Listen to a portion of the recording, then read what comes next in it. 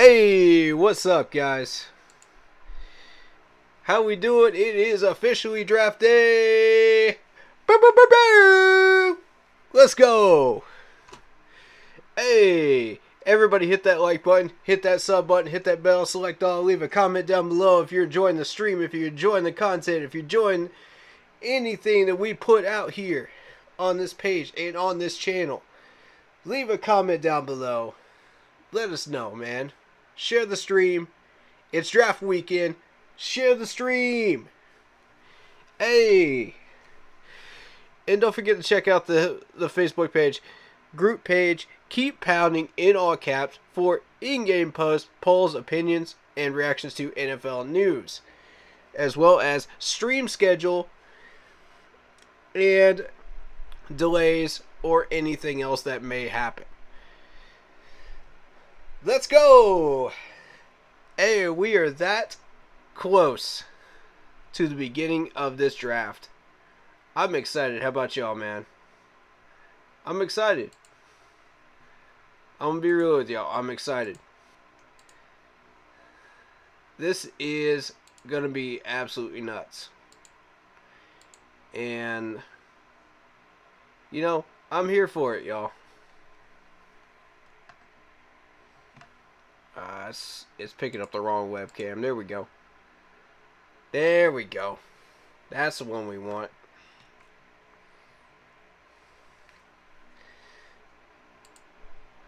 What's up, y'all? Hey, so excited to be here, man. So excited. What do y'all think we're going to do with this number 6 pick today? Shout out to Lock Poppy. Shout out to Joshua, Devontae, Matthew. What's up, y'all? Hope you're having a fantastic Thursday evening as we begin this crazy draft. What's going to happen? Even I don't know. And I can tell you the Eagles are still the best trading partners, but you know, anything could go down. Judging by that press conference yesterday with Scott Fitter, you know, he left it wide open for us, and that's the beautiful thing. He left it wide open for us. I'm waiting to see if we can actually stream the draft through ESPN. I'm hoping that's going to be a thing here in about 4 minutes. We'll know. I don't know if I can actually put it on screen or not. But I can give you the audio without getting in trouble. I know that for sure. But visuals, I think that's where I got in trouble when I tried to stream the game before. Y'all remember when I got in trouble with Facebook for that? Yeah. So I'm not looking to have that kind of trouble again. But I would love to be able to stream that for y'all. So we're going to see if we can find a way to make that happen. I don't think we're going to go quarterback. Could be wrong. Lock Poppy says. Yeah. I mean, it could go one of 3 different ways. We could go tackle, we could go quarterback, we could go linebacker. That's the ways I see it going. Now, here's my problem with that. We need a guard more than we need a tackle. And I'll continue to say that because, you know, people don't seem to understand this is what we're trying to do. We got bigger needs than tackle. And I'm going to see if I can get that to work for us. I don't know. That's the one we're waiting on.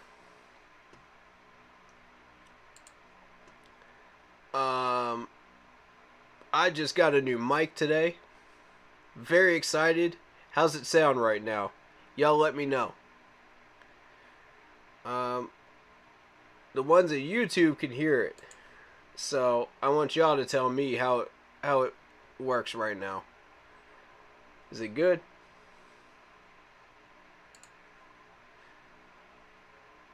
We sounding good right now?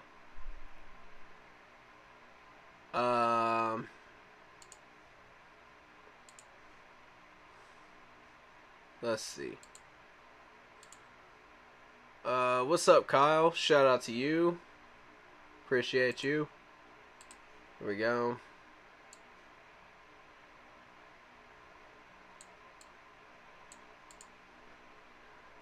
Sounds good. Much better. Hey, that's what's up, man. Thank you so much for the input. I'm liking it so far. I was testing it out today, and you know, I had 2 people test it out with Zoom chat, and everybody seemed to like it. So, you know, I'm happy with it.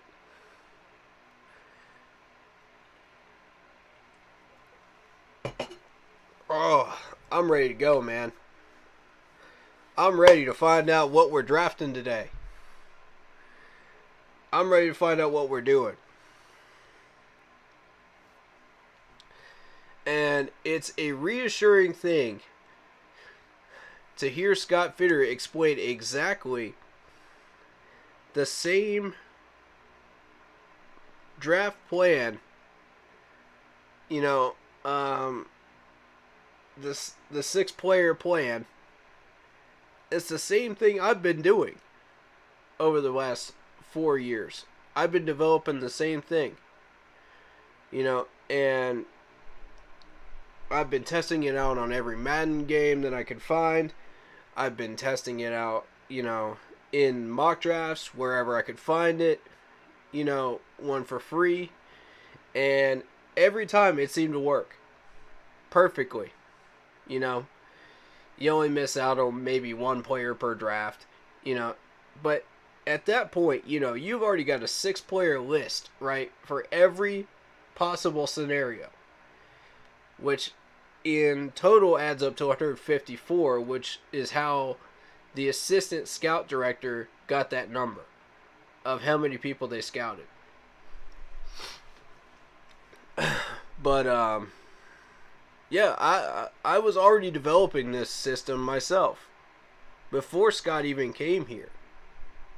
I had already thought that same system up. And I was using a 3-player system. He's using a 6, which is even better. You know, and we're going to improve the scouting system too. That's what he said during that presser. And I'm excited to find out what that's going to look like. You know, no COVID restrictions, no nonsense getting in the way. This is exciting. I mean, the credit, I don't really care about the credit, to be honest with me. With y'all, man. To be honest. All I want is for this franchise to get better. If they end up using the same system I'm using, fantastic. And it works. You know? I love that it works in the NFL. I had questions about that. And I was like, you know, can some of this stuff be pulled off in the NFL? As aggressive as it is. And Scott says, you know what? I'm going to bring this system from Seattle, and I'm going to bring it to Carolina, and I'm going to show y'all it's going to work. Every bit of it's going to work. And last year was a perfect, proven example of how it works.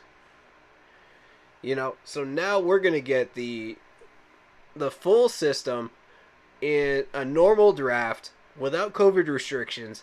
Now you're going to see this system in full action. You know, the only problem is we don't have a 2nd and 3rd round pick. But no, never mind to that, because we might end up trading down. But you'll still see it in action. You know, watch how quickly these guys make these picks. They've already decided on pick A. If that player's not there, pick B. If that player's not there, go for C. I mean, it's organized, guys. It's organized and it's beautiful. So, you know. Oh, here we go. Here we go. We live. We live on ESPN. Draft starts in 12 minutes, y'all. Grab some snacks, grab some drinks. It's about to get red hot up in here. It's about to get lit. It's about to get lit. We won't get into an age conversation yet. I will tell you this.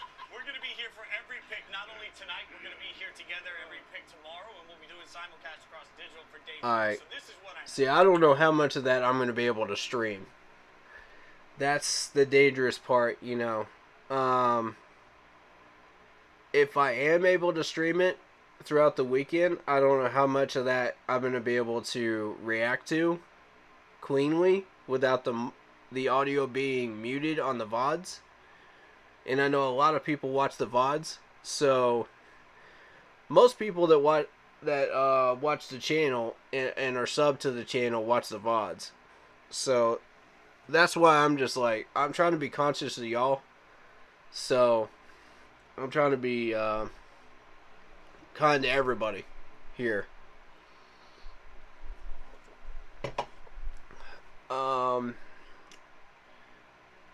I think what I'll do, I don't know how small I can make that on the screen to where I can get away with putting it up here.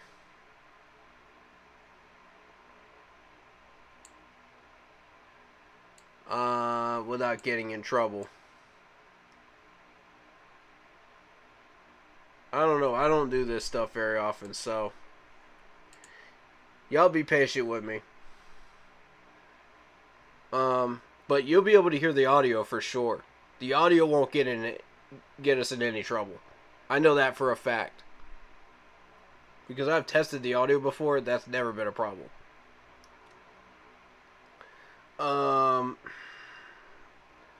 Alright, so any last minute predictions on that number 6 pick? What do y'all think? What do you think the top 5 players are going to be? List them in order in chat. Go ahead, y'all. I want to see what y'all think the top 5 are going to be. I want predictions.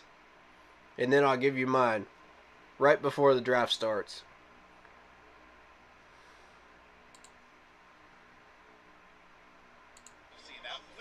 We're accustomed to that. Yeah, that's happening, right? We've got an amazing cornerback from LSU. We've seen that before. I think we've seen that story before. Yeah, so same things keep happening. We even have, yes, the Farm Boy special from Iowa. We have a campus center prospect who's strong. Strong. Farm strong. That's right. You don't even have a pick, dude. Not even in the first round. 9 minutes, y'all. So you can see we're already getting 9 minutes. here. But yeah, a lot of things staying the same. Let's see those predictions in chat, y'all. What you think? Those guys are just having too much fun outside. I'm going to go first on my one big thing for this. You guys will be serious about football. I'm just going to tell you that the draft is the best sporting event in the entire calendar of the entire year. Yeah. It's our Super Bowl in the offseason, man. I'm telling you. When we don't have a Super Bowl appearance, this is our Super Bowl. And that's the beautiful thing about it. I'm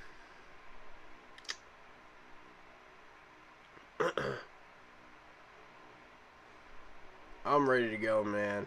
I'm ready to go. I got that number 6 ready to go for when we pick. I got it ready to go.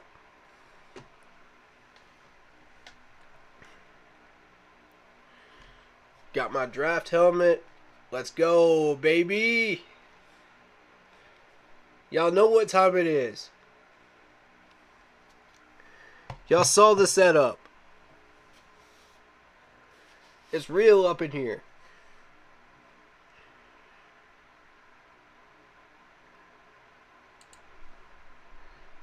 Hey, what's y'all's draft snack? What do y'all have? You got nachos. You got chips. What y'all got, man? Hey. We rocking it. 7 minutes left. I'm here watching with you. Appreciate it, Locke. Appreciate you, dog. Hey.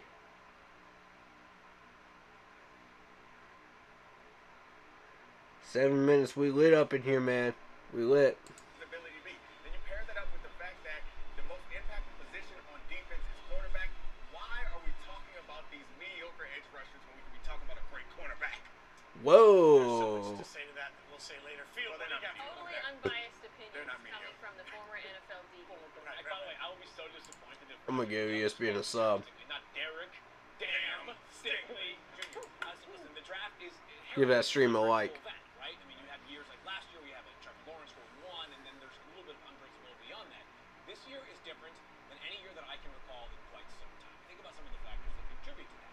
First of all, Okay. there is not a quarterback who is a lock to be taken in the first 5 or 10 or maybe even 15 picks. We don't have last year. We had 5 quarterbacks in the first 15 picks. We got So NFL Network is streaming it too. who could go around. Okay, cool. It's much more of a Cool, cool, cool. a quarterback because you have no other choice, and we're not sure is a premium value. That's part of it. The other part of it is that we've got 8 teams this year that have multiple first-round picks, which also means that we have 8 teams that have no first. There we go. Now y'all can can hear it. Ones have the opportunity to trade up or potentially create flexibility by trading backwards. We saw Philadelphia downsize from 3 to 2 first-round picks previously. The unpredictability is a beautiful thing in the NFL draft every year. I think this year it's especially the case. I know there's, the odds are telling us Trayvon Walker's likely to go number 1, and maybe he will. But beyond that, I have no clue what Detroit's going to do at number 2. All right, so let's lean in, says the guy in the vintage Vegas shirt, to some Vegas history here. This There we thing is go. all about love and marriage. Now we got it going on. Let's pick a little marriage that everybody wants to see happen. So, Mina, give me a marriage you want to see in this year's draft. Between my All great right, loves in the draft. last minute predictions. Jordan Davis, What are we doing gotta with go this out number Georgia, 6? And the place where I would. be What are we so doing with it? happy if he landed, because I What only y'all want think? The best from baby, and that is the Baltimore Ravens. I just feels like a perfect. I fit think for we the way trade this down. Defense operates, where he can eat up a couple gaps. I think we end up free trading up down. Those blitzers behind him, not too dissimilarly how he played at Georgia. I know there's concerns about his limited snap count in college. My top 5, as usual, and I'm gonna run it through the mock here.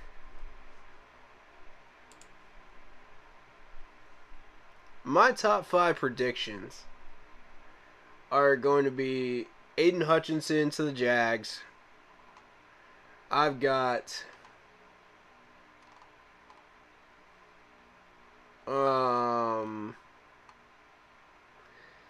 Evan Neal going in the top 5. I've got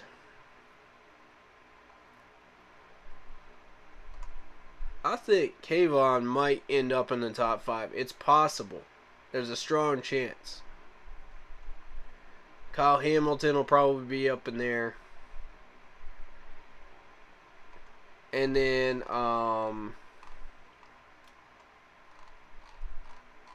it's tough, y'all. It's tough. Because I've seen Akeem end up in there a number of times in that top 5, so you never know.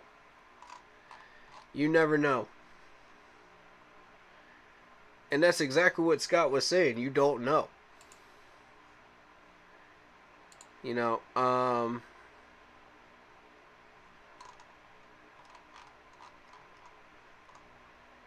Yo, let me send this to him real quick.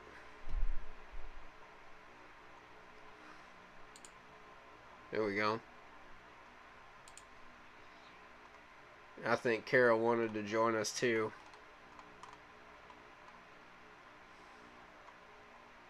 Make sure we get everybody up in here, man. Because once this draft starts, it starts, man. You know what I'm saying? Like, everybody that's here is here. Everybody that isn't, y'all getting left. That's all I can tell you.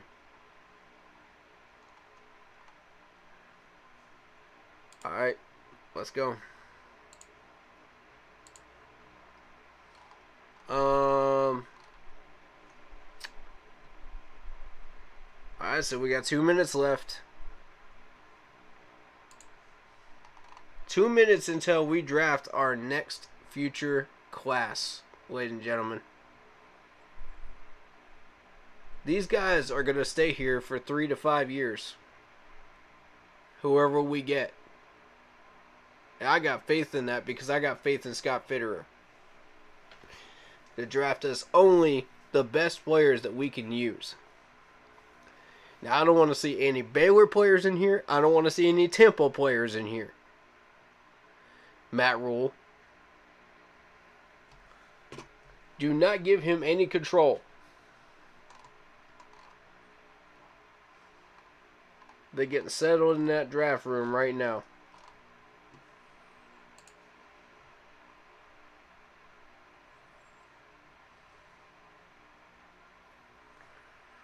All right.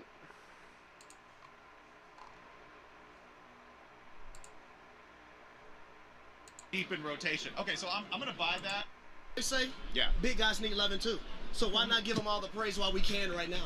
I'm going to give him all the praise for the suit. If you didn't see it earlier, right? He had the white suit. Yes. He had the Nigerian print here Yep. on the I collar. could see The Derek tailoring was a Stingley work getting of in there. engineering. It made a I could 300-pound see man it. look like a runway model, okay? Whoever did that, all right? Here we who go, knows? 30 I'm going to seconds. go ahead and buy it as long. Just saying, hey, he can work on his technique as a pro. You can tell me It's that. going to be a good draft. I Yes, hope he can. so. He has to. But one of the things I love about the NFL I hope is that so. teams are designed to run the football. Yeah. Right? Most of them. You have some that love to pass the ball, but most teams love to run the football. Mm-hmm. He's the best run blocker in this draft. I love the way he gets out on the edge and pulls and decleats everybody that's in his path. Yeah, I love that. every day with him across the line is a bad day for you. Okay, so I'm going to buy that. Additionally, sell me number 3 real quick. Number 3, Derek Stingley Jr. Mm-hmm. I think this young man is the best corner in the draft. I understand you have a little sauce here and there. I Yeah. understand you have Andrew Booth. But before those two guys, I have Andrew Derek Booth Stingley is gonna Jr. get because I taken by think the he's Eagles. most pro-ready. The game has gone Y'all to the already know passing this. side of it. Quarterbacks He's will dropping have down to Aaron 15 or Rodgers. 18. When you have these elite guys and you need a cornerback on the sides, on the edges to stop them, the wide receivers that they have, Derek Stingley Jr. is the guy. He can do it in zone, he can do it in man, he can do it everything. I can go ahead and buy, by the way, lack of production, boredom, just boredom. He did everything you could do in year 1. I'm going to go ahead and let that go, okay? And if you did that, you definitely didn't take a semester off in college like I did, all right? Back to y'all. You're watching the 2022 NFL Draft first round coverage on ESPN Digital Live from our studios in beautiful Las Vegas, Nevada. You can second screen the draft itself right now on ESPN and the NFL Network.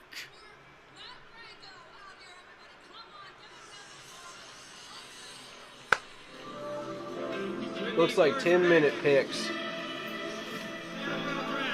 Here we go. Here we go, y'all. Oh, I'm hyped. He is one of the top prospects.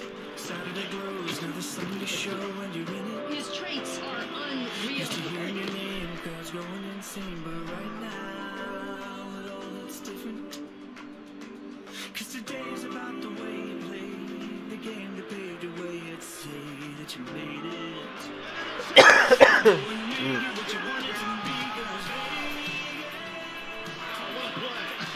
Malik Willis, light him up. Lightning strike. Sauce Gardner.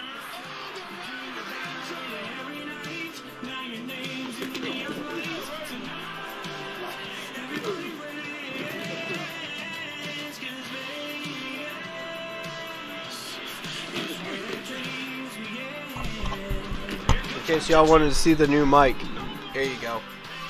Check this baby out. Yeah. New mic, ladies and gentlemen. I'm official. I can feel it coming in the air tonight. That's a really hidden hangover reference. You can see the excitement. You can feel it.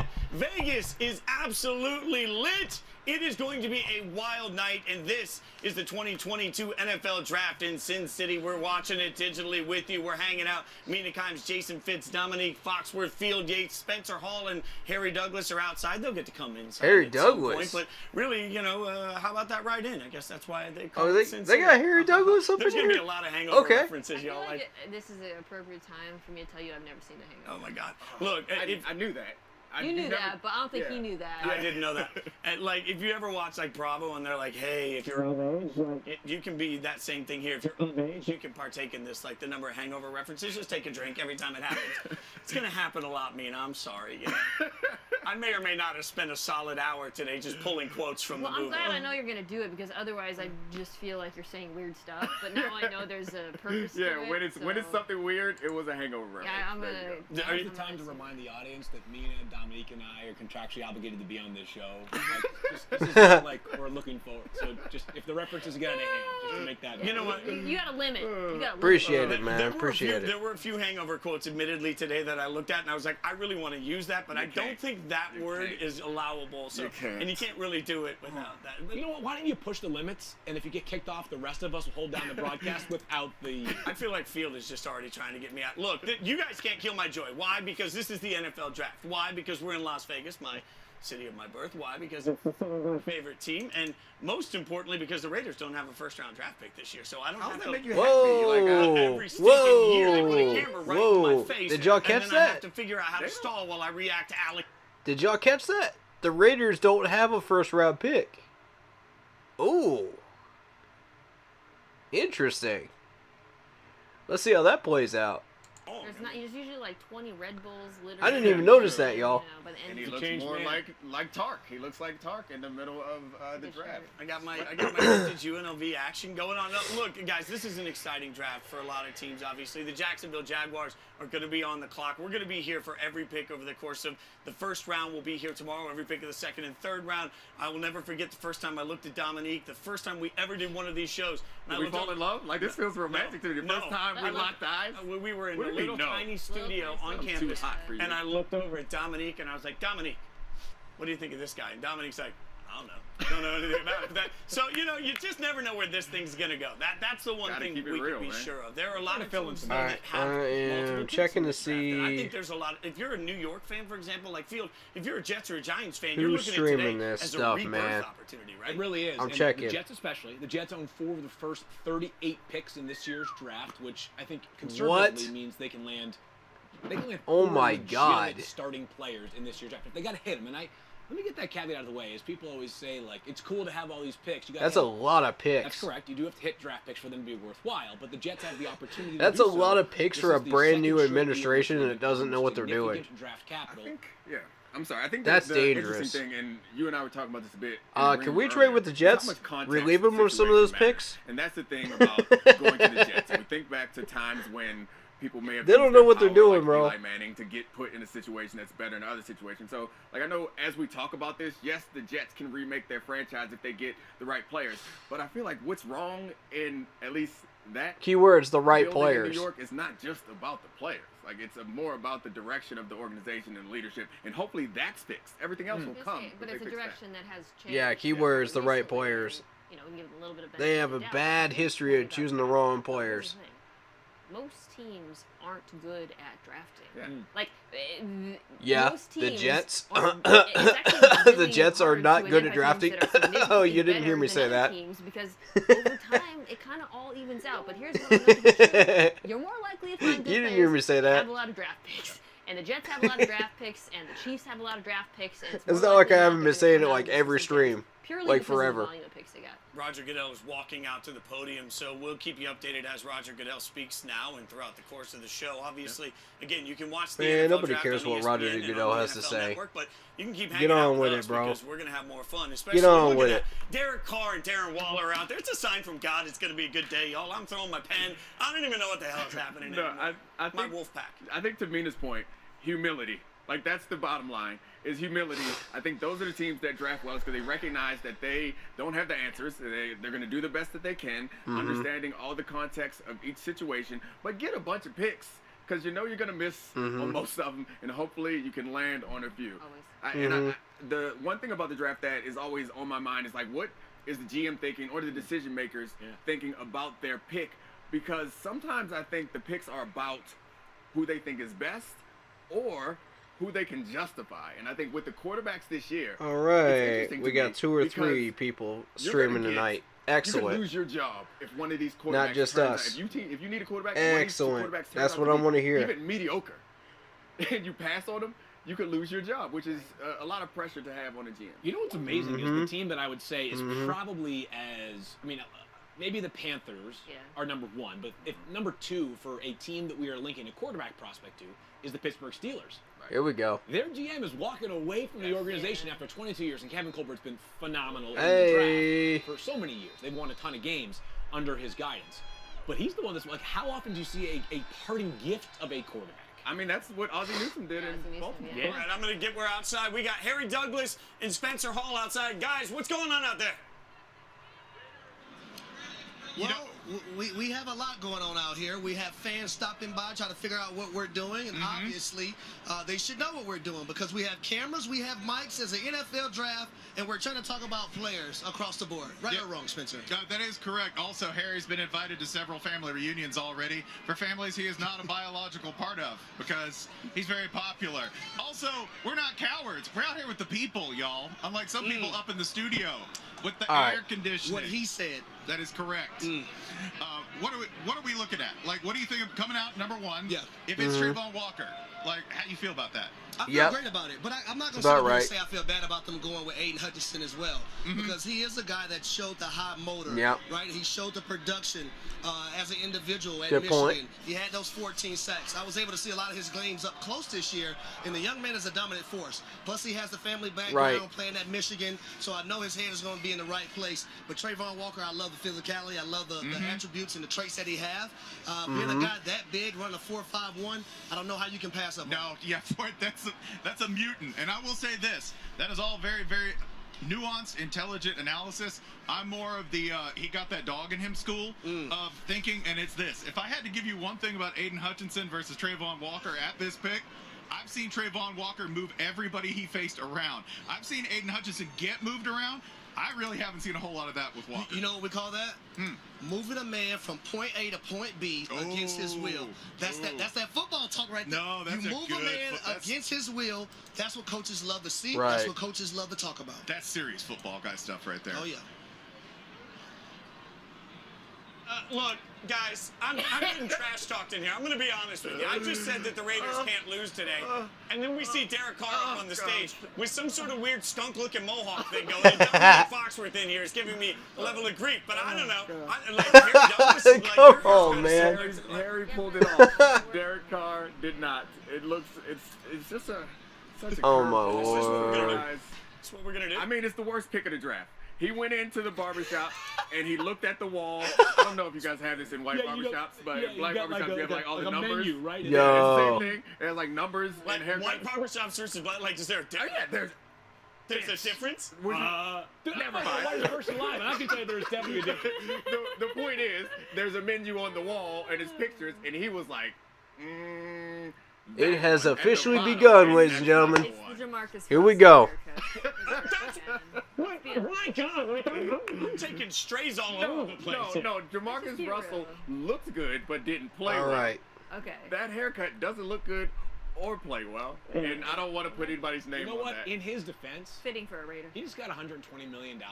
So, like, he's sitting there like, you think I care about what you think? Fair point. I think he does care. Right, you're right. I spend every year Not trying to begging get the blocked. Raiders not to make me have to react to a pick. Now I'm begging you guys not to make me have to react to a Raiders here. This is what's happening. The Jags are on the clock. Please, for the love of God, let me change the subject here. The Jacksonville Jaguars are on. I will say, y'all, this is a little different, right? Like, we're not used to seeing a first pick in the draft where we get into. It's been several years since we're all sitting here saying, I don't know, might could be. Yeah, but this is the football gods sort of balancing things out, right? Because a year ago the Jaguars had the most, the easiest first overall pick in quite some time, right? And We'll see on Trevor Lawrence. I thought that Week 18 was much more emblematic of the player he expects to be or projects to be than the first 17 weeks of last year. But last year, there was really no effort that went into taking Trevor Lawrence #1 overall. It was the biggest the biggest slam dunk since Andrew Luck. This year, it's like, all right, now you got to think about it a little bit, right, Mina? Yeah, I want to throw out a question to you guys. So the assumption here is the Jaguars are going to go edge rusher, Trayvon Walker, or maybe Aiden Hutchinson. How do you feel, given that so much of this offseason has been about them trying to improve the surroundings around Trevor Lawrence through free agency? They just paid Cam Robinson, who's their left tackle, a little bit surprising. How do you feel about them going defense and not a player like Evan Neal out of Alabama, who's played right tackle, could really help shore up that offensive line? I think that the Jaguars are using this pick and saying to themselves, it's not just a player that is going to help us, but like if you're using the #1 overall pick, it has to be. I really do think that it's the very pinnacle of NFL roster construction. Quarterback is always going to be there. Left tackle is going to be there, even though we could debate the meritocracy. It's going to be an edge rusher, y'all. The right tackle is really important. It's going to be an edge rusher. Look at the AFC West pass. There's no way they don't take Aiden Hutchinson here. But you've got. He's been in literally every mock draft known to man at #1 spot. Really, besides that, like, there's no way they don't take him. Besides a pass rusher, a left tackle, or a quarterback, #1 overall. Very rarely. Pretty rare. I mean, and I think it's in part because the pick is in, they y'all. have splash plays and they protect the quarterback. Like it's they have Jacksonville needing a defensive end, a wide receiver, center, cornerback, and an inside linebacker. Where you have holes. That's what ESPN has them I think needing. The first round, or generally people say that you should do I draft agree with for that? talent Yes. And then figure out everything else around it. But specifically, at #1, you take the best guy available. I actually think you could argue that Ike Ekwonu or Evan Neal are comparable in terms of best guy available with the edge rusher. So take a look at Trayvon Walker for a second, and I know we've got some highlights on Trayvon here. Like, why are there so many questions about Trayvon at this point? Like, Mina, you tweeted something that I thought was pretty smart about the lack of production that we've seen from him versus other first overall picks. I mean, it's historic. There's never been a top 3, not first overall, top 3 edge rusher taken. I just want to make sure that these now a lot of that can be attributed to the invites role he went played through in the Georgia defense, which is very important context. But I'll say this, when I watch him, I do see him lined up outside sometimes. It's not like he's only between the tackles, and the pass rush moves are not quite there. Well, when we talk about Trayvon Walker, we got to talk to somebody that knows, and we talked to one of his former coaches earlier.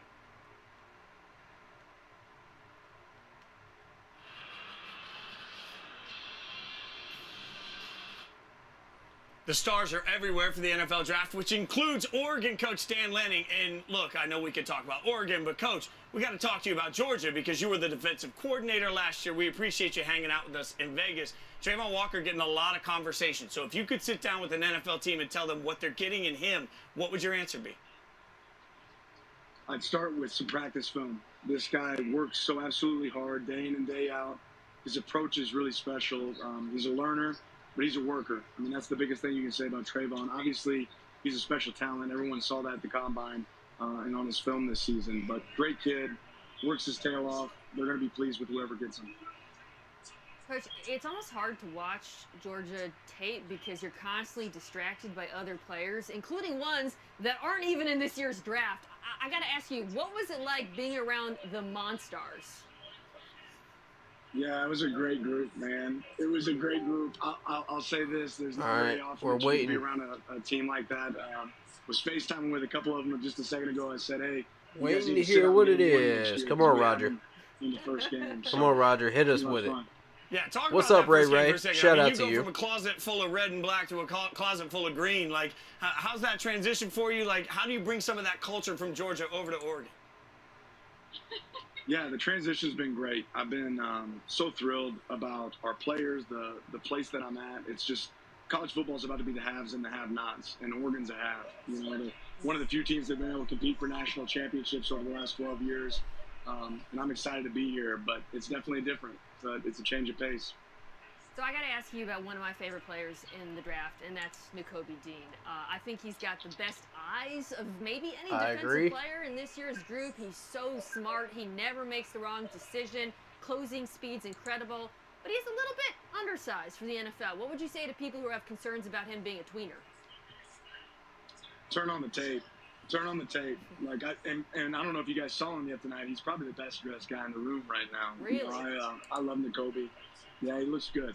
He's a phenomenal kid. He's super intelligent. He's going to be a great football player for whatever team picks him up. But all you got to do is turn on the film and then have a conversation with this guy, and you'll want him on your team. All we have to do is have one conversation with you, and we realize how many great players you got to be around last year. It's special. It's special to watch you rise, too, Coach. So thank you so much for hanging out with us. Enjoy the draft experience.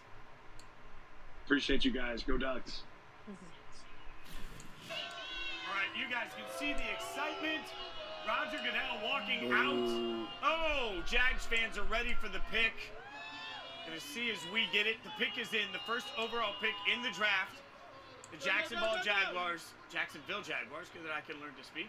Trayvon Walker, y'all. And it is Trayvon Walker, defensive end out of Georgia. Wow. I want to get everybody's thoughts in here, but first, here let's we see go. if we can get the guys outside. Spencer, I know you were when we were talking yesterday. Spencer Hall and Harry Davis are outside. Spencer, what do you think? Now, this is the one we got to watch out for, y'all. Well, listen, it doesn't really matter what I think because I'm here with somebody who knows way more about the Jacksonville Jaguars. There's Antoine, correct? Hold on, Spencer. Antoine, tell us all where you're from. Yeah, where are you from? Duval! There we go. Yeah, translation, Jacksonville, Florida. We got to know. Man, Trayvon Walker, first one off the board, y'all. Hey, let's do a little research on Trayvon Walker, man. I knew it was going to be a defensive end. I called that one. I didn't expect it to be Trayvon, though. He was slated at 12 on the PFF. Junior from Georgia, 6'5", 275.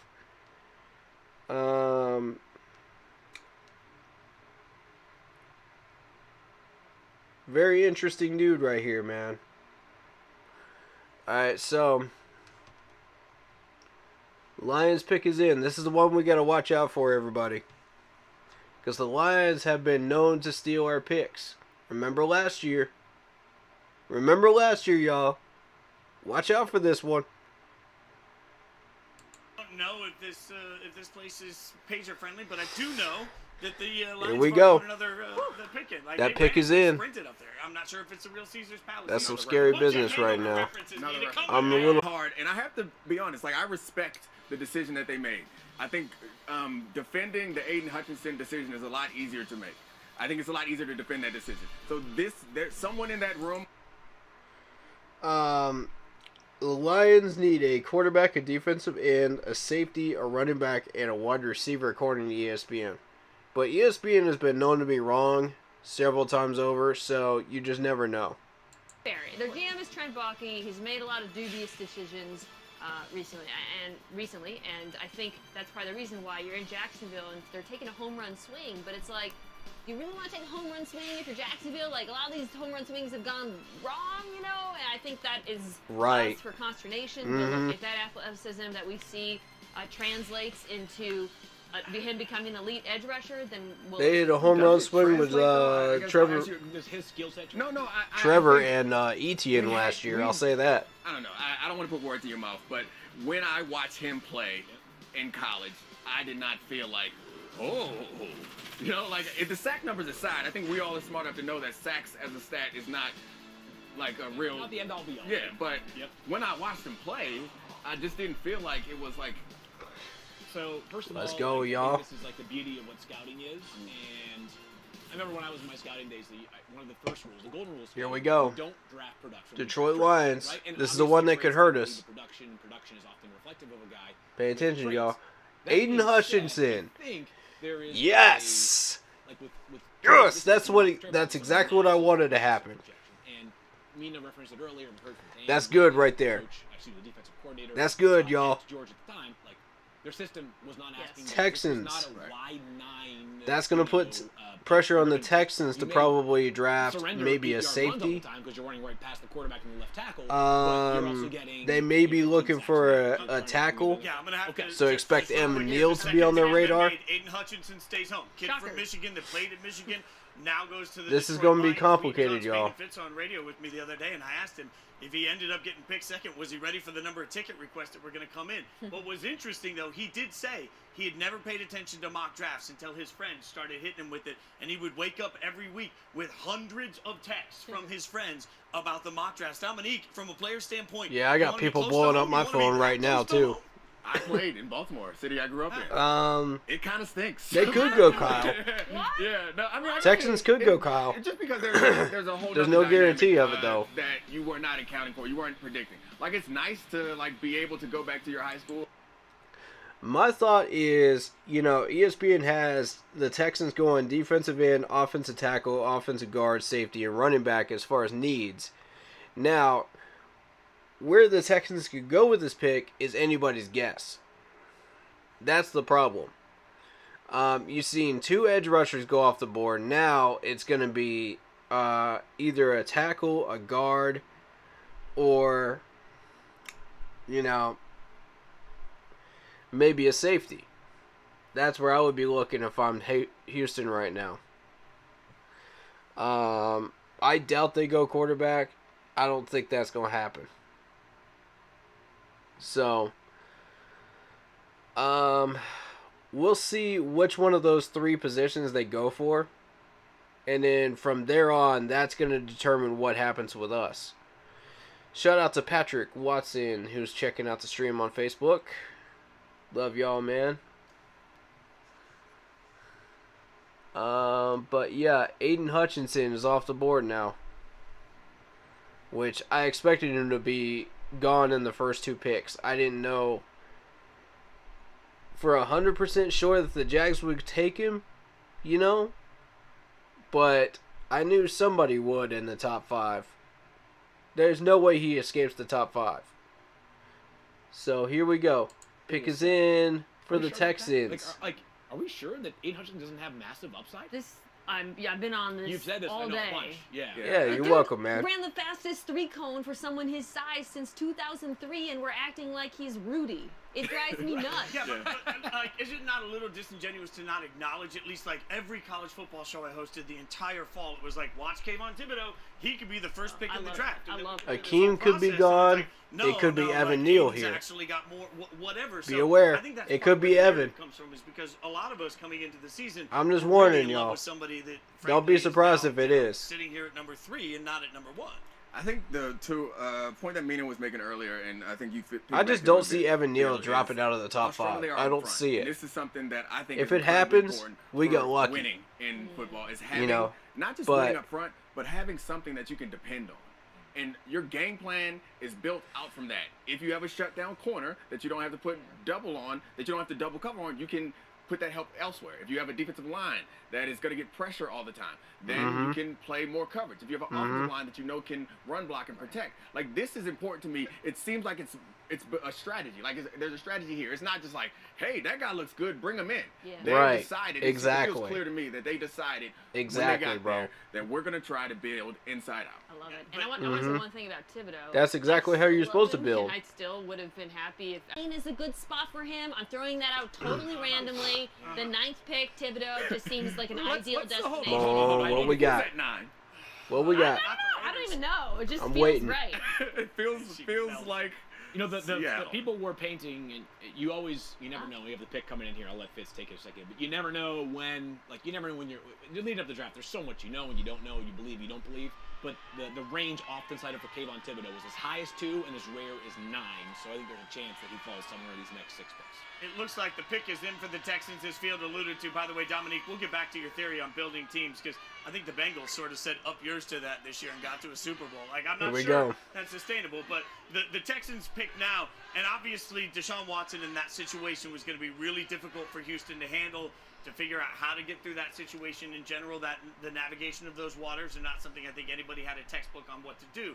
But the Texans might be the team in the draft that has the most needs across the board. I mean, you could just basically say, hey, whoever they've decided the best player available is I'm who nervous, they should y'all. take at this point because they I'm have nervous. Essentially, the Lions did not screw us over, so we're in good shape. The stage, and he is there now. Now the Texans are the only ones that can do it. As much as we're used really? to. So, yeah, I So I thought that he maybe he neutralized it by leaning in because He started like rooting for the boost. Yeah. That was a smart And then move. you're like, what? Dominique Foxworth is happy. Yes! Derek Stingley Jr. Get him out of there. Well, Whoa, a corner. Yeah, go. yeah, I mean, going The there mock is a drafts tough were place right, to be, y'all. but I'm happy that The mocks were people right. came to their senses. Oh, I do snap. love Sauce Gardner, but I think Derek Stingley is definitely better. Wow. He's a cornerstone that you can build around. The most important. Derek Let me get Stingley outside, Jr. because I know Harry Derek Douglas is the Houston pick. Harry Douglas has had a lot of thoughts on Stingley. And no, sorry, we're not going outside. Never. Derek Stingley Jr. Are you serious? Wow. The mocks were right. That's wild. Okay. That means Evan Neal is still on the board, y'all. That means the Giants are the only team that could possibly pick him up in front of us. Oh, man. Oh, man. I'm not worried about the Jets pick. I don't care what the Jets go after. I'm more concerned about what happens with the Giants pick at 5. Oof. Don't be so Sherlock. The Giants could take Evan Neal. Be aware. It could happen. There's a very strong chance of it. That's happened in a lot of mock drafts. A lot of them.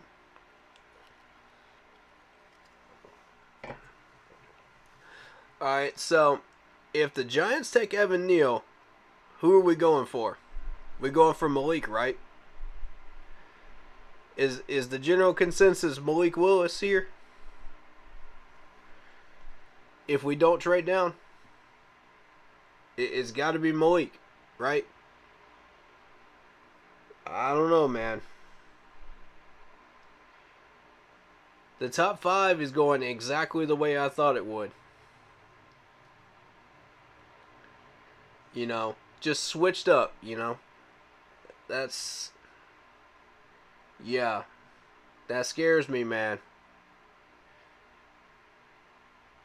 Malik or Akeem are still on the board.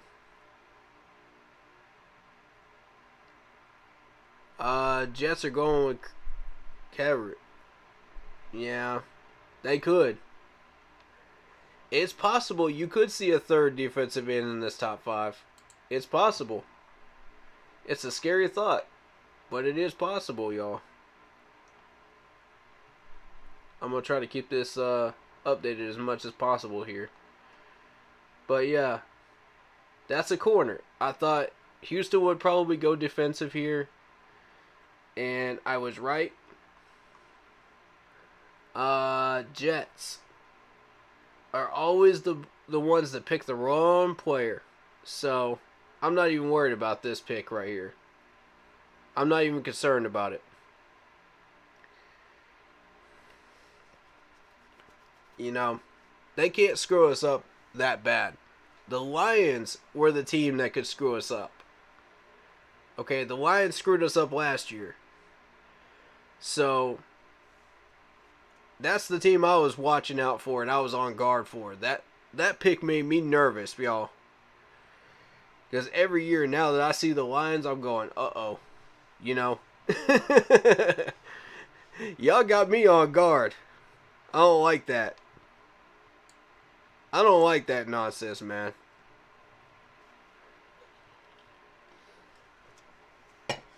Alright.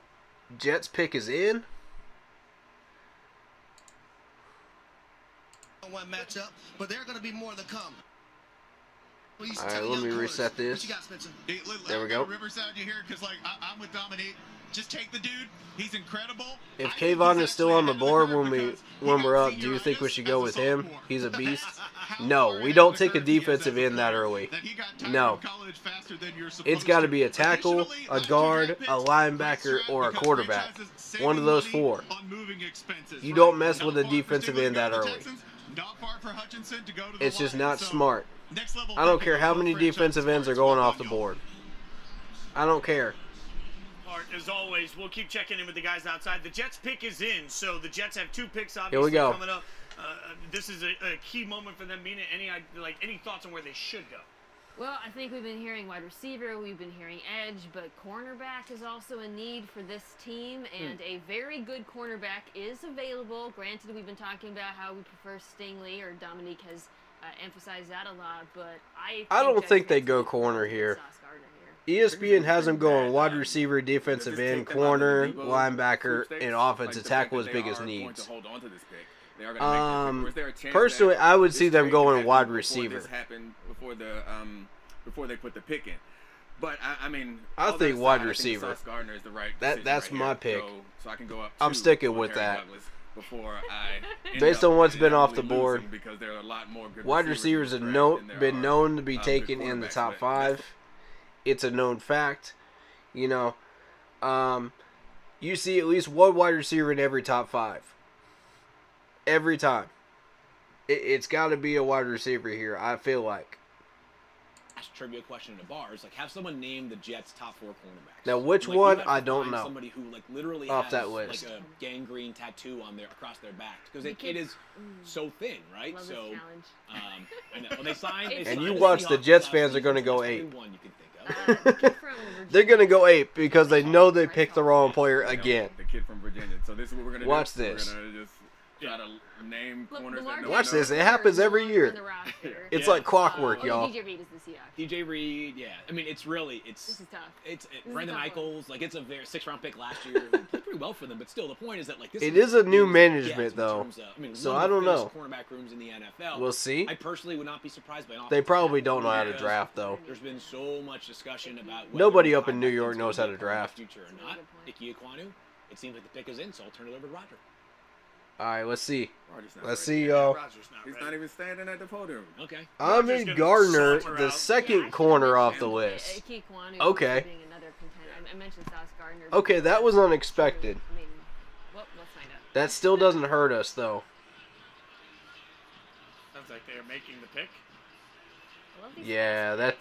Yeah, I know. Everybody's flying. Keep it moving. That actually is not a bad pick for him. I agree. Look, and there has to be a conversation too, like to the point that Yeah. Based on their history, you know, Ahmed Gardner is not a bad pick at all for the Jets. I'm okay with this one. That's probably the one of the top 3 corners on the board. The third one is going to be the guy from Clemson, Andrew Booth Jr. And seeing as though we have seen 2 corners off the board now, the Eagles are going to want to hunt for that third corner. So they're going to probably be on the phone with us for that number 6 pick. Be watching for that, y'all. They're looking for a corner. If we can make a deal for that 15th spot and Malik is still on the board at 15, take him after the trade down. Make the trade. Make it happen. That pick actually just changed everything that we're doing. Right there. I take that back. That pick changed everything. I was not expecting the Jets to go corner. So, let's see what we do here, man. Alright, so ESPN has the Giants needing an offensive lineman, an offensive tackle, a wide receiver, a safety, and a corner.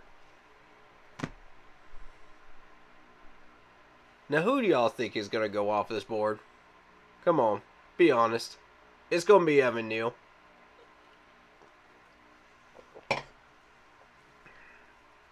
It's not the kindest pick in the world. It's not the most delicious looking fruit in the basket pick for the Giants, but they're going to go Evan. There's no way they don't. You know, based on what's off the board, it's got to be Evan.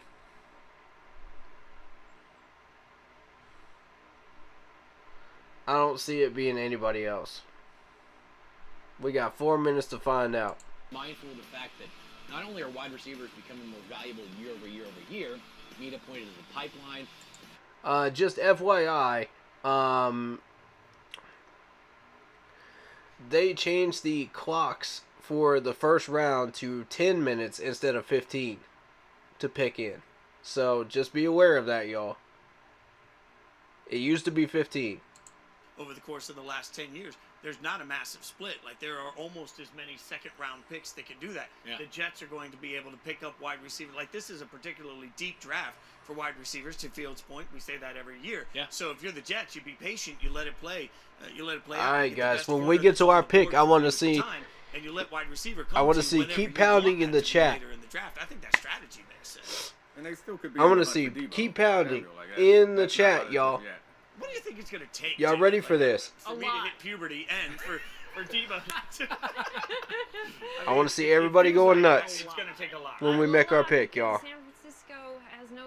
I mean, they've Here got we a lot go. of leverage here over Debo Samuel. Giants He's got pick. the remaining year on his rookie deal, but if he sits out camp, then Giants he's a pick free is in. agent the following year. Here we So go. It's not like all these Y'all are products, I feel excited? like we pretend like they're all equivalent and these players can have all the power, but it really comes down to Hold me, I'm scared. whether they might be extra motivated. Yo, we got you, Lock. Did Sauce go the wrong way? We got you, buddy. I think you got lost. It's gonna be all right. Look, it is a little crazy. That doesn't bode well. It's gonna be all right, man. So, are we gonna comment on how Evan's nice he was? gone. Like, he was I just don't see. dripping with the sauce. Evan's got to be gone. And it was real too, not like Harry Douglas. Like Harry Douglas. I'm ready. That happened 1991. So I'm ready. the Giants pick is in. So the Giants also interesting. A couple of people I talked to earlier today said that the Giants were split organizationally on one Kayvon Thibodeau. That some people love him and some people Again. thought he was too goofy and immature. To Nine come in. is the right spot for Thibodeau. And if you're Otherwise, the Giants and you want an offensive lineman, why not Yeah. wait? You got the whole. well, I think it depends on which offensive lineman they want. So the Giants' offensive line, really left tackle is the only position you feel extremely confident about with Andrew Thomas, who's really come on. So I think you look at the guys who are available, Evan Neal, who has played on the right side, Ike Kwane, you'd ask, do we want him at guard or to push him out? And then Yep. Charles Cross, left tackle. Field, of those players, are there any that you think make sense for New York? I think all the tackles make sense, and I will say this: like I'm impressed with the resolve that we saw from Andrew Thomas last year. Yes. He was a disaster as a rookie, and 100%. it's hard, especially in that market, to sort of bounce back when you are being labeled a bust from basically the moment you take the field. I thought he was much improved last year. I don't think you can ever have enough good offensive linemen. We discussed that earlier in the context of the Jaguars and potentially taking a tackle. All right. With Cam Robinson signed up long term. And so right Here now, we go. those two cornerbacks are off the board. Here we go, y'all. I would favor an offensive tackle for the Giants, especially knowing that the top two. Please leave Evan alone. Please leave him alone. Please leave him All alone. I'm saying is that they pick again. In Leave a couple Evan on the picks, board. Right? So like, if they're Leave in him love there.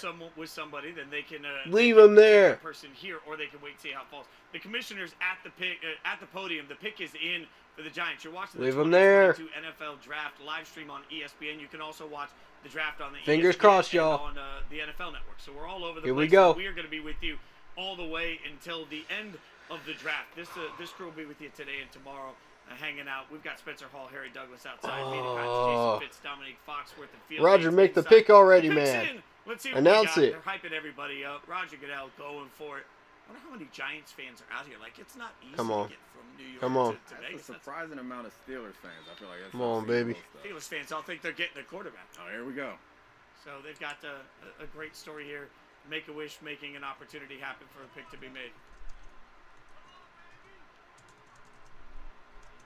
So it looks like the pick is in. Everybody's cheering. Oh.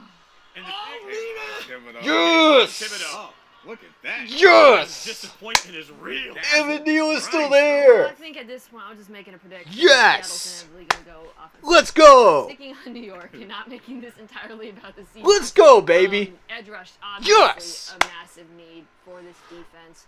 I think. Oh, this is yes. That's how much I like. We Caleb still Wilson. got I like Evan Neal on the board. We still got and Dominique. I mean, Malik Willis on the board. goodness.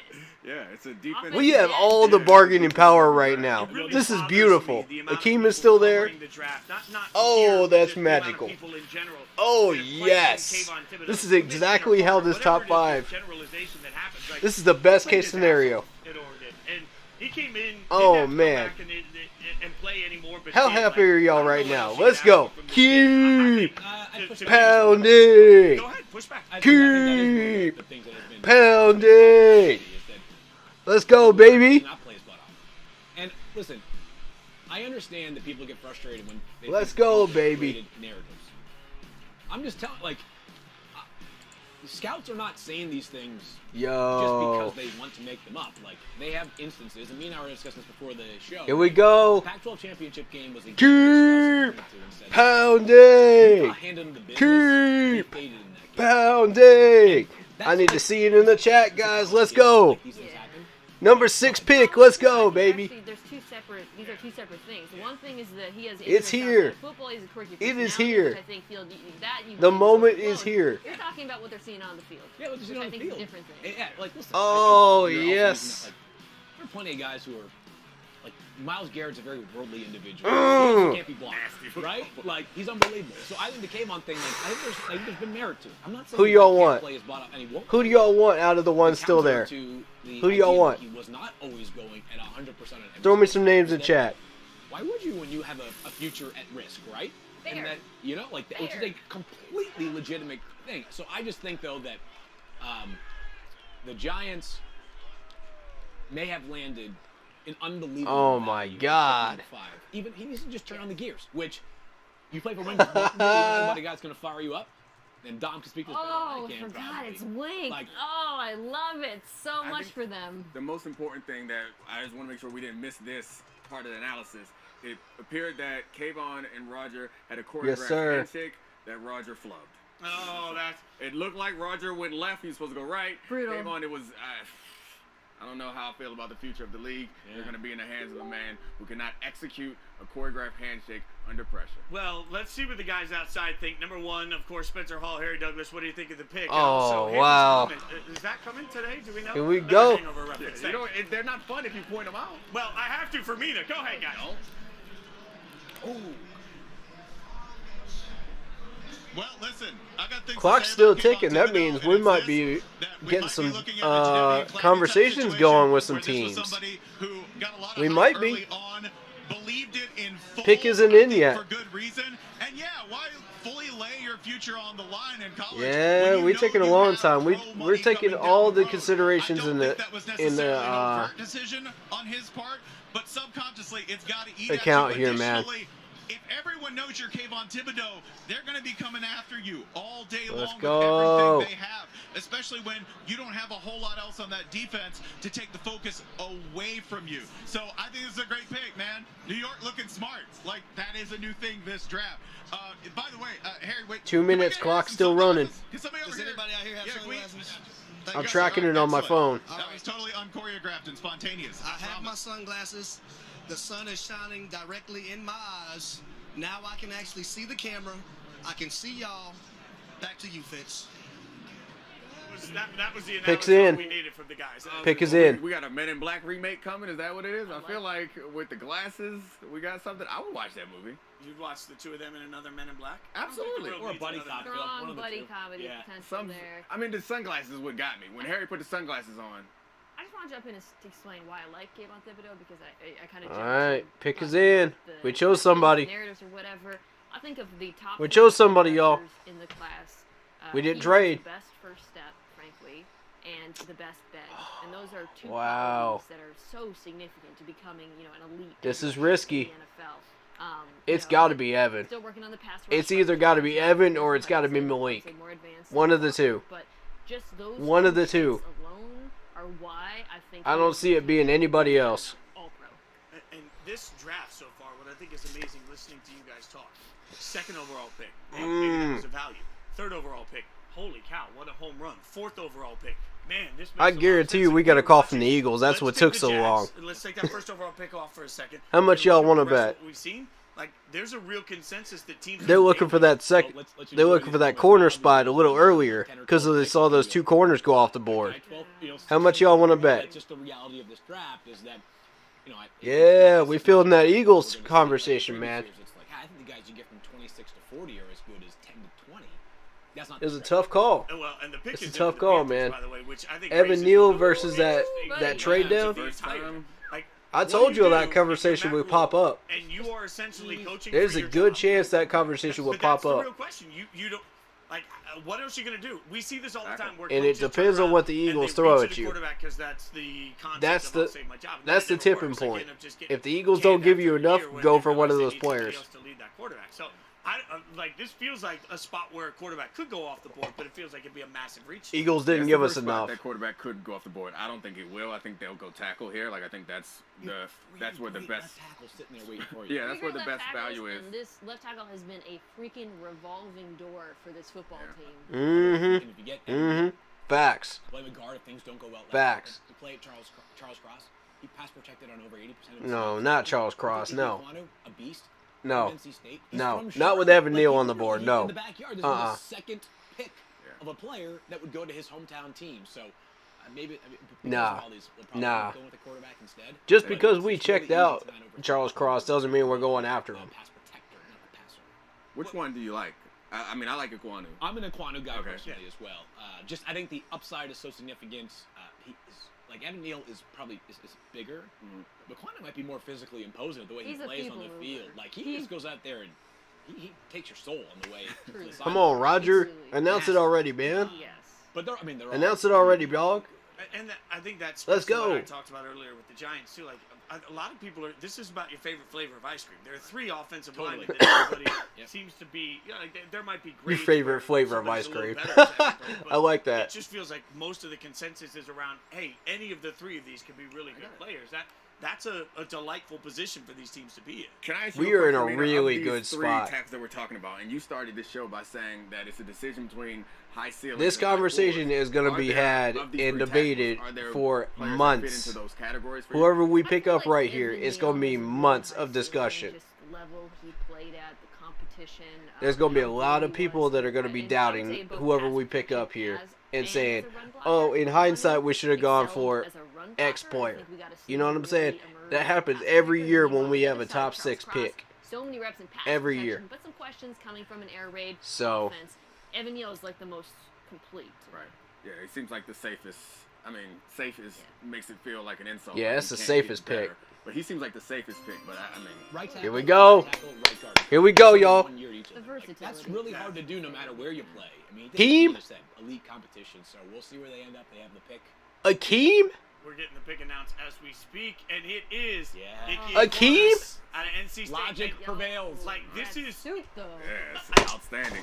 I'll just say it again. Like, Are you kidding in me? some ways, in a very good With way, Evan Neal on the it feels like a board, very you're gonna take predictable Akeem. draft So far, like, hey, a lot of teams are Bro. taking what they judge as the best player available. Oh then, my and, God. They can immediately impact. Can I throw something out? Do you think guys think this makes it plausible that Carolina? That's a Matt gets Rule either pick. Baker Mayfield or Jimmy Garoppolo? That's a Matt Rule pick, y'all. I'm salty. Yeah, that's probably. What happened? I'm salty. Evan Neal is on the board. Watch Evan Neal become a Pro Bowler and leave Akeem in the dust. Akeem is not going to be a name that's going to be thrown around the league after 5 years. What if we get to pick 40? It's not. Pick it's still there. He's not. Like maybe you're motivated to move up. Like I'd rather see how the board shakes out because if a team doesn't take Kenny Pickett in the first round, what's the likelihood they take a Kenny Pickett in the second Are we round? gonna see a quarterback go top 10? I mean, Seattle Akeem the is your only pick? spot where I think it's possible, but it We is- have Malik Willis on the board. If my favorite Evan team was Neal. picking in the first round and needed a quarterback, I'd be desperate. And y'all go for him. Like, just because you need a quarterback doesn't mean that this is the right draft to take a quarterback. Oh, And my to God. Dominique's point earlier, especially if you miss in the first round on a quarterback, everybody's getting fired. If both now of those suddenly, players- if you miss on a first round quarterback, all of a Okay. sudden now it's well, we're Okay. gonna have a new Okay. quarterback. We need to have a discussion, y'all. We need to have a discussion, y'all. For real, though. Shout out to Flying Flashy. But, hey. Malik Willis is on the board. Evan Neal is on the board. There's even a linebacker on the board. There's a linebacker on the board. And y'all go for that. Y'all go for the man that if he was the only one left on the board besides Charles Cross, that's when you trade down, bro. That's when you trade down. You don't take Akeem. What are you doing?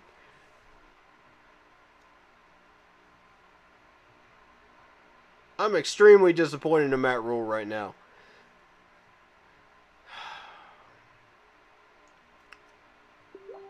I'm extremely disappointed in Matt Rule.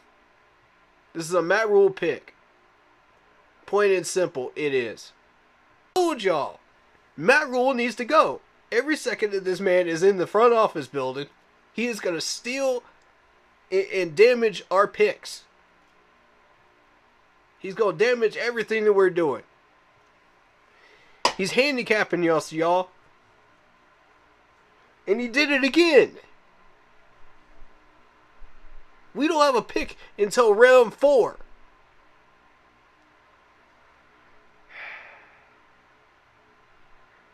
Lord have mercy, somebody better get us before we come up there to Bank of America with some pitchforks and torches, man. Come on, dog. I am not a fan of this one. Not with what we had on the board. This is ridiculous. This has got to stop. Matt Rule needs to be fired today. He needs to be fired today. That's unacceptable. Consider what was still there.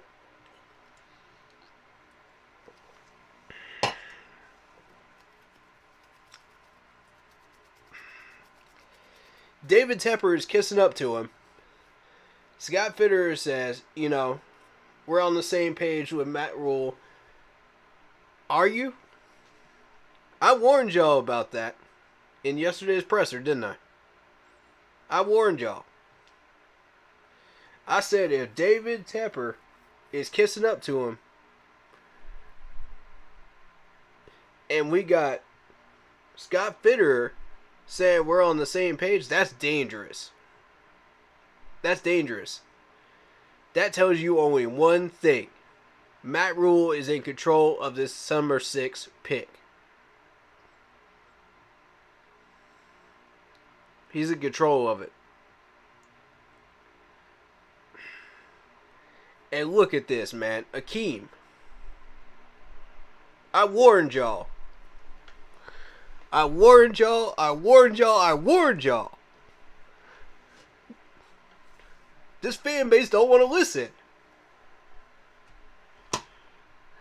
The Keep Pounding crew wants to listen, but the rest of the fan base don't want to listen. They don't want to hear this. They don't want to hear the truth.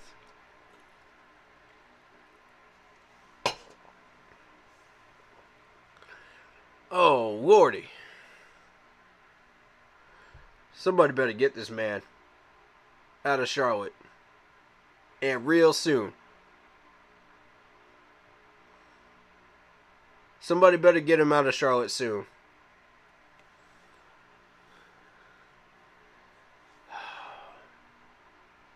Akeem, really? Really? This is what we're doing? And the Giants got Evan Neal.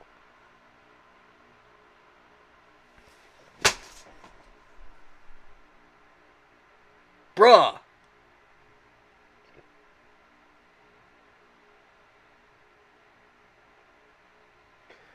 No, no, no, no, no. Absolutely no. Oh, this is not happening. Oh, this is not happening right now. Please tell me this isn't happening right now.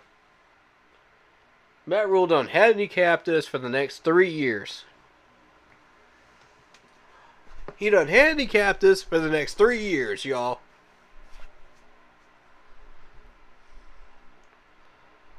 That's the second year in a row somebody has stolen our picks. Second year in a row. The Lions got Sewell last year. Giants just got Evan Neal this year. I'm sick right now. I'm sick. I'm sick. I'm sick, y'all. This is going to be a debate that goes on for months.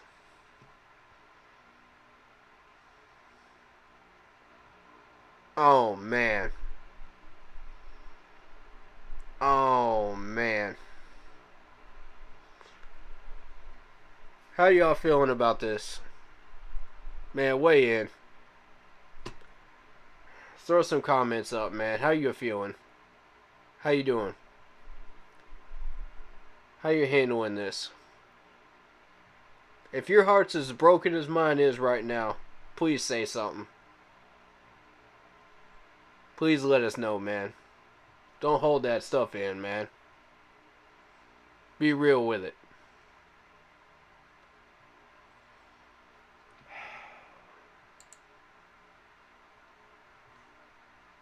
Wow.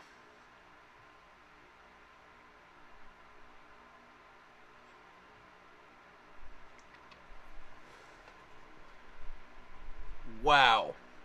And watch the Falcons get Malik Willis, too.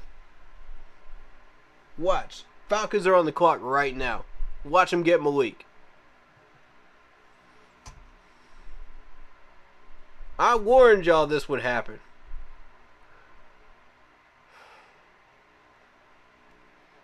I warned y'all. The longer we keep Matt Rule here, the more damage he's going to do.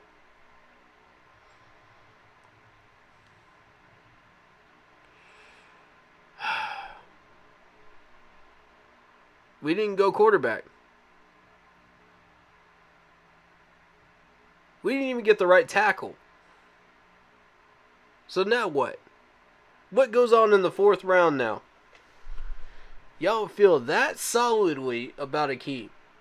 Y'all feel that rock solid about this man that you are willing to sacrifice a trade down and not pick up a 2nd and 3rd round pick.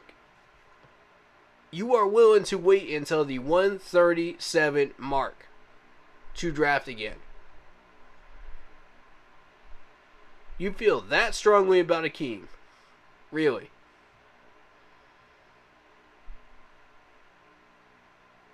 Something don't add up here, man.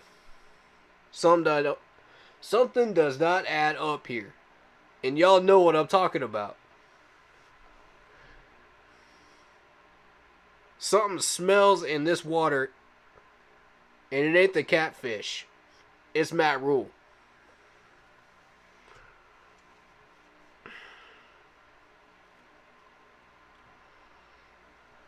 I'm disgusted right now.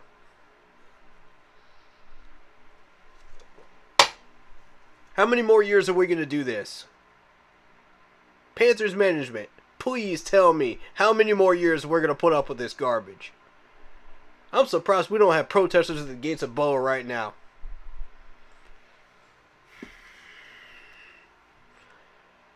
It's going to happen over the weekend if we keep this stuff up.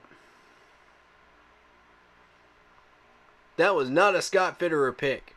I refuse to believe it. Unless I see video evidence proving otherwise, I refuse to believe it.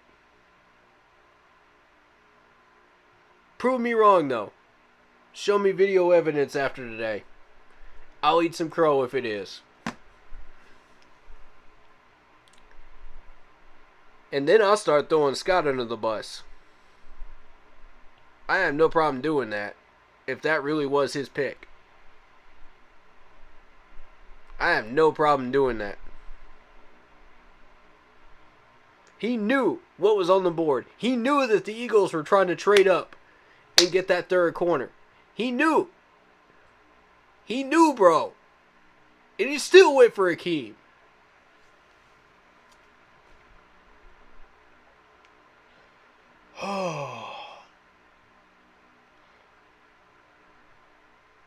Okay, Falcons. We dodged the bullet with the Falcons. They went for a wide receiver. They went for London. I've never even heard of London. I didn't even bother with the wide receivers this year because we didn't need one. Unless you're thinking depth chart, to replace Josh Smith, then nah.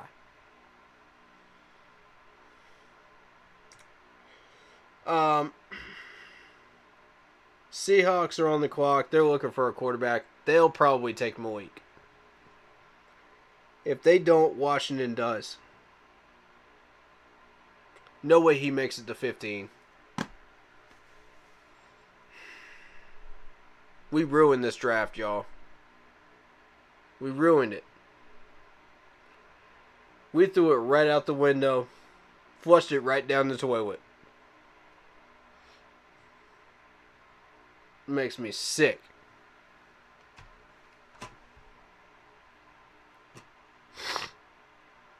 Wow.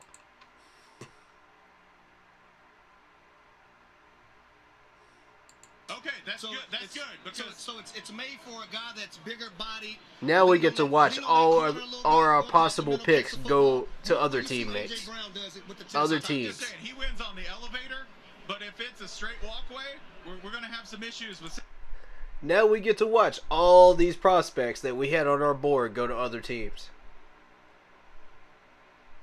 All these prospects, all these good players go to other teams. Because we wasted this number 6 on Akeem. Instead of Evan Neal. Evan Neal is worth not trading down. Malik Willis is worth not trading down. Akeem is not. And Philadelphia was inquiring about that number 6 spot. I guarantee it. That's what took so long on that clock. Because they saw those 2 corners go off the board and they said, we want a piece of this action. We want that 3rd corner before he's gone. Andrew Booth Jr. Y'all watch and see if I'm right. Y'all watch it and see if I'm right. Because we already decided, okay, Akeem is our player, on their radar, right? That's the player that they decided we were going to go with. Unless Philadelphia gives us a better offer. I don't like that Matt Rule was owning this entire room at that moment. I don't like the fact that we didn't get a better offer from Philadelphia. I don't like the fact that we still had Evan Neal on the board and we decided to go at Akeem, regardless of the Philadelphia offer. It had to be Philly. There's no way it could have been anybody else. Y'all, I'm sick.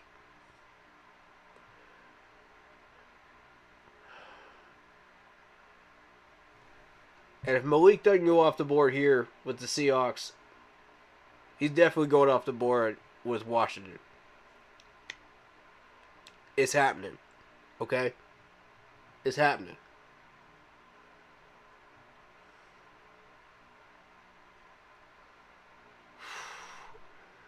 Whether we want it or not, it's happening.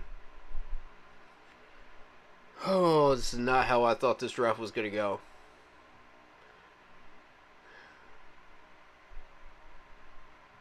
This is not what I was expecting when I started this stream.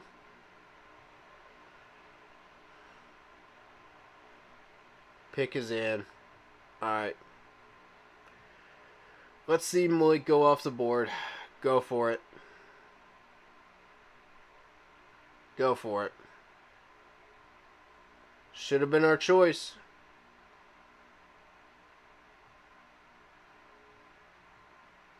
Y'all shot yourselves in the foot again. Way to go, Panthers management. Way to go. Way to go. We just can't help ourselves. We can't help it. We can't help it, bro. That's just who we are. We're too busy shooting ourselves in the foot to try to actually fix this team and actually solve the problem that we have.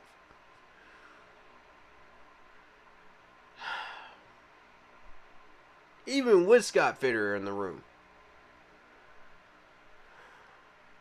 Bro, it stays like this. It just really makes me... I don't even know. Shout out to Hank. How you doing, man? I'm just... This is not a good day.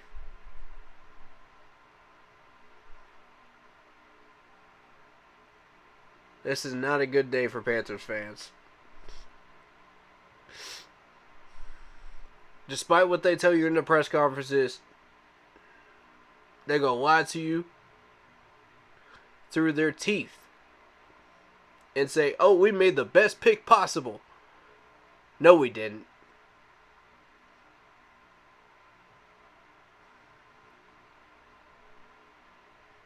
Man, watch these fools lie.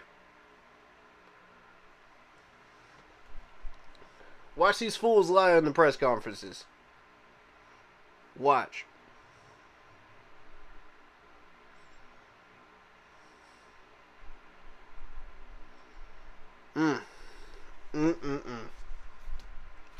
Alright, Seattle. What you got for us? Please tell me this ain't Malik.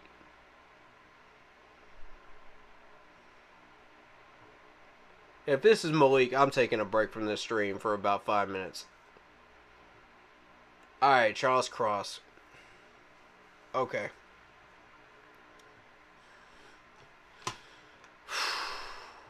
Y'all, I'm gonna need a minute, man. I'm gonna need a minute. I'm gonna let y'all listen to this while I'm on break. Maybe we find something that doesn't depress us any further about these picks. Maybe we find something that's a bright light at the end of the tunnel. A silver lining. But right now, I'm not seeing it. I'm not seeing it. We did it again, y'all. We did it again. Oh, we did it again.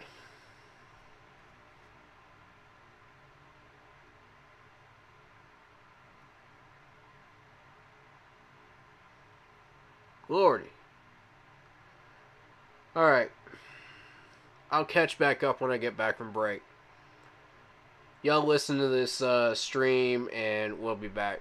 It's going to take packaging some of those things. They want the extra. I don't know about that, man. The way this draft is shaking out, I don't know. Who's taking one? Yeah. Honestly, like at this point, again, there are two teams that felt like obvious potential round one quarterback teams. Carolina and Seattle. I'm sorry, and Pittsburgh. Carolina, they don't pick again until round 4. Like, if they want to get back into this, they're paying significant capital. And I'm not sure you can afford to do that.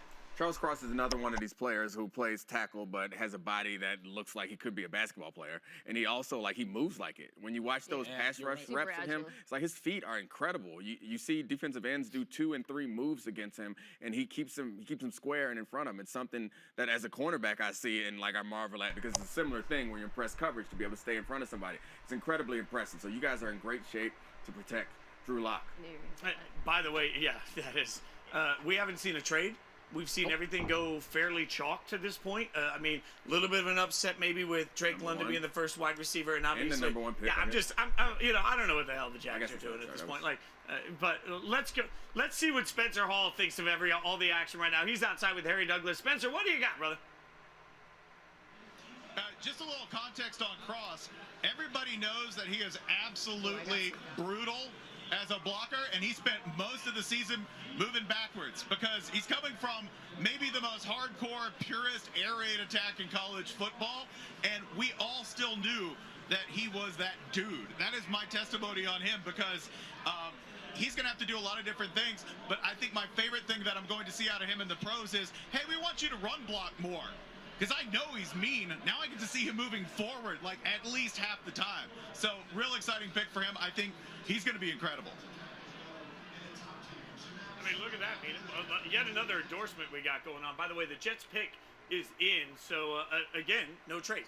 A lot of conversation about how many teams have 2 picks in the first round of the draft, and also should be noted that the highest number of teams ever in the NFL draft don't have a first-round pick. 8 out of 32 teams are not represented in the first round. That's historic. So we've got 8 teams completely sitting this thing out.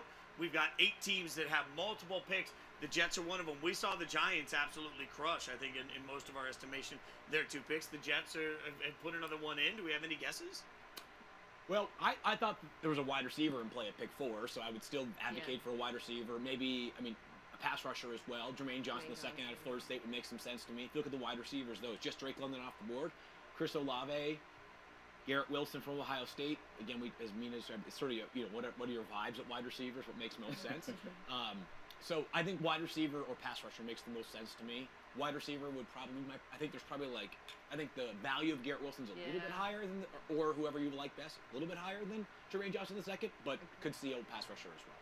Yeah, the wide receiver, I think it's, again, I think this is the 3rd time I brought up Deebo Samuel, but I think that's going to determine what they feel about that. Because if they think they're going to fill that void with him, and I guess you could bring him in and still bring in another type of wide receiver to complement that receiving core that they have. But this will tell us a lot, in my view, how those negotiations are going, if they're still in there, if they're still interested in him, if they think they're going to be able to pull that off. If they draft the wide receiver right here, and I think they should probably. I think they should too, and I would love the pairing of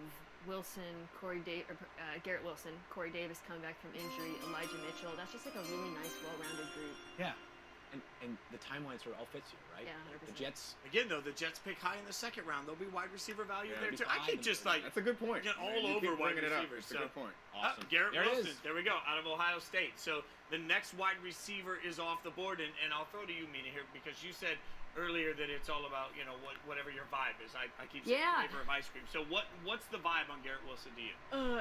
Circus catch is the 2 words you keep writing down over and over when you watch him. He's extremely fast, as is Chris Olave. He's a good route runner. I would say he has a little bit more physicality than Olave, which is probably why teams preferred him at the end of the day. But the thing that consistently jumps out, literally him jumping out, is the body control and the fact that his catch radius belies his size. You're going to see it on display all over. And he's the kind of guy where you can count on him to win at the line of scrimmage, win at the intermediate and deep levels, and then win in the end zone. Just a really good fit for that offense. When I see a wide receiver go, it makes me think we need to talk to our wide receiver. Harry Douglas, what do you think? Well, when I think about Garrett Wilson, the first thing I say is body control. Fitz, I don't know if you remember 2019, the semifinals game, Ohio State against Clemson, where Garrett Wilson went and climbed that ladder and took that football off of that DB's helmet. Right then and there, I said, oh my gosh. And here we are now. He's also a guy that can do it in the return game. But I love when he runs his routes. He's a floater. I'm not going to say he's a great route runner, but he's a good one. And he glides and he floats when he runs. He's explosive play waiting to happen. And that's all I got on Garrett Wilson. Spencer, what about you? Just one thing. It's astonishing that 4 guys from the same room will end up getting taken in the first round of the NFL draft. 3 in this draft if you count Jamison Williams. And Ohio State fans, go ahead and count them. I know you will anyway, right? National title for you. Take a victory lap, okay? Because he couldn't get on the field at Alabama and then had to go, or at Ohio State, then had to go to Alabama in order to get his yards, and Wilson, and likely Olave later. That is bonkers. Back to y'all. So let me ask you this, Field. Garrett Wilson makes Zach Wilson better. Well, he's already getting, I think he's got a chance to be their best route runner. They have a little bit of balance. They've got a slot receiver in Elijah Moore, who, by the way, will play the slot this year as opposed to last year when he was playing a lot more on the perimeter because Jamison Crowder. Mina talked about, everybody's talking about sort of how they are, he's a body control player, good in the red zone. Big question with Garrett Wilson. I love the player. It's just, if he gets bodied up at the line of scrimmage, how's he going to handle that press? We have our first trade of the NFL draft. How about that? The New Orleans Saints. There we go. Yes. That's a quarterback trade, right? With the Washington Commanders. Is it a quarterback trade? I mean, what else are you coming up But for? you don't have to jump any of these teams for a Well, yeah, I guess quarterback. How about a wide That's receiver? the thing. It's going to be a wide receiver. Gotta be. How about a wide Olave? receiver Do right you think now, Olave here? Olave will make so much sense to me. They love the Ohio State timeline. That part has been awesome. So, I mean, that must, if you're at that point, all I can think is, you don't think that there's extra value for you if you just wait? I mean, we haven't seen what they've given up on the trade, so we'll talk about that. Here's the thing with the Saints. They're picking behind the Philadelphia. Oh, it could be Jamison Williams, too, by the way. Yeah. They're picking behind the Philadelphia Eagles at 15. That's why I think they got to jump. The Ravens even could potentially take a wide receiver. The Texans could take a wide receiver. So this, to me, screams we had a clear need. We had two, left tackle and wide receiver. This is our chance to fill one of those needs with a very good player. Well, and we'll try and get the details on the trade as soon as we can and see what Washington gets to move down. Obviously, the Commanders filling a bunch of needs always at this point too. So, look, in this draft, if you could trade down, then tip of the cap. Like to what I said earlier, I think it's difficult to get a partner that wants to trade up. And in a draft that is filled with a bunch of rolls of the dice, if you get more chances to roll, then I don't think that's necessarily a bad thing. So, trading down to me has a lot of logic for everybody. Especially if you have a player in mind that you like at 11 that could be there, like for example, could be there at number 16, and which is wild. By the way, the Commanders very low on draft capital this year. They had some of the fewest number of picks in the league because of the Carson Wentz trade and other maneuvers that they have made. So good opportunity to kind of replenish and go for some power in numbers here in the draft. So again, right now all we know is that the Commanders have traded away pick number 11. The Saints, we don't know yet what they have traded up. You would presume number 16. Okay, we've got the trade coming up here to show you what happens. Although the font is really tiny and I can't see it. 2022 second and third round pick. 2023. Does that say 2022 second or 2023? 2022 second and third round pick. Yeah. That's a great trade for them. Yeah. Huge trade. That's huge for Washington. They pick up a bunch of value in next year's draft. The Saints are wild. I can't ever get over their commitment to constantly trying to win and thinking they're good. Yeah, it's a little wild, but they just are on such a separate planet from the rest of the NFL. Even after Sean Payton's left, you would think that maybe that philosophy has changed, but no. But I think that's part of what's difficult for the Saints as an organization right now. Like at some point, you got to look in the mirror and say, not like you said earlier, you can't keep chasing who you used to be or what you used to do. Organizationally, I'm not sure you can do that either. At some point, you got to be like, hey guys, we got to have a plan on who we are now. And I don't know what that plan is. But it's hard given what they have on defense. It's hard. I would think it's hard for them to look at those guys in that locker room and think like we're in rebuild mode. Like they put together, so they're in that. And then he retired. They're in this kind of gray area, and then had the injuries. So yeah, I think this team is. I respect it, but I don't know that it's very strategic. I respect that they're always going for it, but I don't know that it's very strategic. By the way, it's the picks are officially pick 11 for pick 16 from New Orleans, pick 98 from New Orleans, and pick 120 from New Orleans. So that's a 1, a 3, and a 4 from New Orleans to move up to pick number 11.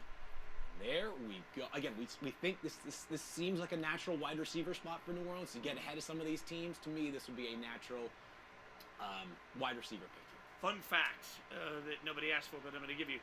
We had no quarterback selected in the top 10. This is the first draft since 2013 that has seen no quarterback selected. This could in the top really go Pittsburgh's way. I mean, yeah, if you love one of these quarterbacks. Yeah, but that presumes that, like, we know Pittsburgh needs a quarterback, but. Reference of the night. Is there a prom in The Hangover? No, there's no prom in The Hangover. It was just a regular prom reference.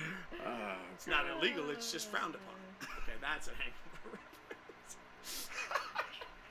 You're watching the 2022 NFL Draft live stream, I should say. Mina Kimes, Jason Fitz, Dominique Foxworth, Field Yates, Spencer Hall, and Harry Douglas are also with us. They're going to be giving you all sorts of coverage throughout the course of this. If you're just tuning in, been a lot of great picks so far in this draft. We've been really impressed, but we have our first trade as the Saints have moved up to acquire the pick from the Washington Commanders. They are now on the clock, and the pick is in. Washington will fall back to the pick 16, and as Field referenced earlier, number 98 and number 120. A couple questions here. Yeah. First of all, to me, this suggests that Green Bay, Kansas City, a couple others were coming, right? To that wide receiver run. We know this is about to happen. I wouldn't be surprised if we see Olave and Jamison Williams the next 2 to 3 picks. Yes. What do you think, Mina? Like, New Orleans is super aggressive in this draft. They really think that they're going to be awesome this year. That's the only takeaway is that they think they can win now. It speaks to their faith in in Jameis Winston. I'll say that too. Like they clearly view him as a quarterback that they can compete with in a lackluster NFC. Yeah, I think their defense is still very good. Yeah. It's going to continue to be very good. So that bolsters, I think, their self-belief. But man, I'd love that self-belief because it is very unusual. I like I said, they zig when the NFL zags, and it makes for some very interesting outcomes. But I like your point about the NFC. Like, the NFC's not particularly... Another trade, by the way. I'm told the Lions have just traded up to number 12. Lions are going to be on the clock. Okay, we're waiting. We'll get the details on that trade. Like, this has got to be... I don't know if it's a run on wide receivers at this point. Don't know, but let me see if I can get some information right here working on the compensation. Yeah. This is what's great about having Field Yates on. Field is just over here, like, with the bat phone and, like, the 18 different people calling him up. Like, this is, you know. I think it's got to be a wide receiver, right? Because of the teams that they're jumping ahead. You know, you've been talking about... spot here. Oh, my God. Do I like the Lions? Am I becoming a Lions fan? I think so. I like their coach. Yeah, he's fun. I like a lot of their players. Maybe you're becoming a Lions fan. There's a bunch going on right now. We're waiting for the pick to come in from the NFL. They're doing a little bit of fun right now. All I'm saying is, like, any chance the Lions move up and maybe take Hamilton and continue to bolster their defense? That's another player that they could take. Yeah. I guess my question would be, did they have to jump? Well, obviously they were so far behind. It makes sense. Only First thought pick is that going to Detroit. Excuse me, Detroit's trading pick 46 as well. Let me get that correct. I need to get the draft order. Maybe the Vikings have that. Well, so the Lions are jumping Houston, which would have been a Hamilton destination. Yeah. So that I would say that makes it. Oh wow. What do we got? I know what happens, but I don't want to spoil the show. You can't. All right. I know. I'm sorry. I won't spoil it. Look at this. I know it's an inside source. Oh, look at that. Look at that. Oh. You can at least share with your buddy that's sitting next to you, or am I just going to sit here and look at you can't say it. Like, that's I can't say it. You can't. I don't want to. I'm not even text it to you guys because I want to see your reactions. All right. That's fair. All right. So we the are pick is back. And Roger Goodell's having some fun. The chimes have gone. Great googly moogly. Thank you so much. Intense. I'm excited. So are we gonna be like? Let's see what I missed. Upset, angry. What are we gonna feel, Mina?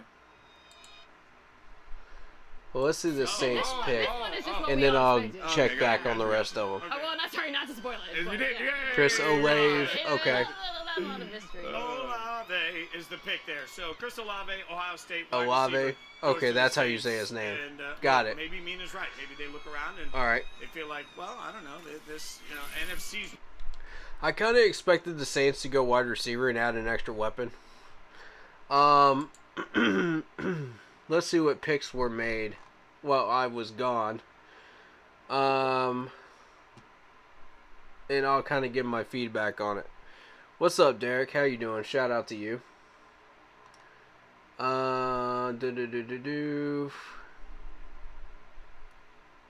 Who has been taken? Let's see.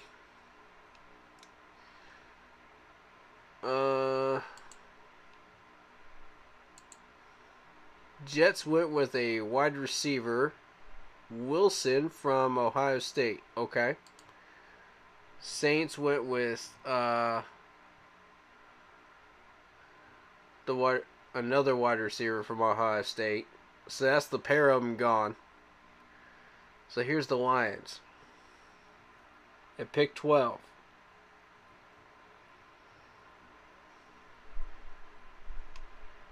Ugh. I apologize for the break, guys. I had to take care of something family related. But I am back. There we go. Okay.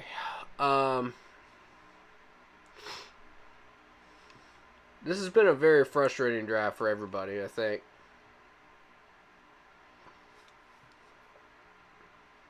And if you're just coming in and you're just seeing the pick that we made, I am so sorry.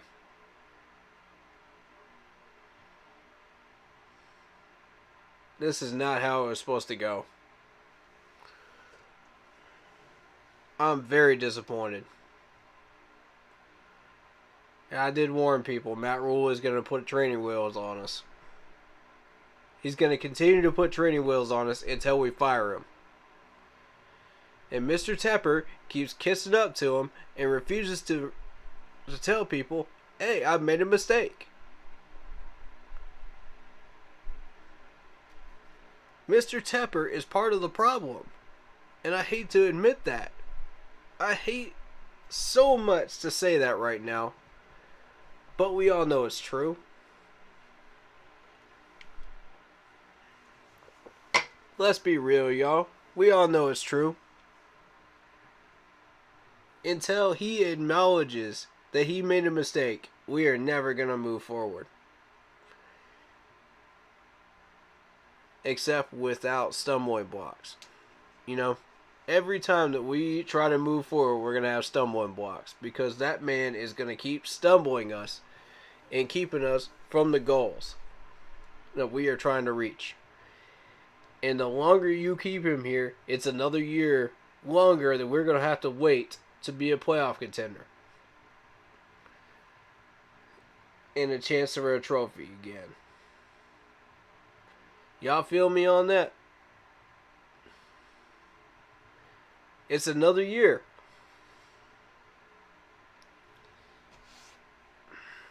Man, please let this man fail and get fired so that we can improve ourselves this year. Please.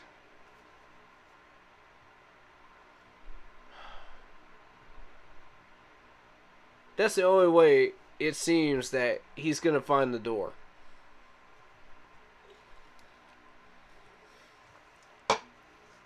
Otherwise, I don't see it. Lordy.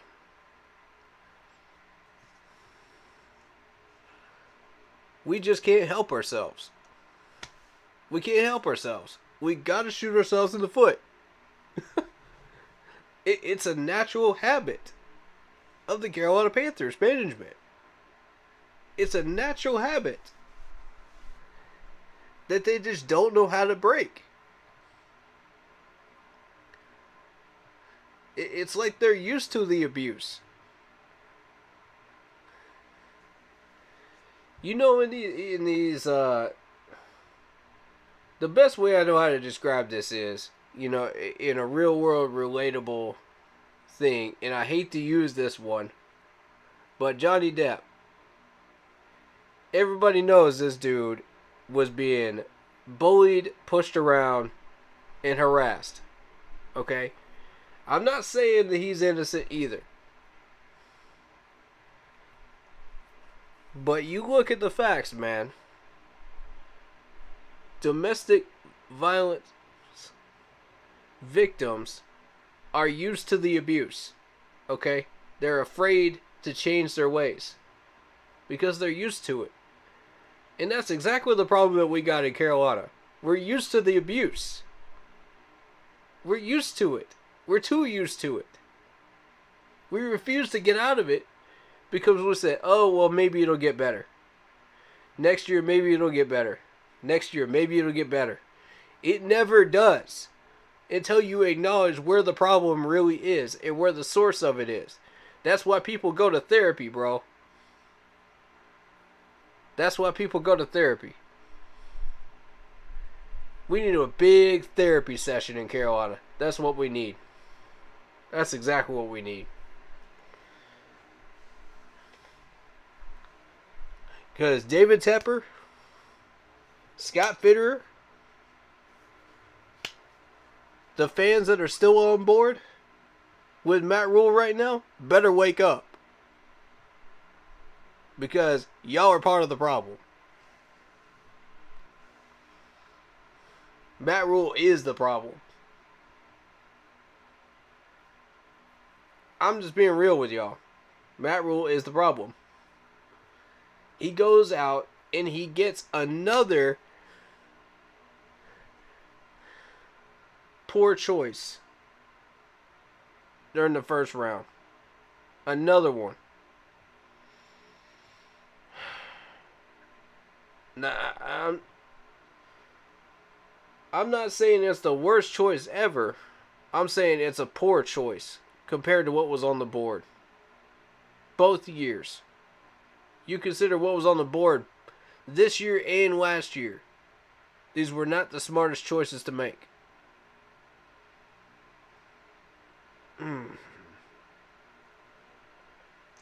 And now you are sacrificing an opportunity to move down into the second and third round where all of this talent, bro, all of this talent right here is gone.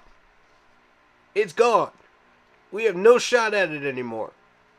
Positions of need: linebacker, edge rusher, safety, guard, gone. All because he wanted to pick Akeem at number 6. All because Matt Rule just had to have his way in that room. Y'all see what I'm getting at? Scott has just become another victim of the abuse of Carolina. By not waking up and realizing, hey, we're screwing up. We need to get our heads out of the sand and wake up and see who the real problem is, the root of it. But we refuse to do that. And now we're here again. And look at this. Pick 13, Eagles. Watch this. Watch the Eagles pick a corner. If the Eagles don't go, man, if this isn't the Clemson corner,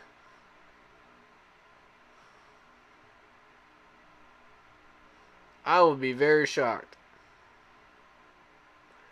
Lions went for Williams, the wide receiver from Alabama. You know, that's not really our concern. What our concern is this Eagles pick at 13. I guarantee you that's the Clemson corner.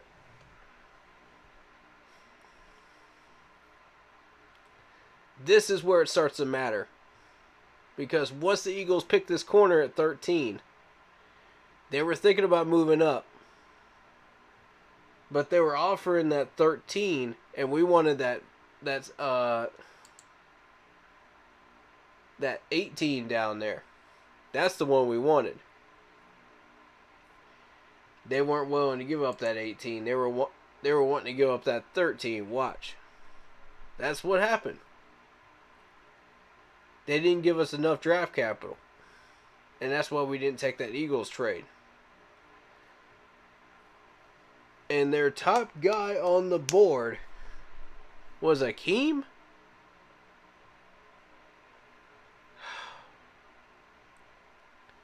That's where we screwed up. Our board was off.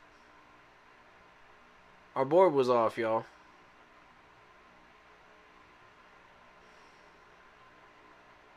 Y'all had the order wrong. Y'all did not see Evan Neal dropping to us in any shape, form, or fashion at number 6.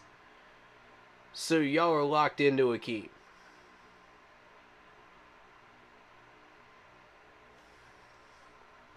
That's what happened.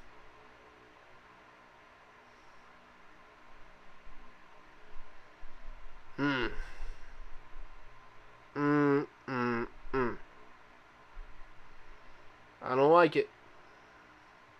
We're waiting on that Eagles pick right now. Let's see what happens. And y'all see it. Eagles are looking for a corner. Yes, they need a wide receiver too, but they can wait on that till 18 now. They don't have to rush that pick now, because they know they can get that third best corner on the list.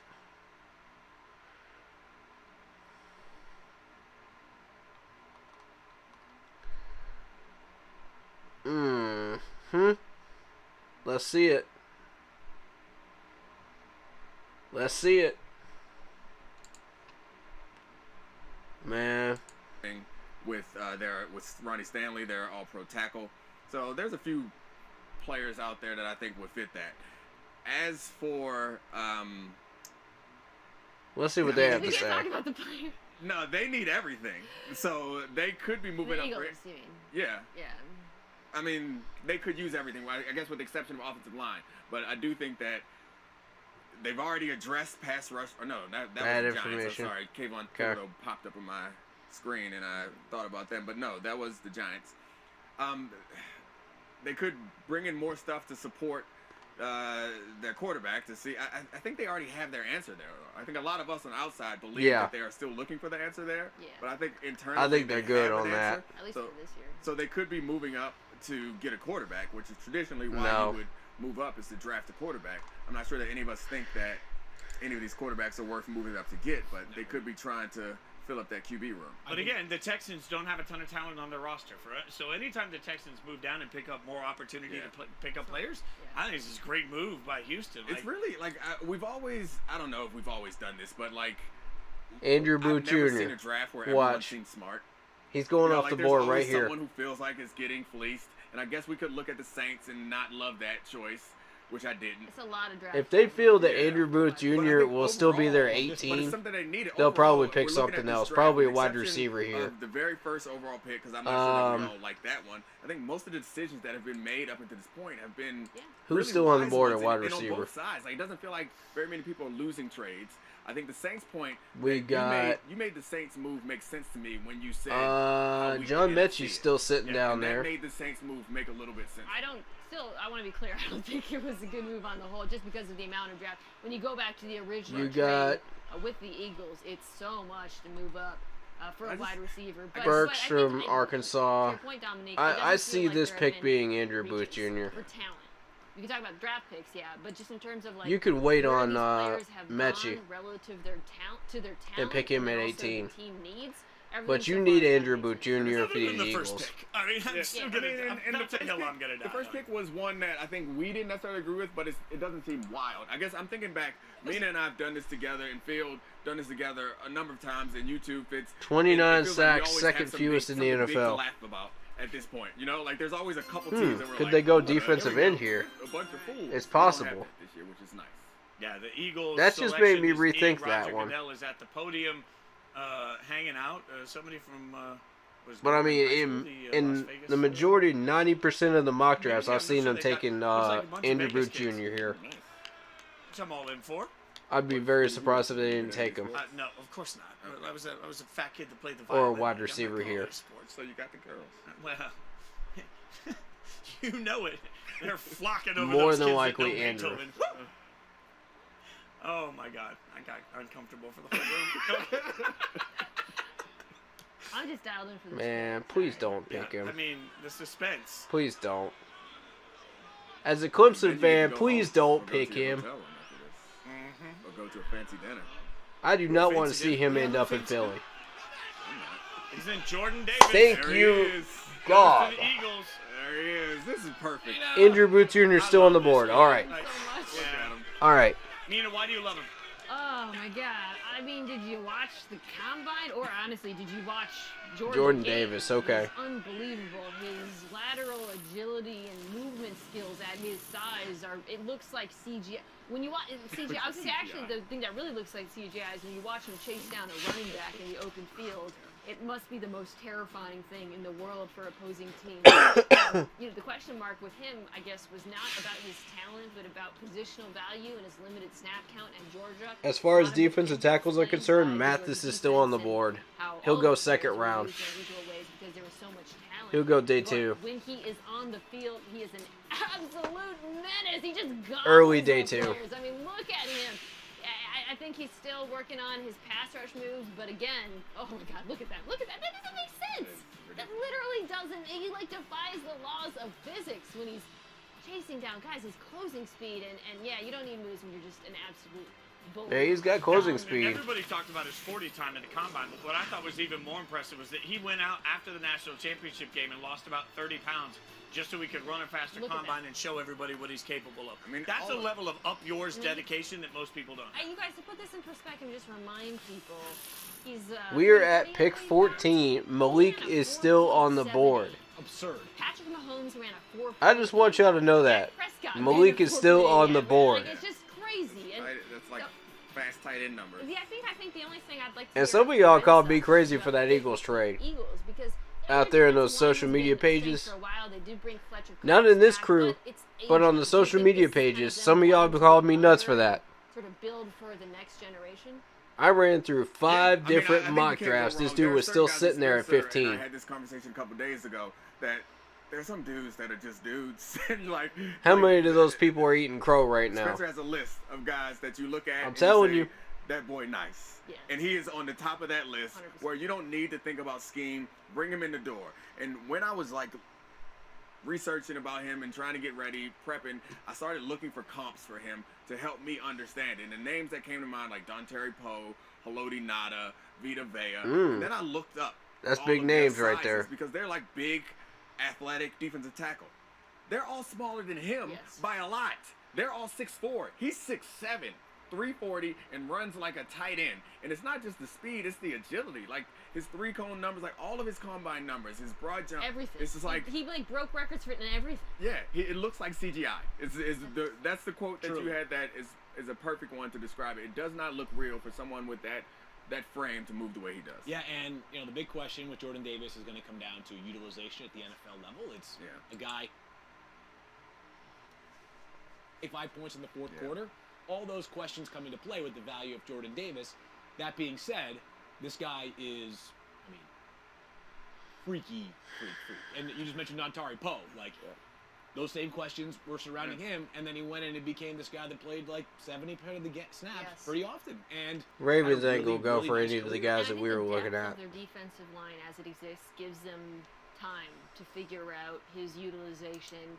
Gives him time, frankly, to get more experience playing more football. And we are just getting live stream on ESPN. Mina Kimes has been hanging out with us, which we always appreciate.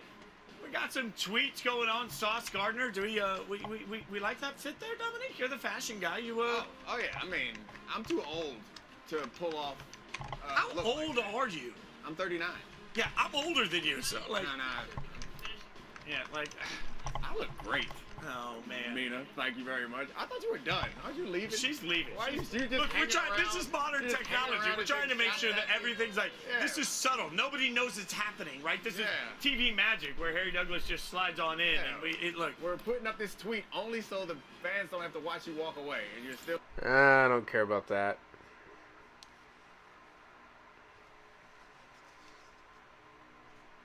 Pick is in for the Ravens.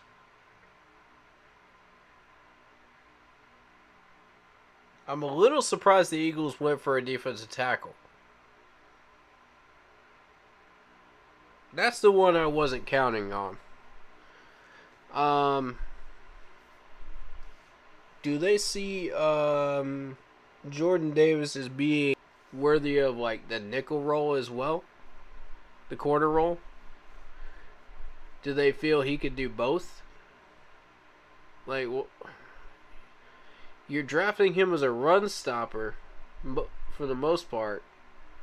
But, what exactly are you drafting him for? Okay, there's Kyle Hamilton. He's gone to the Ravens. Alright. So that's a safety pick off the board.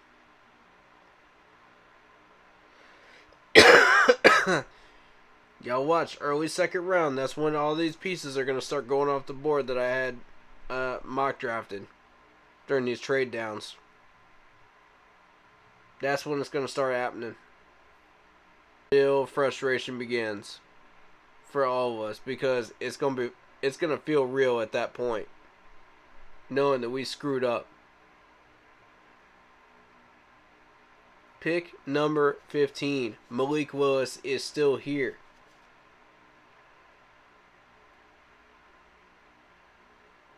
Y'all still think I'm nuts for trading down? Y'all still think I'm nuts?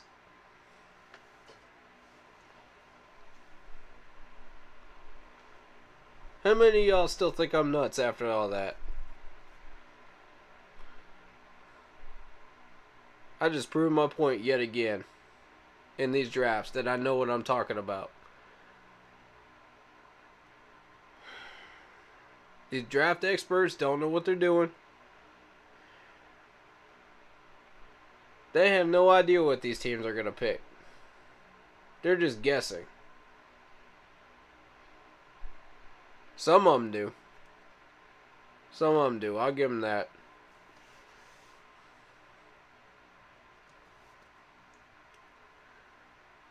We have officially become the New York Jets, guys.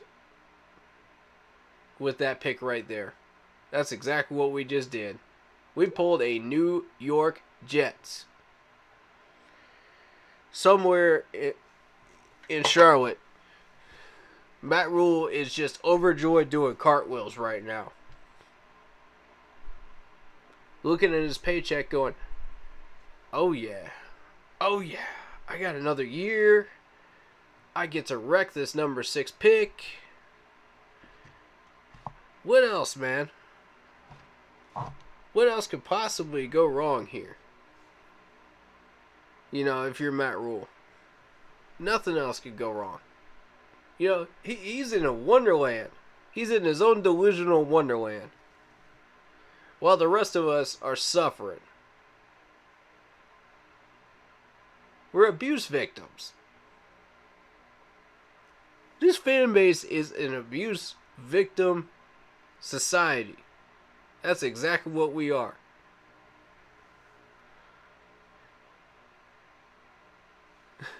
Three-fourths of the fan base sees the problem and they refuse to do anything about it. It's real simple, y'all. Hit David Tepper in the wallet. That's the only way he's going to wake up. That we can do better. He's refusing to accept responsibility for his screw up.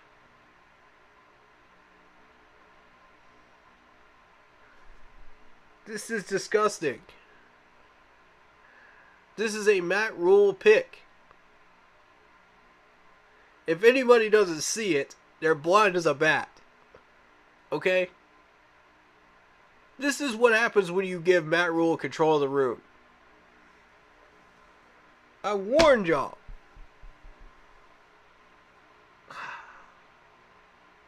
God, I warned y'all.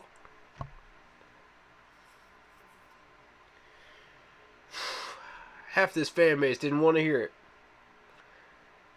Half this fan base, not in the crew, but the people outside of the crew, did not want to hear this. Now are y'all seeing this? Now are y'all starting to get the picture? More training wheels. More boulders in our way.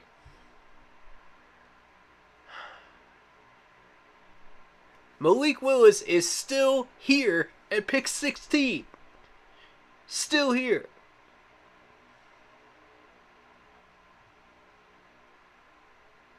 Kenyon Green, the guard, is gone.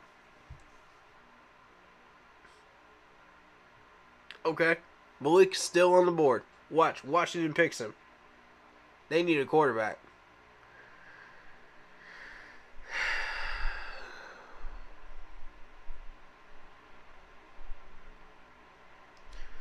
Why do y'all think I traded back in so many of these mocks? What do y'all think so? I didn't do it for just the fun of it. I did it for good reason.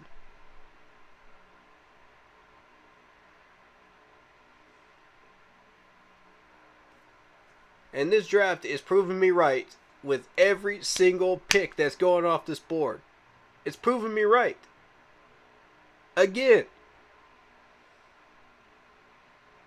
What is it going to take for our management to figure out that we are screwing ourselves every year? What is it going to take?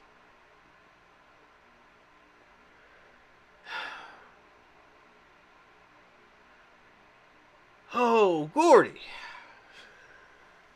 Matt needs to go today. He needs to be fired today.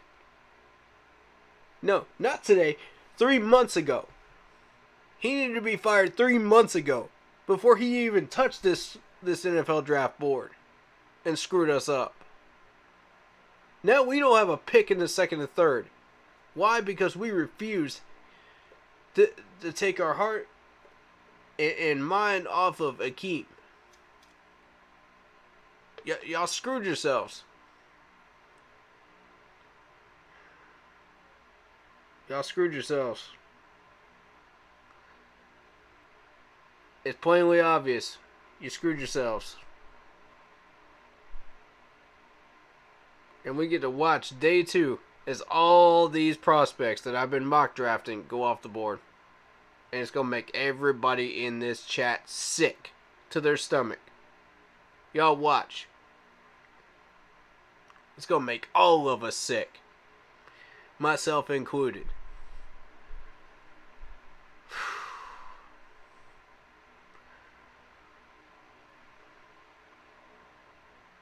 Please don't take Malik. Please don't take Malik, man. Don't do it. Don't do it, Washington. Just don't do it. Worst pick we could have done at 6. Should have traded back and addressed O-line in free agency, plus Brady and Deontay that barely got to play because Matt didn't want to play him. Thank you, David. Screw it to these people that don't want to hear this. Preach it. We could have got O-line help on the trade back. Yes, sir. Yes, we could. Yes, we could. Now the question becomes, is Joshua Ezeudu still going to be on the board once we hit the 4th round? My answer is no. My answer is no. Somebody's going to jump. Somebody's going to jump and they're going to grab him. Y'all watch and see what happens. We done got robbed in the 1st round by Matt Rule. Now we're going to get robbed just because the draft board is the way it is.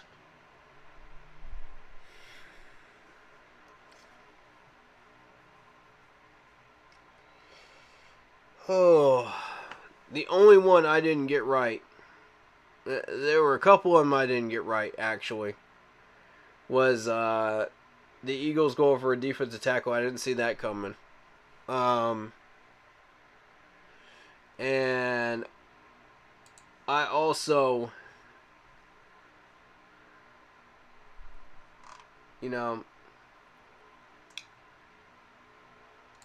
DraftCast, hold on, y'all.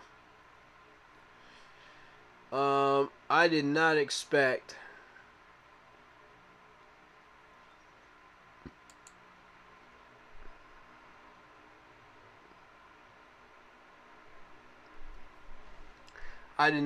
the Falcons to take a wide receiver. I did not expect the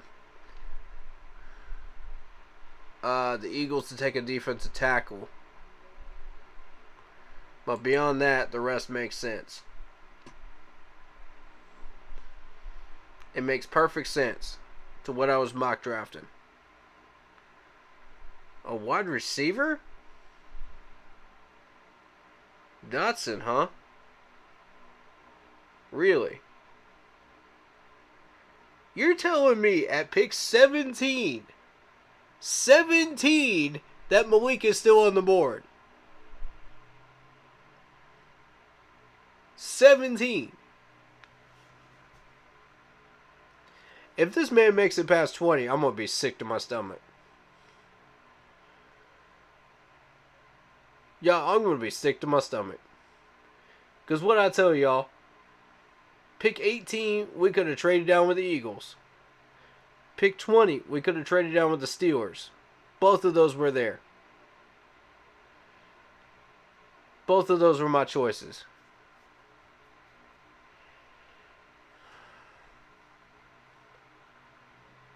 Both of them. Nope, Pickett is still there. Matt Corral is still there. All the quarterbacks are still there. All of them. oh, we may or may not address a quarterback in the first round. Really now? When Malik is sitting there at number 6? Oh, but he might be a reach. He might be a reach. No. No. No. Don't even do that. Don't even do that.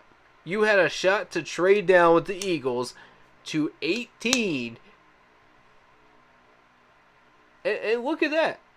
Titans just traded up. Titans just traded up, y'all. Look at that. What did I tell you Eagles were going to be interested in a trade for that 18? What did I say? Oh. God, this draft hurts. This draft hurts. This is hurting my soul. This is hurting my heart, y'all. Oh. This is hurting my heart.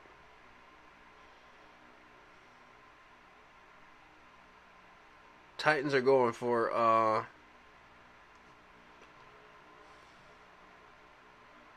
probably a wide receiver. They see all these wide receivers go off the board. Most likely.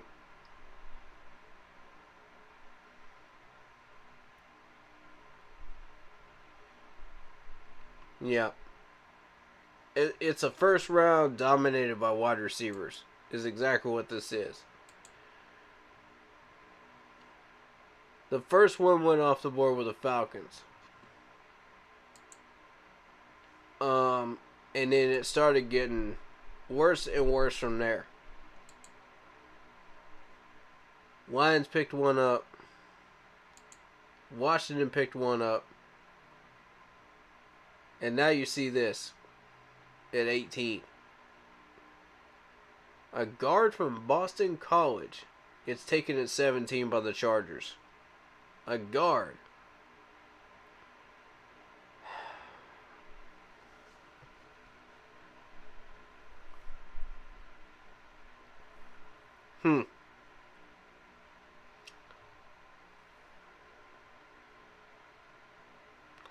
Okay.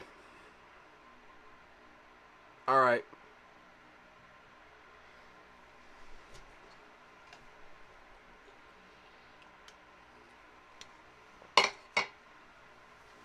All because we can't help ourselves. We just gotta hurt ourselves in some way, shape, or form. We're our own worst enemies in Carolina. In the management. We're our own worst enemies. We keep getting in our own way.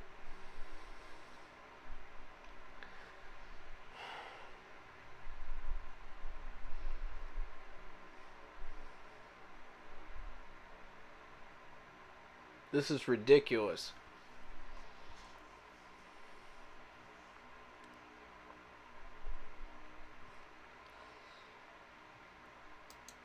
I mean, quarterbacks are going to start going in the second round at this point.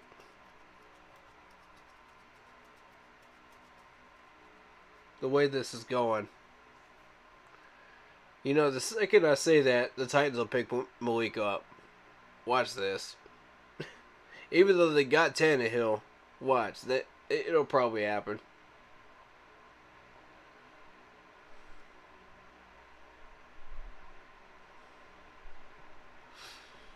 It takes Tennessee all of 5 minutes to trade up, and now they can't even decide what they want.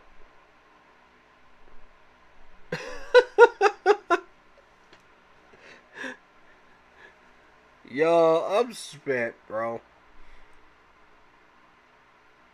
This first round is just ridiculous.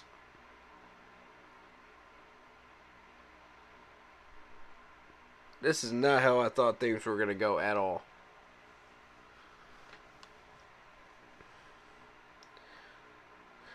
Like, in anyone's draft board, did anybody have Washington picking a wide receiver?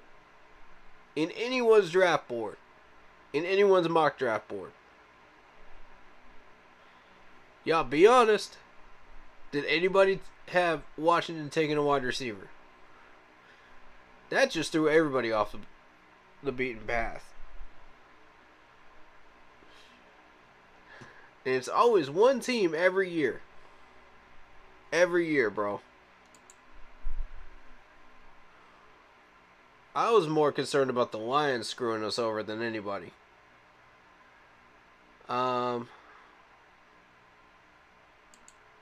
Because the Lions have been known to do that last year. As soon as they took Aiden Hutchinson, I thought, okay, we're in the clear.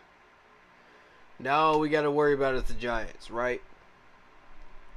Giants took that defensive end. 3 defensive ends in the top 5. That's money.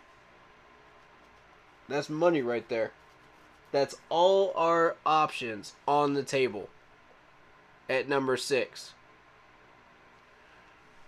And I have no problem with us picking a player at 6. You know, and picking up the phone with the Eagles at that point. You know, and seeing what they offer. We had Evan Neal, Malik. Y'all, it's killing me. It's killing me, man. This is killing me. Any one of those players would have been fine to take at 6.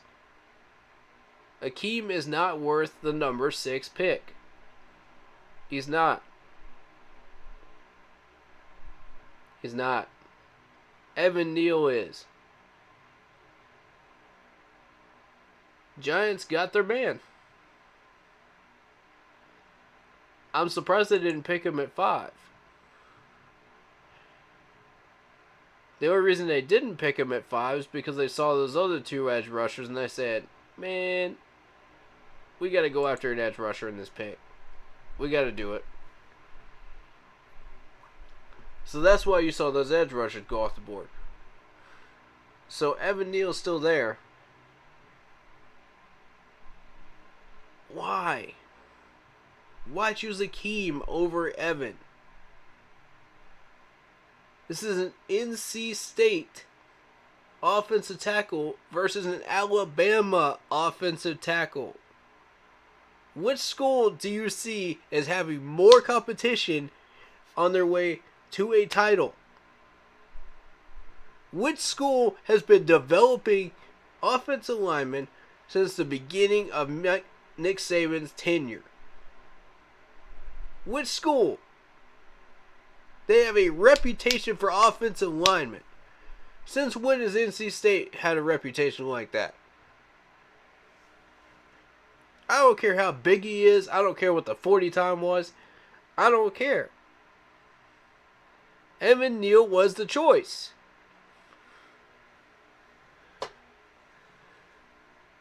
If you don't go Malik Willis, Evan Neal is the choice. Period. Point blank, period.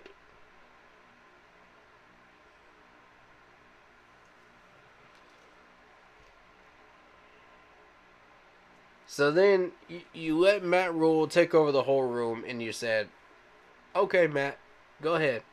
Go ahead. Use that number 6. It's all yours, buddy.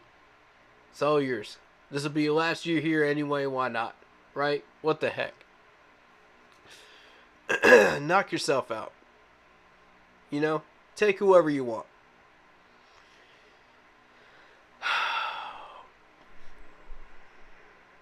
If this ends up being Scott Fitter's pick, then this is on Scott. And I'm going to be extremely disappointed with Scott. With the options on the board.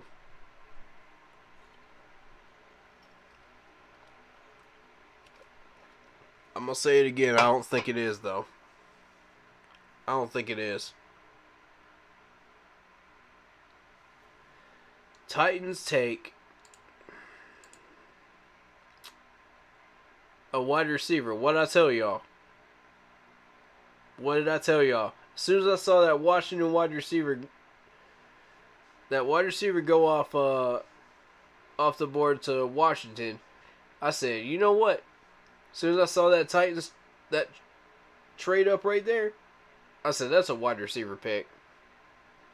Wide receiver pick, 100%. The Saints at pick 19. The Saints at pick 19. And Malik is still there. Pickett is still there. Matt Corral is still there. Sam Howell is still there. None of these guys are off the board yet. Still there at 19.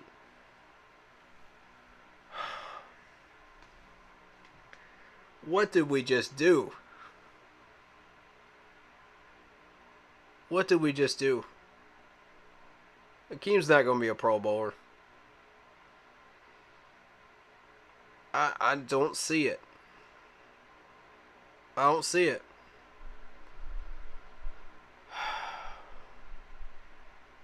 Here's another hot take on this. Maybe the offensive line coach that came through here had a huge say on this. If he did, this is a massive, massive gamble. If you're going to listen to him after just putting him in the coaching ring in Charlotte. So we're going to listen to a guy that hasn't even unpacked his bags in Charlotte after about 2 weeks. Not even fully moved into Charlotte. You going to listen to him first?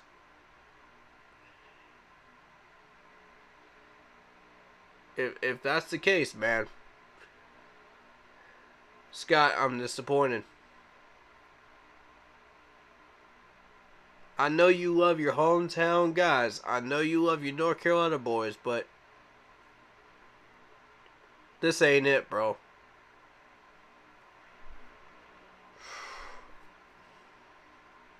Alright, so Saints still looking for a quarterback.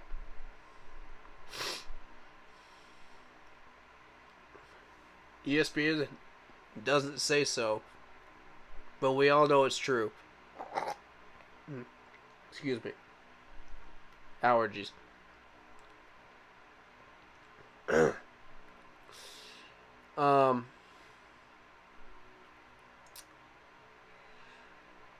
We all know it's true.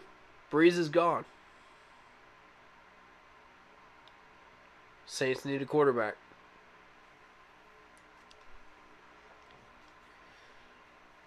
Trevor Penning is still there. Do they take a tackle? Do they solidify themselves?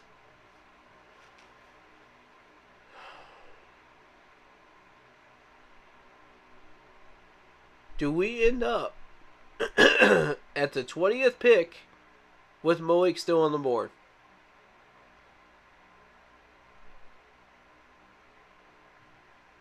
If he's still there after 20, I'm going to lose my mind.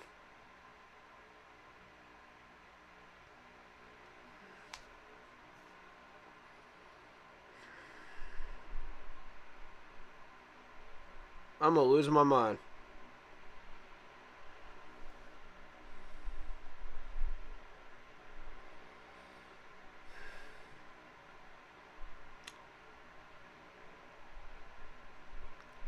Picking Malik at 6 is not a reach. There are several teams that have picked a quarterback in the top 15 every single year. Go look up the history of the Steelers. Why do y'all think I had them as my second option? I'm not blowing smoke, folks. I know what I'm doing. And this is proof right here. Y'all are seeing it in action. This is proof.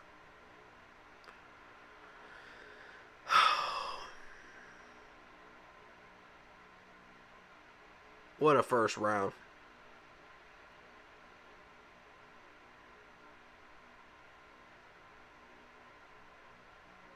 I don't know if I got the heart to watch the second round. All these options that I wanted in the second round are going to be gone. I don't know if I've got the heart I'll still stream it for y'all. But I don't know if I've got the heart, man. Just sit there and watch all these guys go off the board.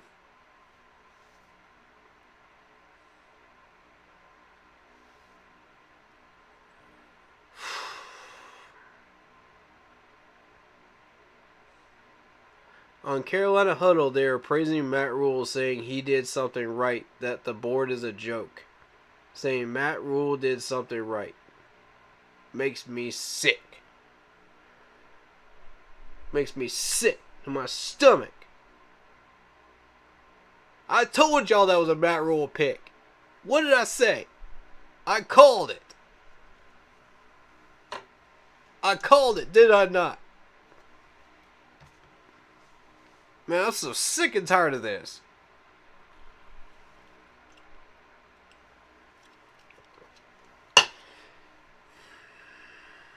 I'm so sick and tired of this, guys. We are domestic abuse victims in this fan base of a terrible management tyrant that is known as Matt Rule.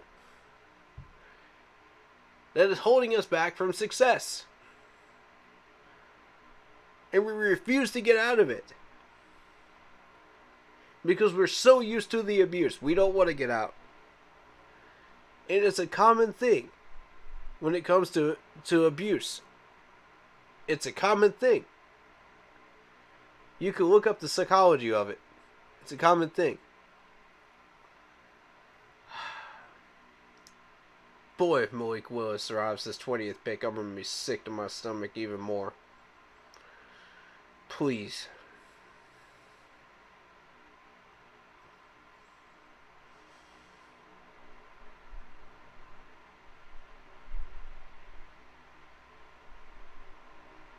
Picks in. I don't see us going anywhere near any of these guys that I have on my list.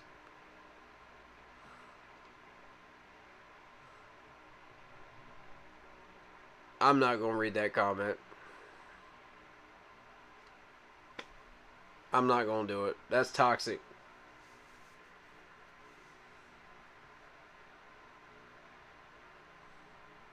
We don't need more toxicness. We need to find a solution. That's what we need.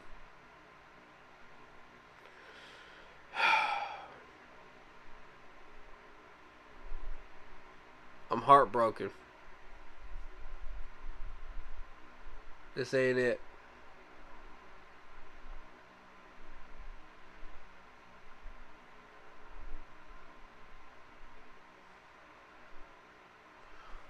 Alright, Steelers, come on. Get on with it, Roger Goodell. Get on with it.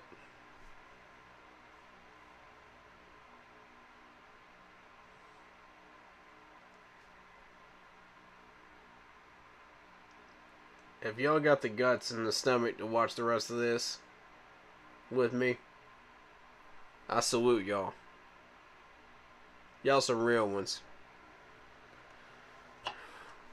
Knowing what we just did, knowing what's still on that board, and y'all are still here with us, man. That's loyalty. That's love right there. I appreciate y'all. That takes a real spine.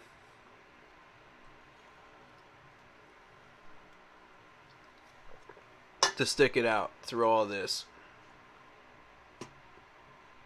That's real love for this channel and what we're trying to do. That's what's up.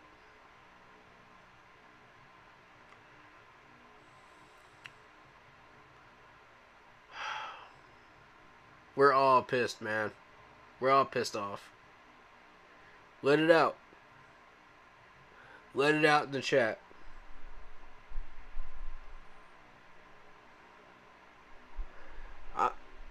I'm going to regret saying that. I'm going to regret saying that. But let it out.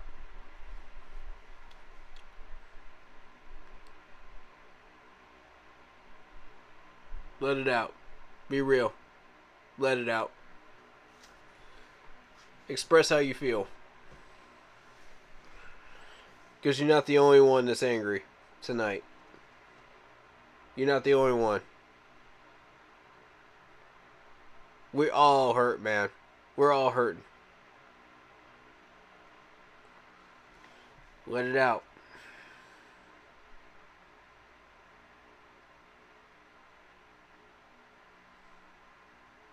Normally I don't do this on this stream. But I feel like we all need one big group therapy session right now. I feel like that's what we need to get through this. Because it hurts. It's going to hurt in the second round too. But we're going to get through it. Keep pounding, bro, always. Exactly, Carl. Kenny Pickett is off the board. Wow. Wow. Oh, but Kenny Pickett has small hands. Herp, herp, derp. Guess where he just went? Guess where he just took his small hands? To Pittsburgh.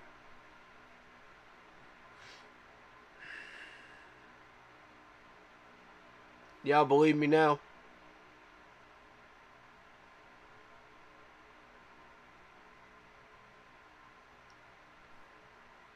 Everybody outside of the crew, do y'all believe me now?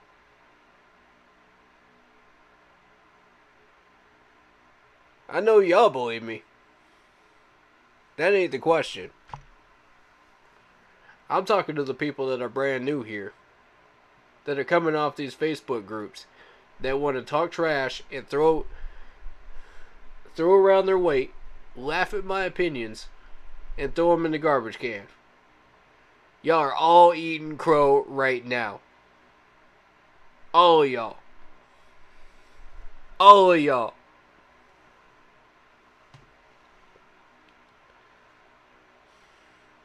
Every one of y'all. So I don't want to hear it a month from now when y'all saying, oh, we should have picked this person. No kidding. Really? You think? Really? Y'all want to have that discussion a month from now? Yeah, y'all want to have that kind of discussion a month from now? Really? I don't even want to read those comments. I'm not even going to bother with them. I ain't going to waste my time. Because I know what we should have drafted. I know what was on the board. I know what our plan was. And Matt Rule kicked it all to the curb. He kicked it all to the curb. We don't pick until 4th round. We don't pick till 4th round.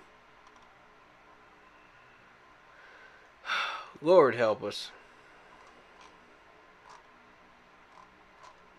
Lord help this team. We don't pick again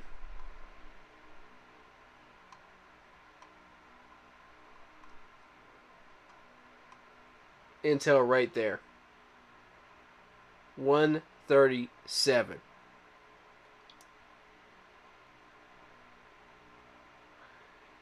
Y'all better hope Joshua Ezedu is still on that board. Otherwise, we just screwed ourselves. Y'all better hope for a miracle in the 4th round. Y'all better hope for a miracle. He's going to be gone in the 3rd. 100% he's going to be gone in the 3rd. We're going to have a bunch of trash to choose from.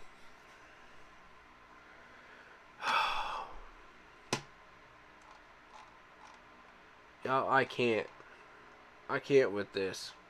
I can't with this draft. That is bottom of the 4th round. We don't draft again until the bottom of the 4th round.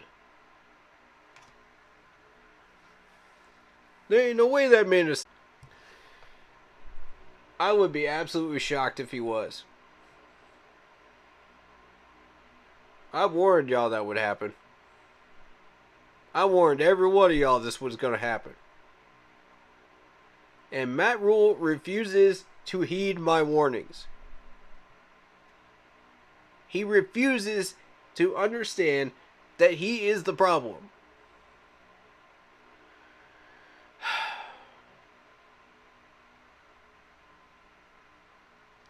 Even David Tepper is kissing up to this dude.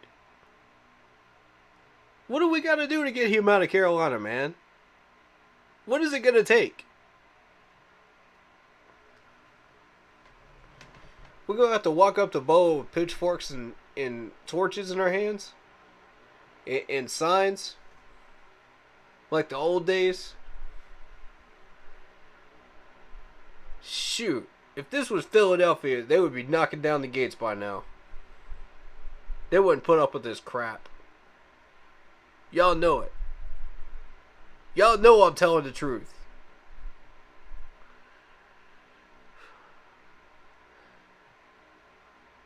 That's why you don't let Matt control anything on this draft. And what did you do? You put him in full control, Scott. This is what you get. This garbage is in your hands. Okay? This is on you. For letting him do this. This is 100% on you. You hold the authoritative seat in this Panthers management, Scott.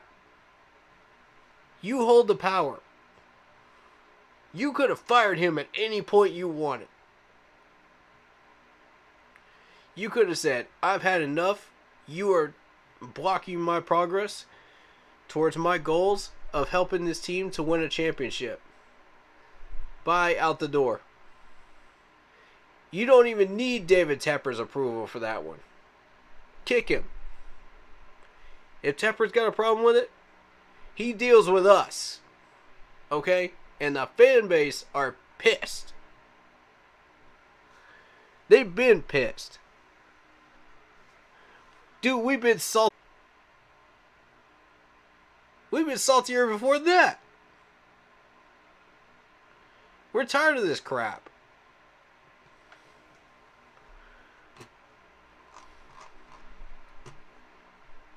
The time for a peaceful solution is gone. We need to do something, man.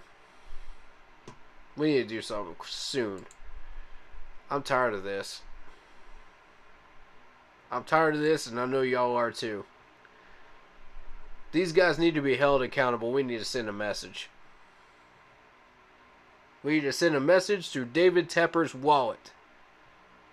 It is time. It is past time. Do not buy his merch. Do not buy tickets. Do not buy food. Do not buy anything in the next year. Until this dude wakes up and realizes that if you want a competitive team every year, as an owner, that this dude is holding you back. Make him wake up. Make him see. There ain't no other way to do it. I hate to call for that, but we're at this point where the fans are more intelligent than you are. And that's sad. That's a scary thing when the fans are more football savvy than the owner. Y'all better wake up. Anybody that is still sleeping on this problem right now and thinks that Matt Rule is not the problem and keeps finding excuse after excuse after excuse to save him and back him up and give him any type of excuse to keep him in Carolina is part of the problem. Yes, you heard it from me. They are part of the problem. I want to find a solution to these problems in Carolina. I don't want to keep doing this anymore. We're in a toxic relationship with this management. Every year we're in a toxic relationship with this management. And it does not get any better. It's only getting worse the longer we keep going. And stop and keep feeding excuses to the beast. You know, that is our management. That are looking for any way to keep shooting themselves in the foot. It's time. It's past time to find a solution. The fans are fed up. We want a competitive team. We want a winner. It is past time for this. Okay? It's past time.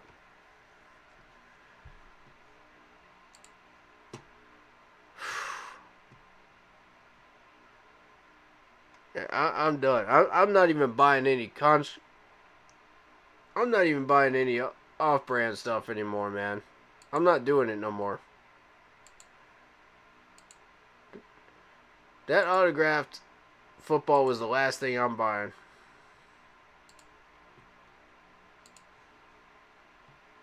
That's the last thing I'm buying this year from the Panthers.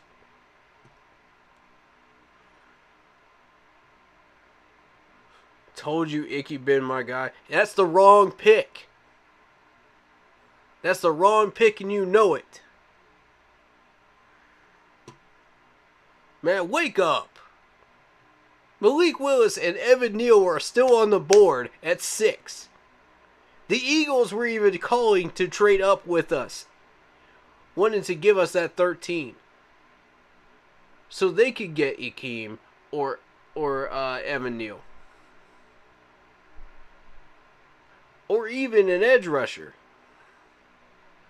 But once they saw that board, they said, nah, there ain't no point. Let's just draft an edge rusher at 13. The board just fell exactly right into the Eagles' hands.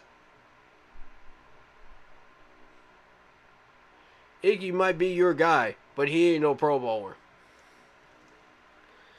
You watch what I'm telling you. NC State over Alabama players. Give me a break.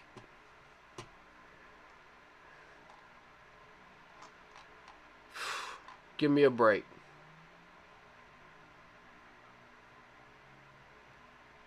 Icky is better than Neal?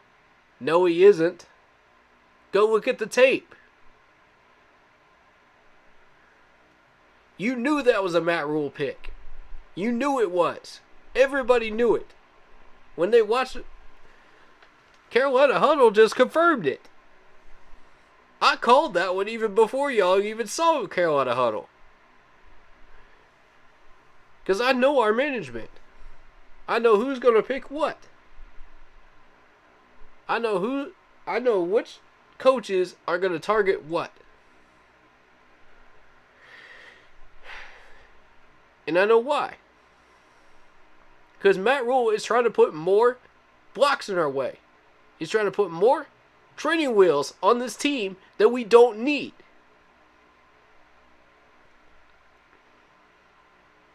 And Scott and Matt Rule are on the same page. My flat foot they are. I refuse to believe that.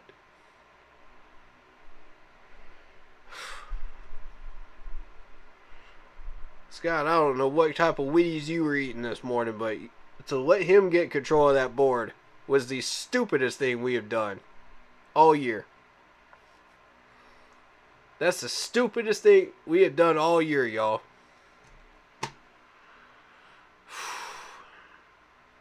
Don't buy no merch from these people. Don't do it no more. Don't buy no food. Don't buy no drinks. Don't buy nothing. It's a boycott, y'all. We need to wake David Tepper up. He needs to realize you can't just stay in the dark and not accept responsibility for your mistakes and keep making excuses for it. You can't do that no more. I hate to do it. I hate to call for that. But we have no choice. We are at this point now. And anyone that still believes that that pick was a good one today is delusional. They are part of the problem. They are part of the problem. With all due respect, Corey McKinney, that's not the pick, bro. Based on what was on the board. Next move needs to be quarterback. We need to re-sign Cam. That needs to be the next move.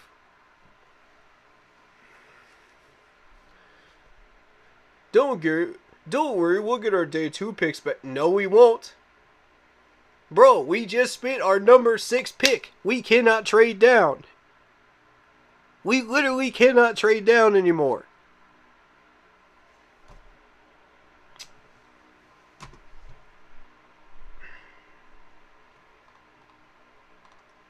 But it's the... With all due respect, Corey McKinney, man, you just don't understand how the draft works. Bro, you don't get it. You don't understand trade value. And you need to start researching this stuff more, man. Because this is not it. That's not what reality is. That's not what reality is. Y'all, go back and look at my mocks. What did I tell y'all? We had a shot to trade down with Philadelphia and Pittsburgh. In both cases, Malik was still on the board. In both cases, we had a shot at still getting him.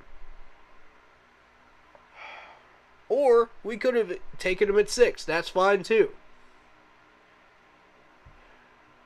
But no. No.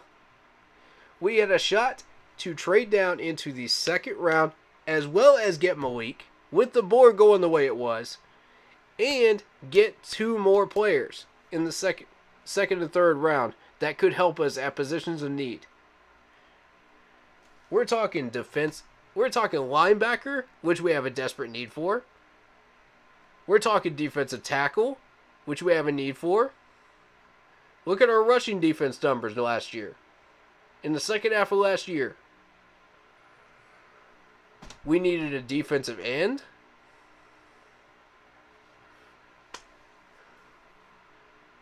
Y'all, come on, man. It's not complicated.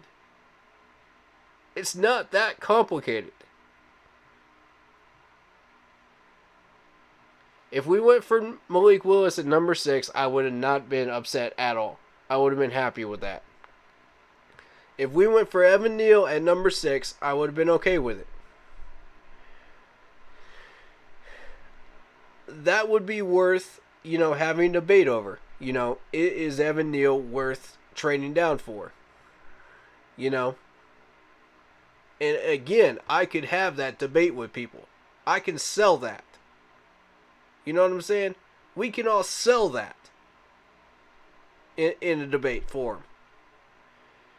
But Akeem? You wasted your number 6 on Akeem. With Matt Rule in control of the board? No. I can't sell that. I can't sell that, bro.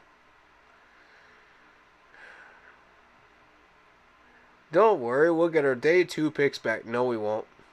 How are we getting them back? How are we getting them back, Corey McKinney? I'll entertain you. I'll entertain you on this one. How are we getting you?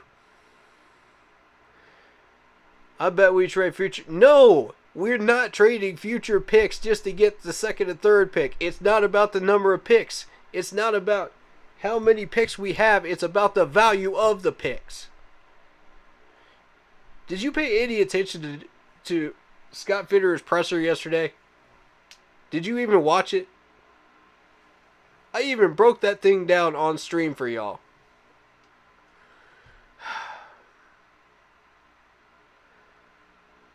TD is already expected to announce our picks tomorrow. We don't have any picks tomorrow. What picks tomorrow? What picks tomorrow, bro? Find me picks tomorrow. Are we pulling them out of an imaginary hat? God. Golly.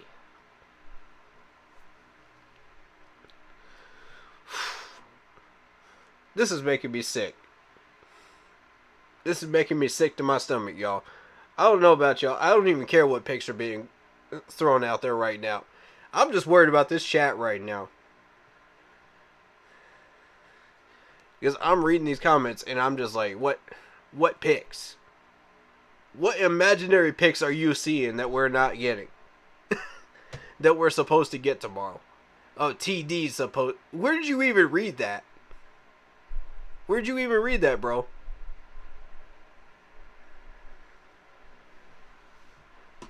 This is why you don't believe everything you read on the internet, folks. That Deshaun Watson situation should have taught us that. When we were dealing with Twitter. And I mean, there were so many fake news posts on Twitter, it was nuts. My phone was blowing up left and right during that time. With all the fake posts. That were not even credible sources. We didn't learn from that, did we? No. Y'all are still reading this garbage. Okay.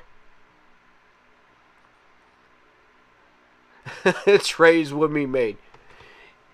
Okay. Can somebody please quote to this man exactly what Scott Fitterer said yesterday? Somebody quote him. Somebody quote him, please. Y'all know the exact quote I'm talking about too, don't y'all? He ain't listening. He don't want to hear it. He don't want to hear it. He's like the rest of y'all, man. In this fan base that are closed-minded. Not the people in this crew, man. Y'all know what you're doing. Y'all know exactly what I'm preaching about. And y'all are on board with it. But the rest of this fan base needs to wake up. They need to wake up quick. Because this fan base is... They're just not getting it. They're not getting it. Matt needed to be fired before he even ever touched the board. This goes way before the board ever happened. Okay?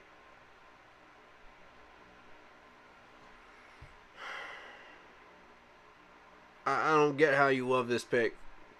I don't get it. I don't get it.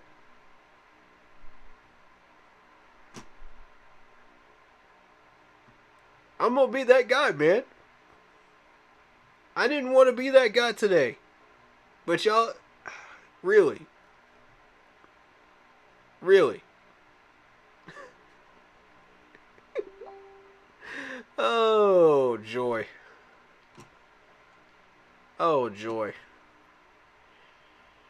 We needed O-line help since forever. Now we finally get our walking, talking refrigerator.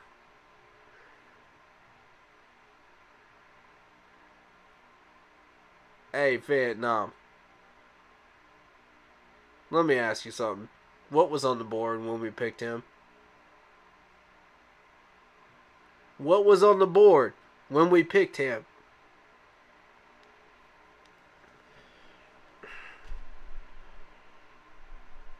Are y'all blind or just not paying attention?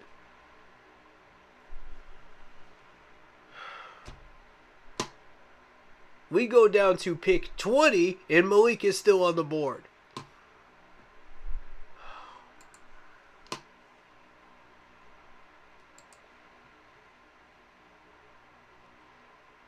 Trading back would have been cool, but we need an O-line badly. That's why I suggested we go for Evan Neal. At number 6, I would not have been mad at it. I would have not been frustrated at it at all. We are literally down to pick 25. Malik is still on the board.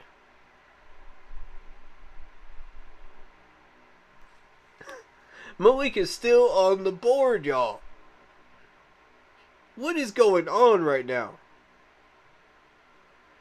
This is where you have to get aggressive and you have to take advantage of the board as it is.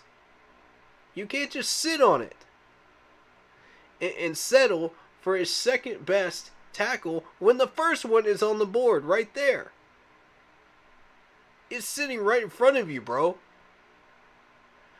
On a golden platter. What am I talking about, Hap? Some of these people just don't want to hear this.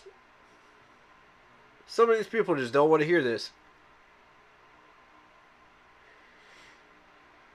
I'm just wasting my breath again.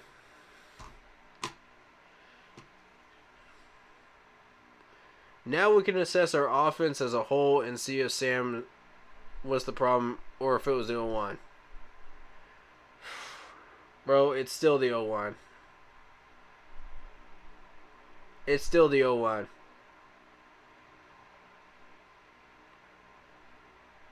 We could have got him in the trade back. Exactly. Thank you, David. Just because he's the highest rated tackle doesn't mean he's the best on the board. Exactly, we reached. Thank you.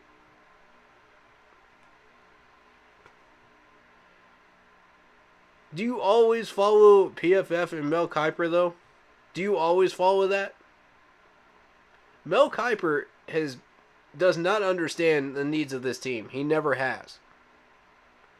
Every time ESPN puts our needs up on the board, it's always wrong. Every year, it's wrong. Y'all notice that? Or are you just not paying attention? Akeem will not be a better player. I disagree. I completely disagree. We missed a golden goose. We missed a golden goose, man. Carl says, I'm honestly shocked we took anyone at 6. I thought for sure Scott would have worked the board and drummed up some more picks. Exactly, man. But it's not about just drumming up picks. It's about drumming up picks that will get us players at positions that we need help in.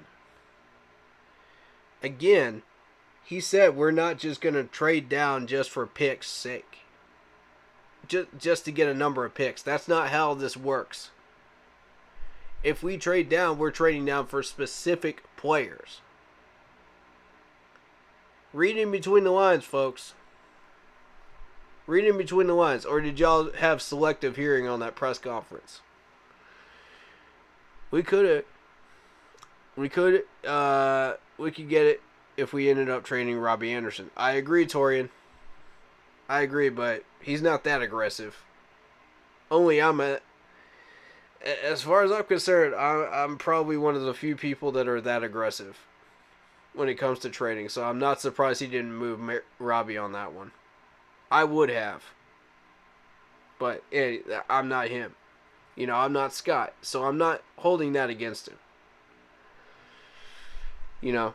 But yes, that would have been the move. You know, had I been GM. But I'm not. I'm an average fan. But I have done my research. And I know what I'm talking about. Because this draft proves it. Yet again, another year where I am proven correct. We don't count half of the COVID year because the COVID year was chaos. But still, you know, that first round, we kind of screwed ourselves. Anyway, my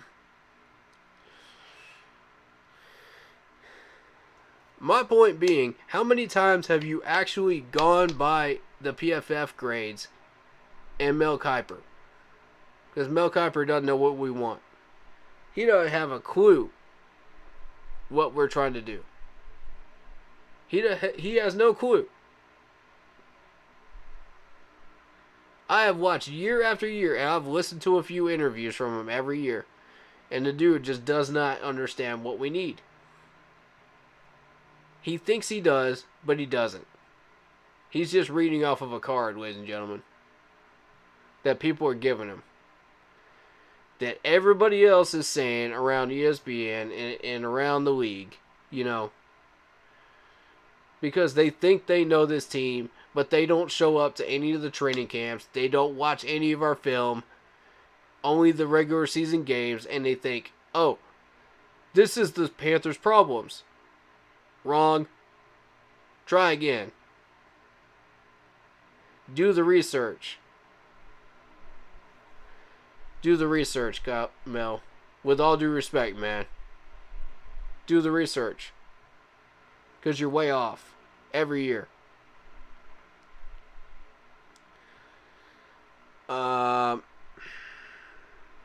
Evan Neal has more talent. Bama products are stars in the league. For a reason. Okay? For a reason. Alabama has a reputation of offensive linemen for a reason that are successful in the NFL. Go look at their history. It's fascinating, I'm telling you. It's really fascinating. Nick Saban is an expert at getting these guys into the NFL and NFL ready. No matter what position they're at. History of offensive linemen, defensive linemen, and even secondary people. And especially quarterbacks and wide receivers. But don't take my word for it. Go look at the draft classes. It's not about how many went to the draft classes. It's about the quality of the players that went to the draft classes. That's when you start learning something about Alabama. That they are consistently pumping these people out into the draft. Consistently. You will eat these words when he keeps Sam Queen all year and all these major valleys for CMC to run through. Okay. Alright. I want you to follow Evan Neal's progress then. I want you to follow Evan Neal's progress. I want you to tell me exactly how he does. And we're going to compare notes. To be fair. That's fair, right? That's fair, right, Phenom? We'll compare notes. We'll talk about it on stream. We'll debate it. I'm all about having fair debates on this stream. And having fair conversations.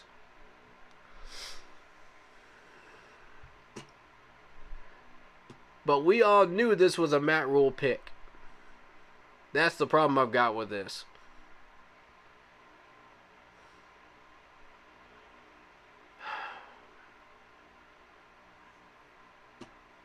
Look, guys. Look at this. We are now at pick 26. And Malik is still there.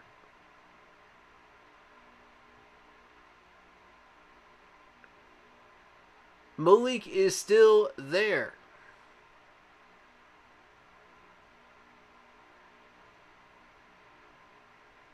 This is amazing. This is one of the strangest boards I've ever seen.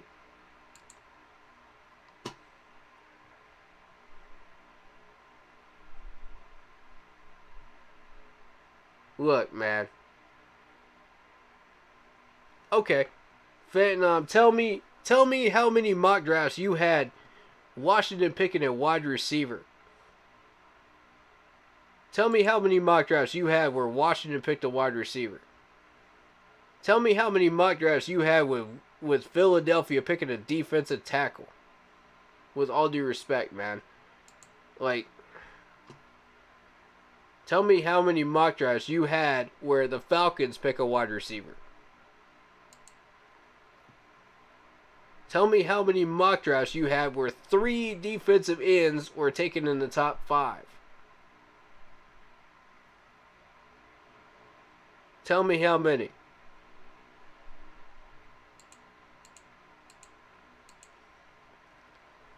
Yes, Tepper said we had to have a foundation. Yes, that's true. Nobody was paying attention to Tepper during that press conference because he didn't say anything new. He didn't say anything that we didn't already know. Alright?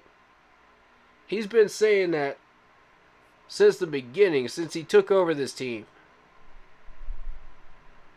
You should have told everybody that we're building our O-line. No.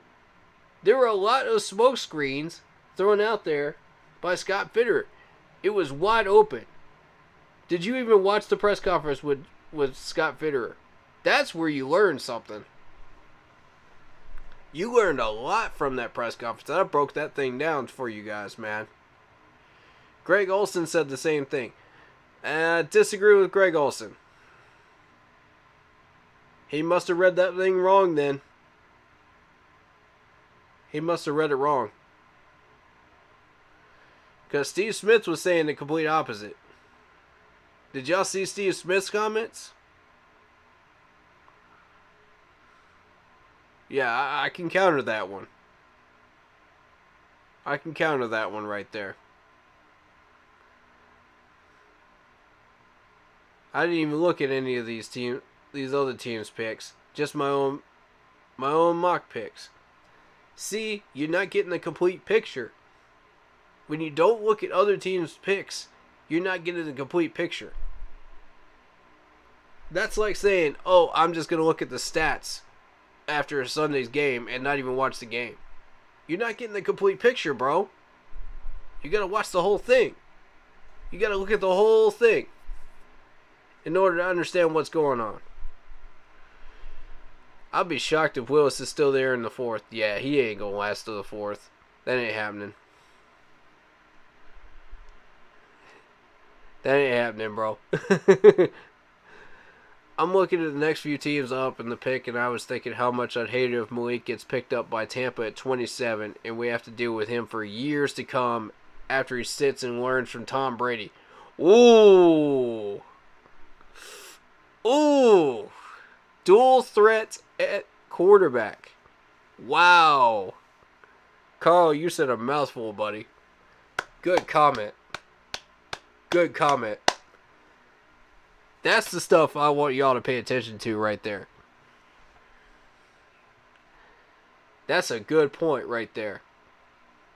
Wow. That's a scary one. And it's a very real possibility because Tampa's on the clock right now. They need a replacement for Tom Brady. Once Tom retires, they're looking for his replacement. They're grooming him.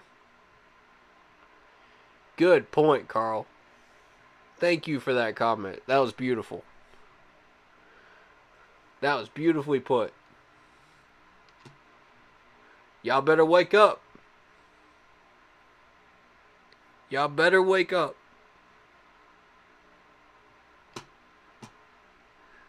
I'm telling you.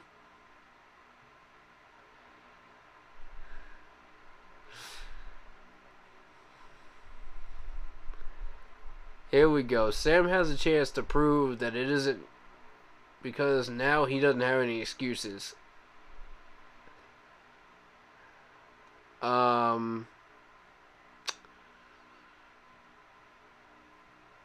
Again, we needed a second string offensive tackle, not a starter.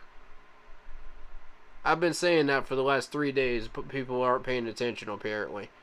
So I'm going to say it again. We need a second string tackle to replace who we have behind Brady Christensen, who is ready to start.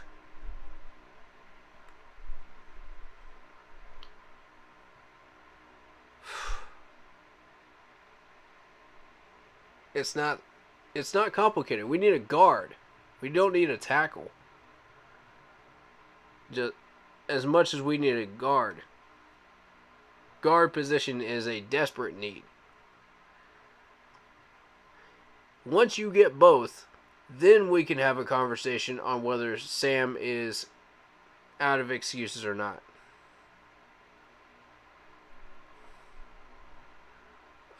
We need an O-line. Yeah. We need a quarterback, but we need a left tackle more, which is why Evan Neal was there. Take the better tackle. Just because he's isn't rated the best on the board doesn't mean you take him.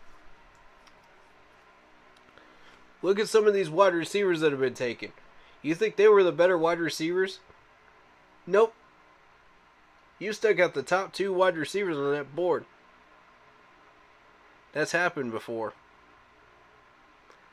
Same thing with corner. Same thing with all these positions. It's happened. There's a history of it in the NFL. Teams will not always pick the best one on the board. It's not best player available all the time. That's not how it works. Some of these teams know how to draft. Some of them don't. We're safer now. Tampa traded to the Jags. Thank goodness. Whew. Right. We might just have to take the best available quarterback in the 4th and also bring Cam back. Well, here's the thing. The punter, or the punter can be considered the 4th emergency quarterback. Have you seen the clips of how he throws? So really what we're trying to do is replace that second string spot. That's all we're trying to do at quarterback. So I don't believe that would be the wisest course of action. I think we just re-sign Cam. Cam will come back. Cam will come back. I got confidence in that. Once he sees what we're trying to build, he'll come back. Evan played more positions too, didn't he? Nope. Just left tackle. You're thinking of Joshua Ezedu, the guard, that also plays left tackle. That's who you're thinking of. Well, trade Sam then. Maybe. Maybe. We got 1 year on his contract left. Matt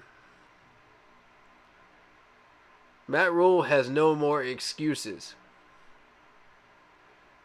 We addressed O-line in the draft. 2 really good ones. Brady Christensen, Deontay Brown. Exactly. Matt didn't even play Brady or Deontay. Cough, cough. We do have tackles. Pay attention. Yes, sir. Yes, sir. I'll show it on stream for y'all. I'll show it to you. That way you have no excuse for not knowing. Look at this. Cameron Irving, who I consider to be a second stringer. Brady Christensen will start. Adam Ontario, that's the question mark. That's what we're trying to replace. Who in their right mind would want to trade for Sam at this point? That's a good question, man. I don't know. I have to think on that one, Carl. Good question, buddy. I like that one. When the owner comes out and says he has faith in you and you throw an egg in his face, yeah, you're going to get fired. The owner is delusional too. Can't you see the owner is part of the problem too? The fact that David Tepper is vouching for Matt Rule at this point says, I'm afraid to admit to my mistakes. If you're David Tepper, you're going, I'm afraid to admit that I made a mistake. I'm going to cover it up. I'm going to make excuses. I'm going to lie about it. I'm going to cover for my man, you know, and refuses to fix the problem. Nope. That's not the way to progress. Bro, you're a new owner. We can forgive you if you make a mistake. All you have to do is just put out a statement. I made a mistake. This is not the right coach for us. Let's go get one that's better. Simple. It's that simple. It really is. And we'll all forgive you. All is forgiven. Bygones are bygones. You know, you got full respect for me from after that point. Because that shows me you got a spine and you're human. You learn from your mistakes. You know what I mean? You're smart enough to realize, oh, hey, I don't need to make excuses. I don't need to cover up for this dude. He's shooting himself in the foot. You know, why should I do that? Let him ruin his own career. If I'm owner, I'm saying you live or die by the choices you make. That's on you. 100% on you. Whether I back you or not, I'm not going to say. I'm not going to say it to the public. You don't need my backing. That's all you. You live or die as a head coach. It's that simple. If I made a mistake, I'm going to say it publicly. I made a mistake. Let's go get a new coach. Simple. If I'm a new owner, that's how it is. People will forgive you. They will understand, bro. You know, I'm totally understanding.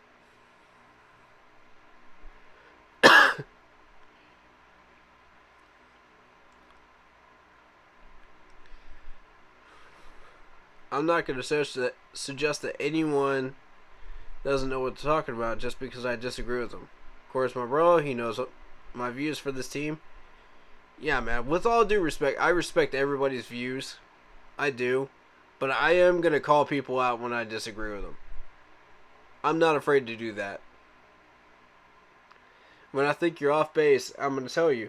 I'm going to give you that tough love, and I'm going to tell you, go do your research again. You know what I'm saying? Because it's off. It's off. When I've clearly proven, my points, with facts. So it is what it is. And you look at guard position. Here's further proving my point. Pat Eflin, second stringer, probably. Right? Second stringer quality. Michael Jordan and Dennis Daly are third string to practice squad material for me. I'm sorry. For anyone that is still backing these two, I'm sorry. That's how I see it. We need a guard desperately. And that's why I'm saying we better pray that Joshua Ezedu is still on that board. Because that solves both our problems outright with one pick. That solves both our problems with one pick.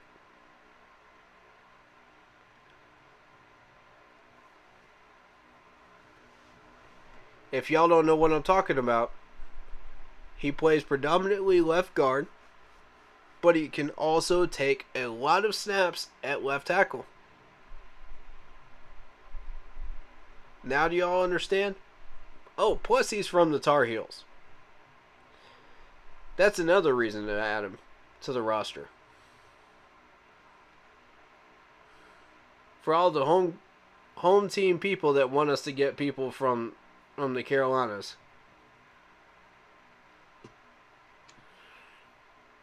That's another reason to go after Joshua. Now, will he land at 137? I hate it, but somebody's going to reach.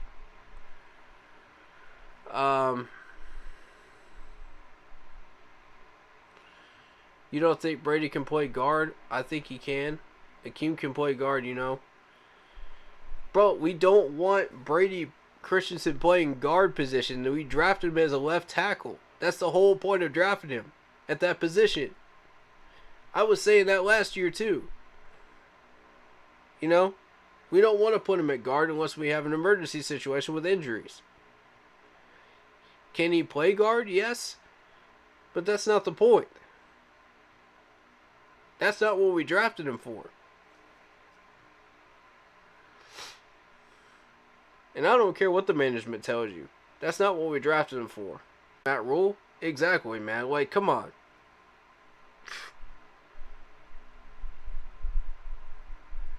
Eflin is trash. He isn't a backup on any other team. I disagree. I think he could play second string. Probably third string for a better team.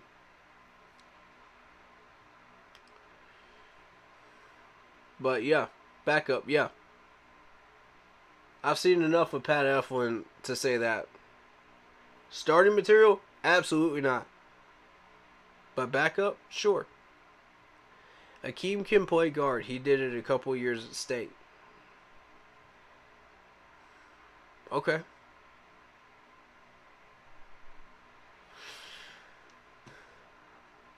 Alright, here's what I'm going to say to answer that one. Akeem, right? Akeem? I'm only interested in what he did at NC State. How many snaps did he take at left guard while he was in NC State? Last year. How many? None. How many did he take the year before? 239. Sure. He can play guard, but do you want him at guard? No. If you're drafting him for left tackle. Emergency backup left guard. That's why you would draft him. And we need a guard more than we need a tackle. I keep rehashing that. So I don't know what else to tell you. It looks like Tepper is going to ride with Matt at least until Matt actually gets the starting quarterback he wants, which will take forever. It'll be till the end of time till he gets the quarterback he wants. Bro, he has asked for 3 different quarterbacks. He's gotten all 3 of the quarterbacks he's asked for, and all 3 of them have failed. So come talk to me, you know. Matt Rule, come talk to me when you find the quarterback you want this time. We'll talk after you've actually had some success. And Matt fails after that, and Tepper doesn't fire him, and we could be in...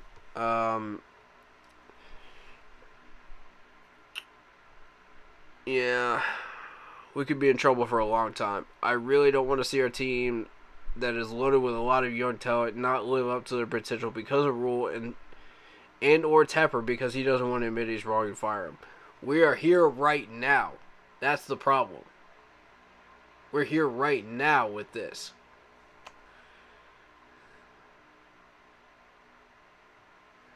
That's where we are right now. Matt Rule is putting training wheels on us when we should be riding this bike right down the street. We don't need those training wheels no more. We're not falling off the bike no more. It's Matt Rule that's pushing us off the bike.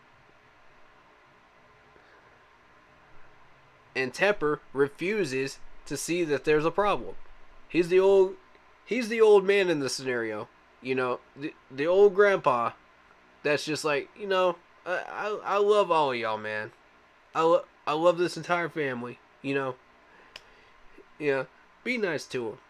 You know, he's like that grandpa figure, you know. Matt Rule's that pushy dad that's just like, yeah. He's that soft dad that doesn't have a spine that says, you know, just keep trying. Just keep trying. Just keep trying. Meanwhile, this fan base continues to eat this toxicity of this team that Matt has created. That's why I say we're in an abusive relationship with this management. You know what I'm saying? And we keep saying, oh, well, next year will be better. Next year will be better. Isn't that what an abuse victim says when they're in an abusive relationship? Isn't that exactly what they say? They make that excuse every time. Tell me I'm wrong, y'all. I paid enough attention to this stuff, man. I know. I know.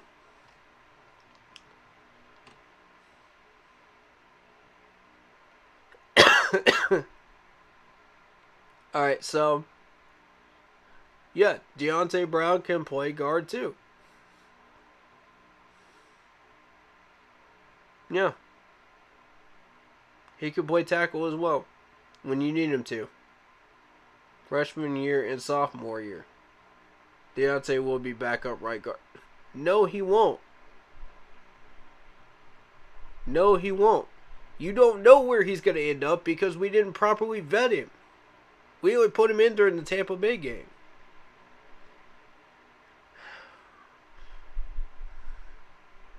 Akeem is a versatile player.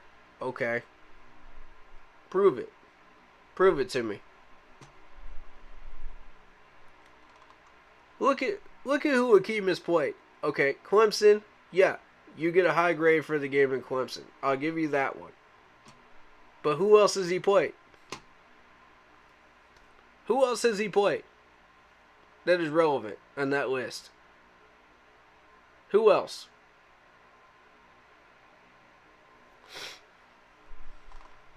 That's why I keep telling people, pay attention to who these guys face up against. You're not seeing the full picture. Just because he took 819 snaps at left tackle, and just because he took 239 at left guard doesn't make him the best available on the board. I disagree with the scouting people, man. I've been known to do that a number of times. I've been known to do that a number of times, man. I'll openly do it. I don't care. I will air that stuff every time. No matter how toxic it sounds. I'm showing y'all tough love, man. That's what it is. If I disagree with something, I'm real with it. I'm going to tell you, I disagree with it. Deontay as a backup. Are you nuts? So you know what this man did in college. Yeah, exactly. Thank you. Thank you, David.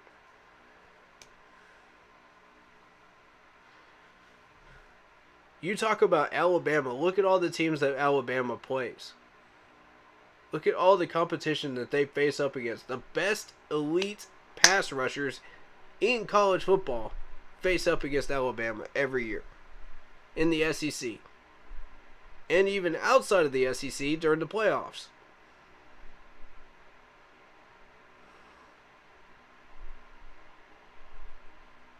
Okay, so again, I gave you Clemson.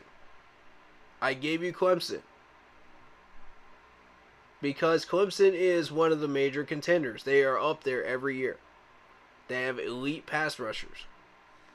I'll give you that. Hey, man, I don't want you to feel unwelcome here, Phantom. Nah, man. I got respect for your opinions, dude. But I just got to call them out, bro. You know, nothing but love here, man. It may be tough love, but it's still love, bro. You know what I'm saying?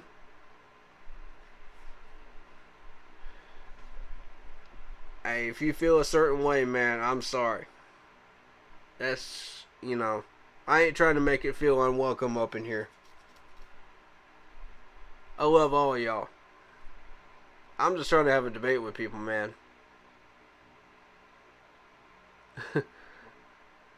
Yo, it is, though.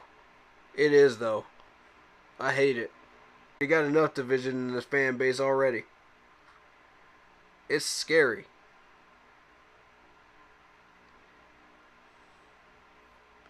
But that's where we're at.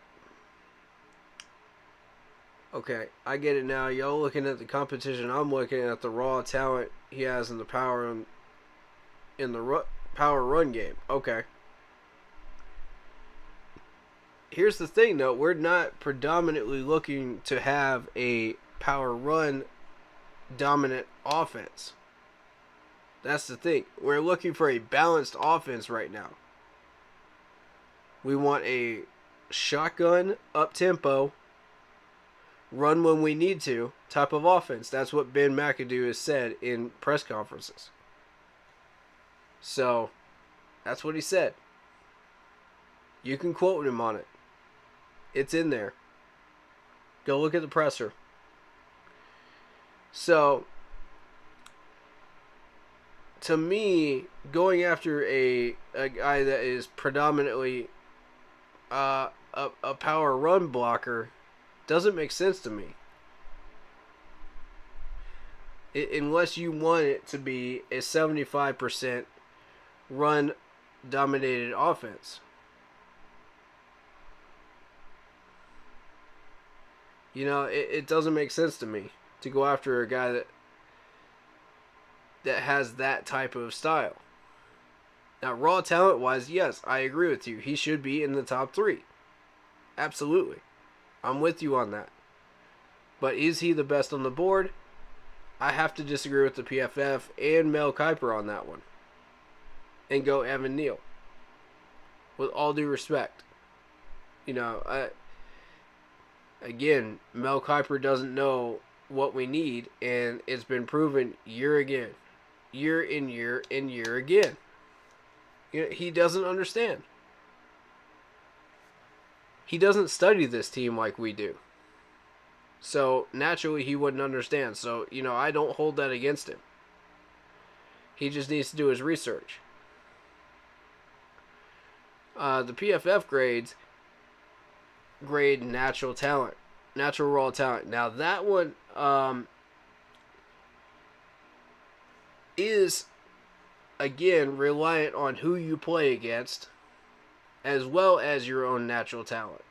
So, there's that too. So, I'm seeing both sides of this, you know, and I'm saying, okay, well, to not look at the raw talent as well as the competition would be foolish. So, you know, I see both. When you're looking at the full picture, you want to see both, right?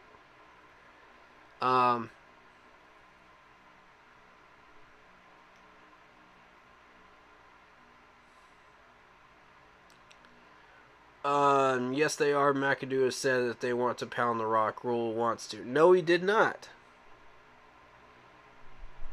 Go back and look at McAdoo's press conference. You're putting words in this man's mouth.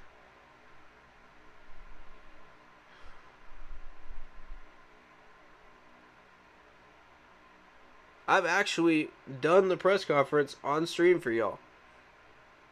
He said specifically he wants a up-tempo shotgun offense where he can pound the rock when he needs to. On his terms. That's exactly what he said, word for word.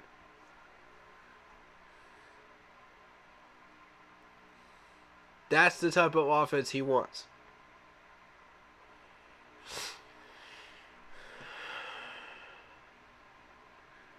And let's pound the rock until we have to have the quarterback, yes, run the football and keep the defense fresh. Why can't we do both? Why can't we do both? I'm willing to see Akeem and see what he can do. Okay. Fair enough. Let's see what he can do.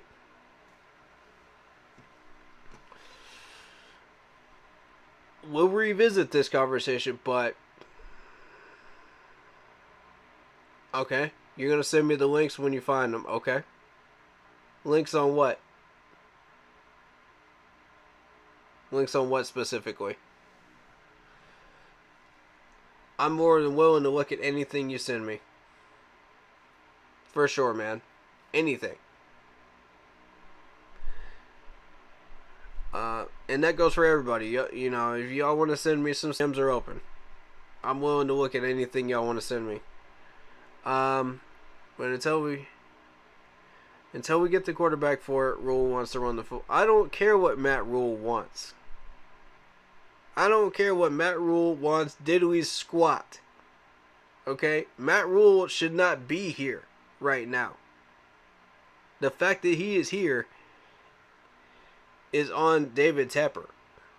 That's on David Tepper's hands right now. Because we don't have a quarterback for it. Why can't you... Sam Darnold moves the football down the field.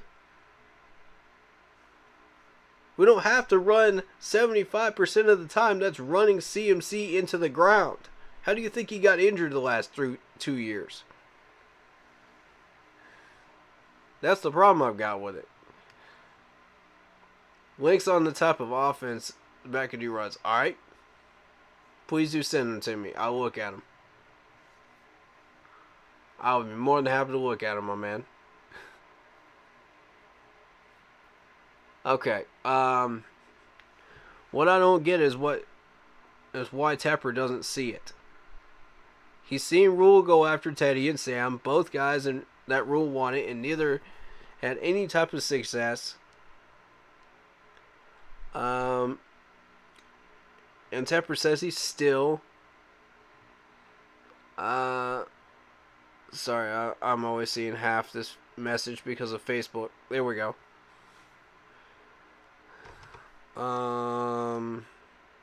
This is the one I want.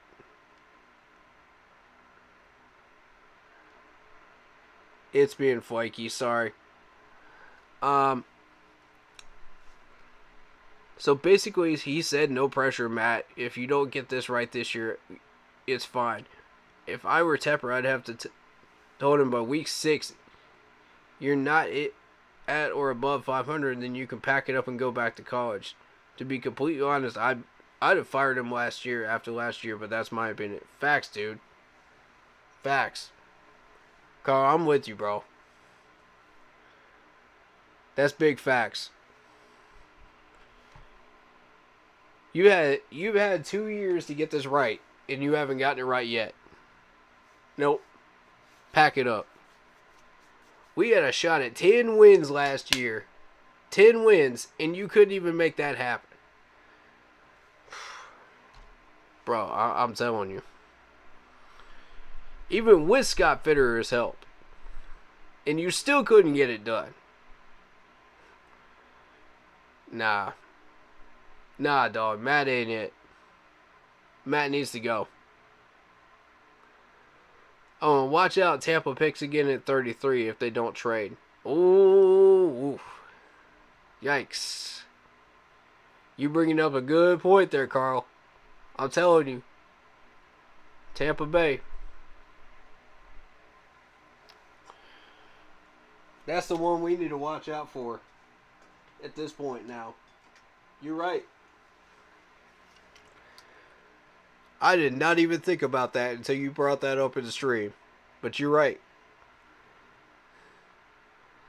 That's another thing I don't understand. Tepper being such a great businessman, you think he would be smarter than to bring him in college, coach Matt Rule on such a big deal in the first place. Exactly, man. What college coach do you know that has gotten a 7-year deal in the NFL? What college coach gets a 7-year deal? That's ridiculous. Some of the pros don't even get that much. Some of the experienced pro coaches that have been around the circle about a half dozen times don't even get that. Not even Andy Reid got that. For goodness sakes, come on, man. 7 years.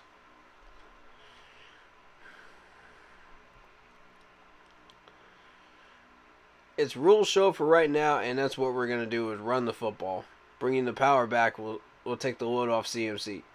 When you run power football, you're putting the load on CMC. You're doing the exact opposite. Actually, when you're run heavy, what are you doing? You're running the ball, right? Who you going to get to run the ball? It's CMC, right? No, you're not going to split carries with him and Chuba Hubbard. You're going to run CMC when he's healthy, right? You're going to run him right into the ground.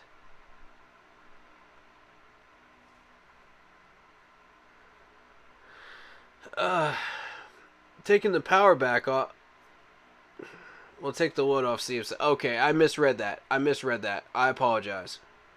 Alright, so bringing in that power back will take the load off CMC. Okay, yes. Yes, you are correct about that. On second and short situations, third and short situations, yes. You are correct. And we can also have quarterback draws if we have Cam Newton in here. So, yes. We brought in another running back. Remember, I forgot his name. The power back, right? You talking about the power back? Yeah, we did. You talking about Foreman, right? Foreman? Yeah, he's pretty good. He's pretty good. I think that's a solid number 3. We got a solid running back room here. I'm happy with it. I'm with you. I'm with you on that one. You know,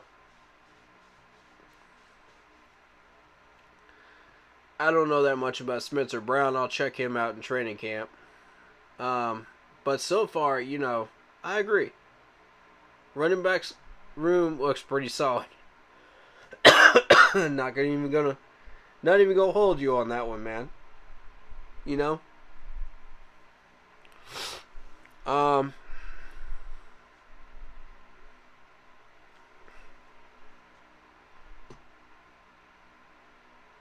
My thing is that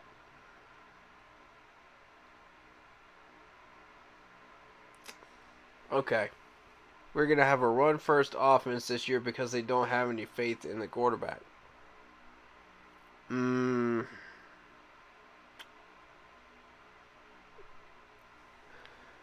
Well, see, that's been the style that we've been running with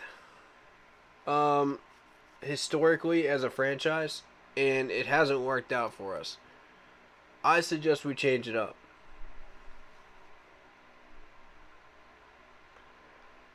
Honestly, 2022 is going to be a wash anyway. We're not doing anything in 2022.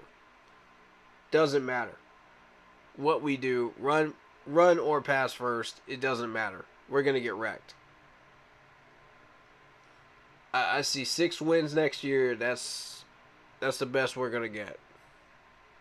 With all due respect, you know, to the talent that we have on this team, I just don't see any further than that. I'm being realistic with y'all. I wish I could say 10 wins. I wish I could say 12. I wish I could say 13, but we can't.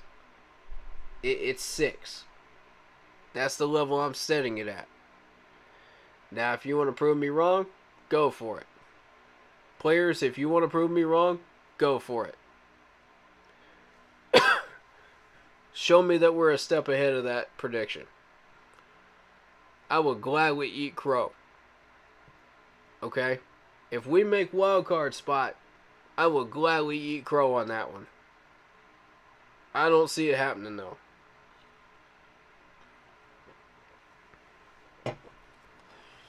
I don't like it either, but unless we get another quarterback, we will run and make teams stack the...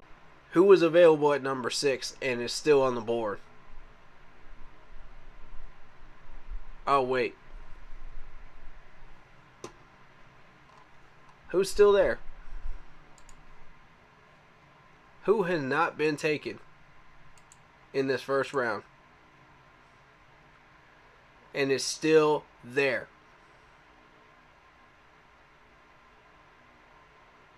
Any name ring a bell right now? Any name at all?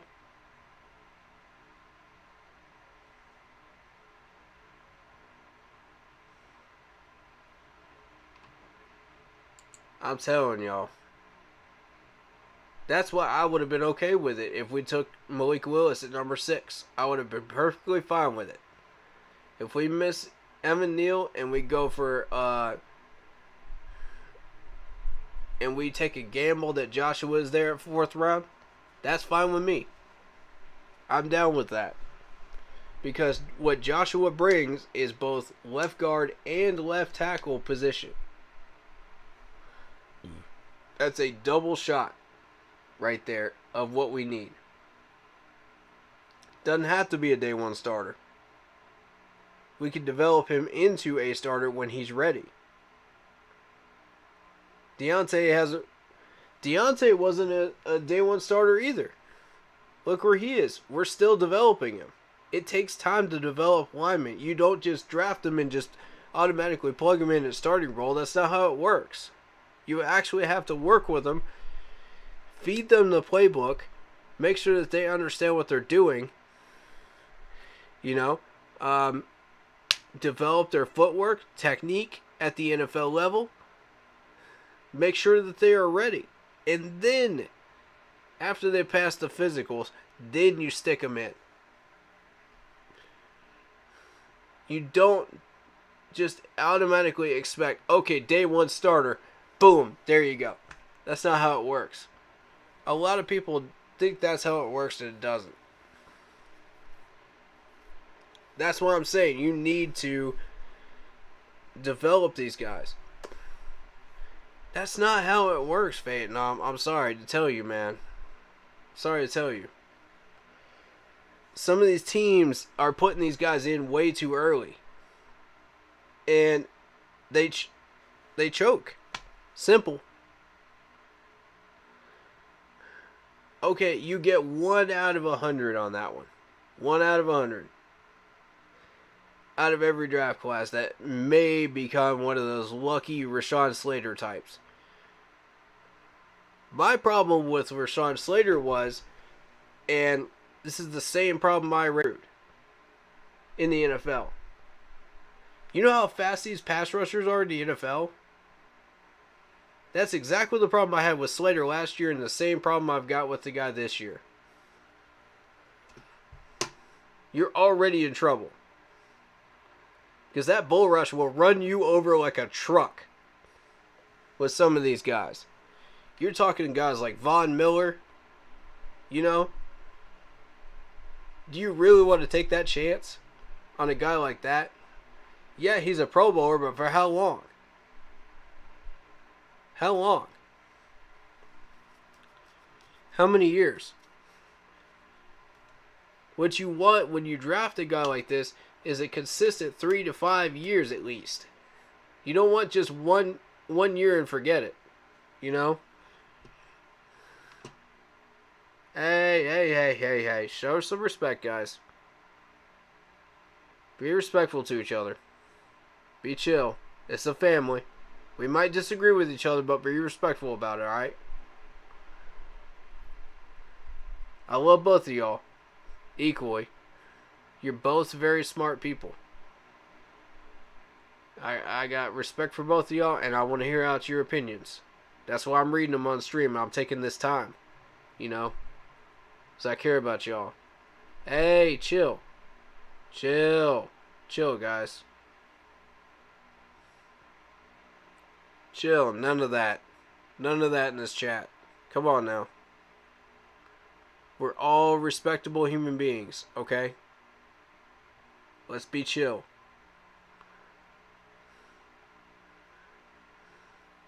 I will call you out on stuff, though. If I don't agree with it, I will call you out on it. Doesn't matter where they get picked. Yeah. Tom Brady got picked round 6. Yeah. That's true. Tom Brady did get picked in the 6th round. He makes a good point.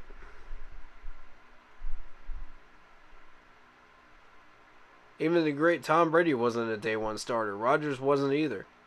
Exactly. It takes time to develop these guys. You can't just walk them out of the field and be like, hey, well, there you go. Trial through fire and flames. Now you're a starter officially. That's not how it works, bro. You got to develop these linemen. You got to develop quarterbacks. You got to develop these players before they're ready to make starts. Why do you think Deontay Brown's not a starter yet? Why do you think it took so long to get Brady Christensen into a starting role? You got to develop him. He wasn't ready. Scott Fitter specifically said, we're going to put these guys in when they are ready. Y'all missed that, didn't you? Y'all missed that. Selective hearing again.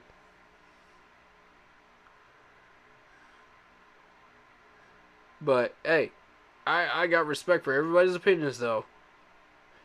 Let's keep it chill. Yeah.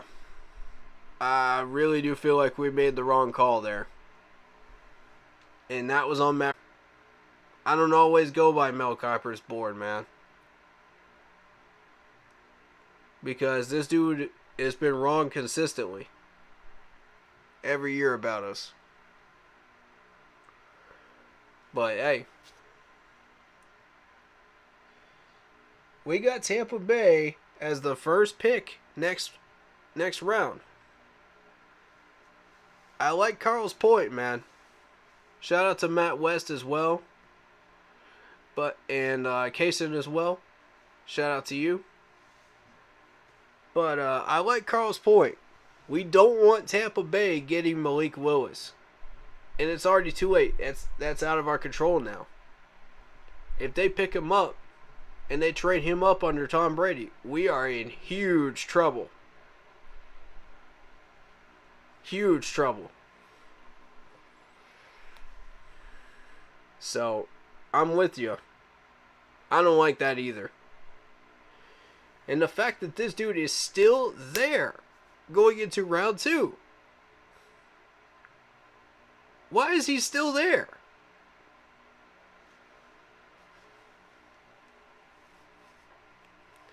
Y'all, I warned y'all about this. I did. I warned y'all. Half the fan base don't want to listen. But I know y'all do. I know every one of y'all that's coming up in here has wanted to listen to it. And y'all know I'm right now. Because that draft board just proved me right. That's a scary thought.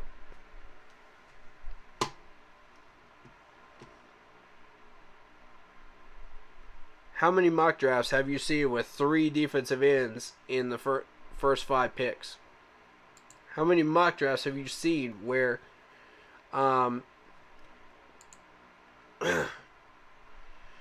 Washington takes a wide receiver? How many mock...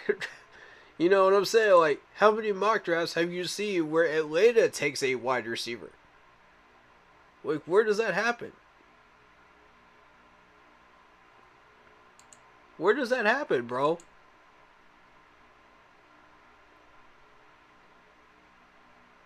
And then you got Tennessee trading up to that 18th spot. Bro, I'm trying to tell y'all. I warned y'all that might happen. That some nonsense would go on with that 18th pick. In the last week, did I not? Did I not? I ran 3 different mock drafts with that 18th pick. What's up, Andy? How you doing, man? Shout out to you.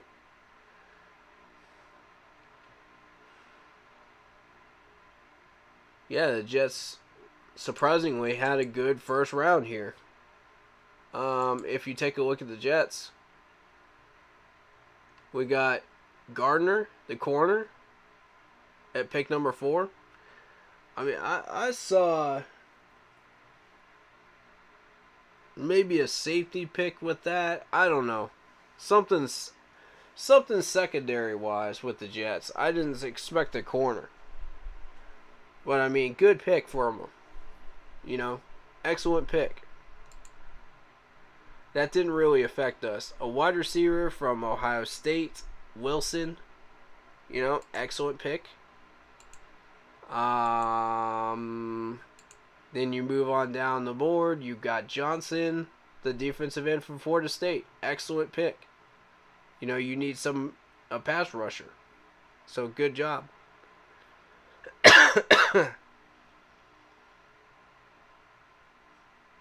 And look at this, y'all. Devontae Wyatt from Georgia is gone off the board to the Packers. He's gone. He's gone. We don't get a shot at him no more. He's gone.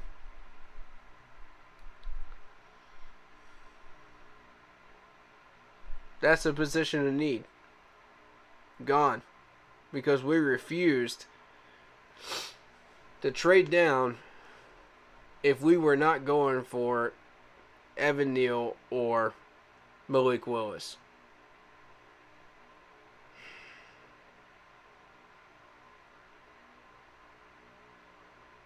It's not that complicated.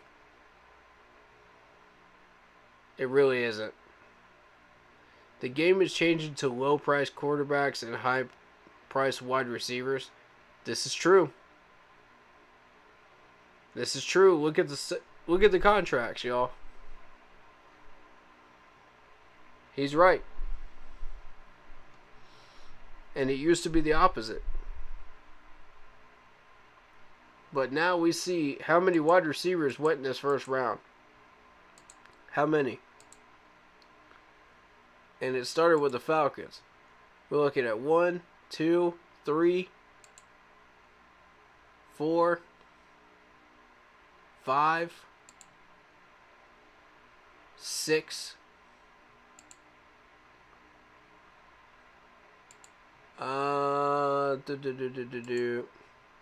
6. 6 wide receivers in the first round. That's unprecedented.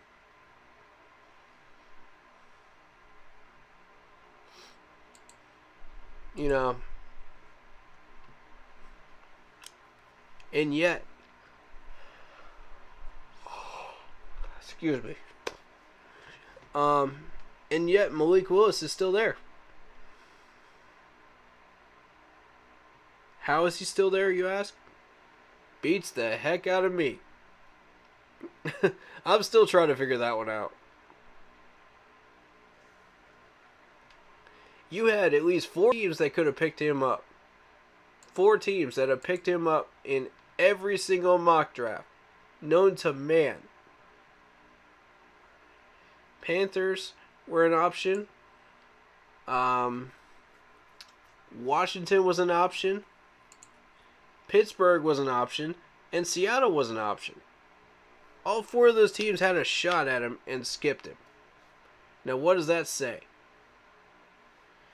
You think back to last year. Look at Justin Fields. Look how far down he slipped. Team after team after team after team ignored this dude.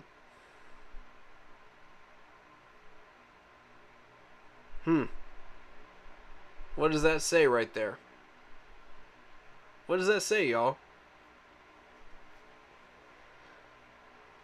Is Malik possibly going to be a bust? Think about this. Kenny Pickett was taken at 20 before Malik Willis at quarterback position. Yes, Kenny Pickett, who had these small hands, according to Matt Rule.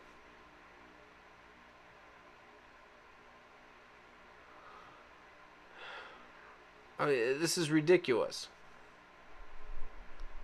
What in the world happened during this first round to make this go this direction? I don't like it. I'm surprised that Atlanta didn't draft Pickett with 8 with trading Matt Ryan. Exactly. Bro, I'm with you. I had that same thought, Andy. I had that same thought, dog. Alright, next comment. All I know is that if he goes to Tampa tomorrow, Tampa could be sitting pretty for quite a while. And you know he's going to be motivated to show people what they missed passing him up. Ooh, wow.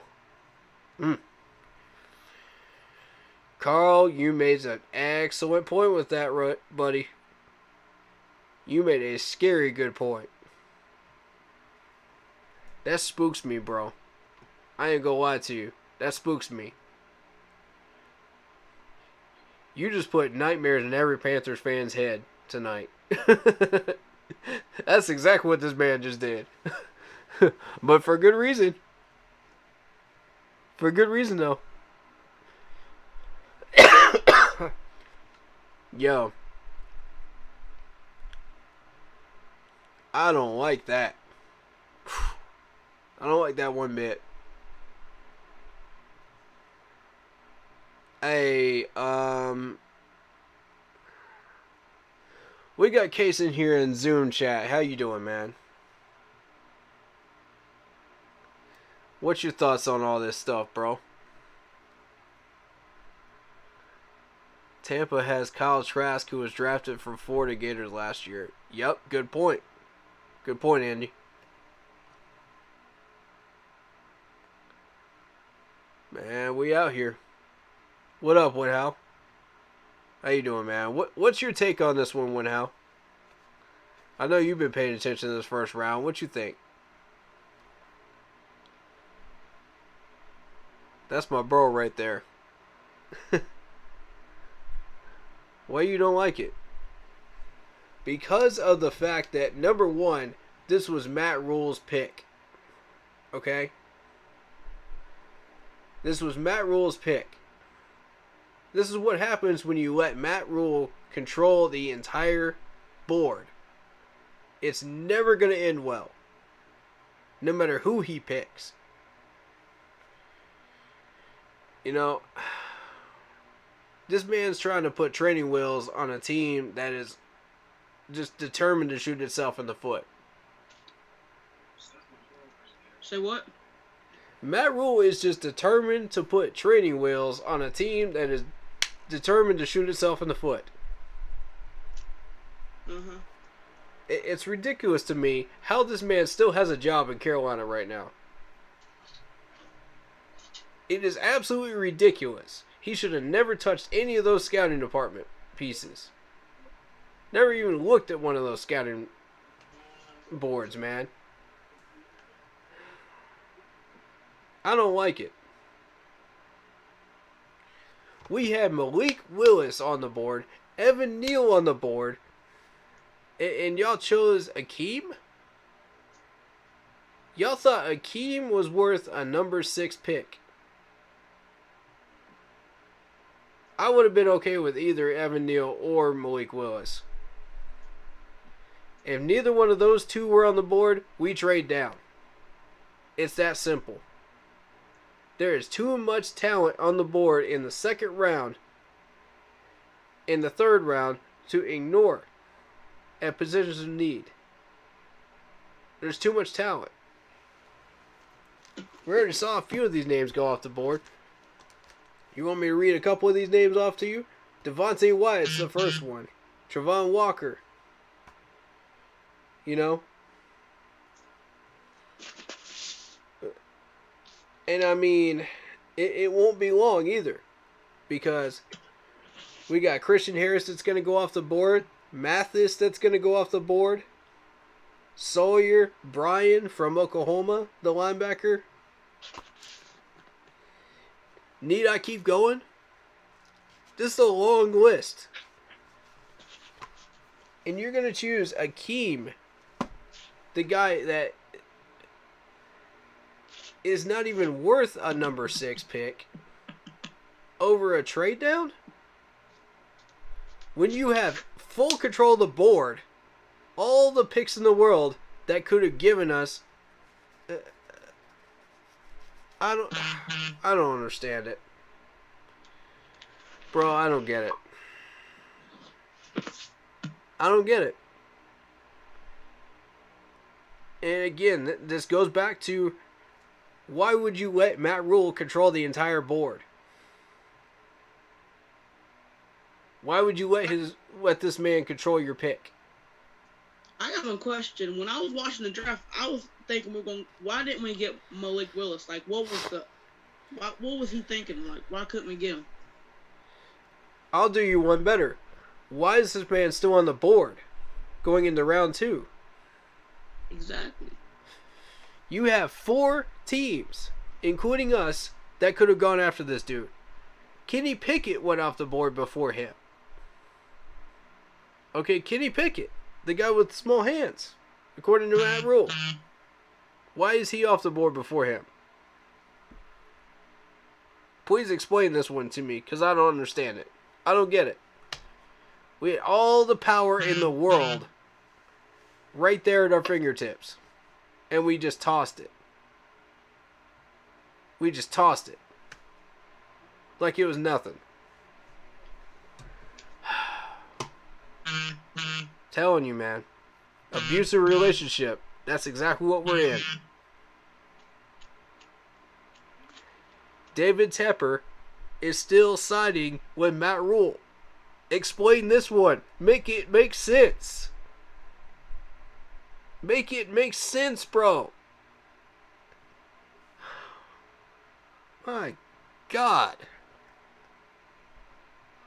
This management better wake up. It's another repeat. Man, I feel like we're just rewatching another episode of the Andy Griffith Show. That's exactly what I feel like we're doing. Y'all know what I'm saying? We're just watching another rerun. That's something we already seen already.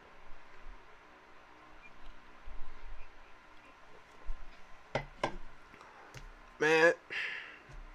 Come on, bro.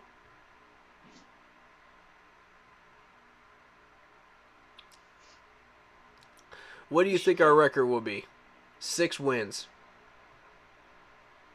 6 wins in 22. 6 or 7 wins. Yep. Anybody that doesn't believe that, better look at that record. Better look at what teams we're playing. We're playing some tough teams this year. 2 of them were Super Bowl contenders last year. Yeah. 2 of them. That's 2 L's already right off the board. Tom Brady with the Bucks, that's 2 more. That's 4. Want me to keep going? Don't we play against the Rams? I can't remember. Rams and the Bengals. Yeah. Both of those teams were in the Super Bowl last year. You really think we're getting wins there? In either one of those? Wrong. Nice try. I don't care how good our defense is. If our offense can't keep up, that's an L. Because if you can't keep up with either one of those teams, you don't belong in that chase.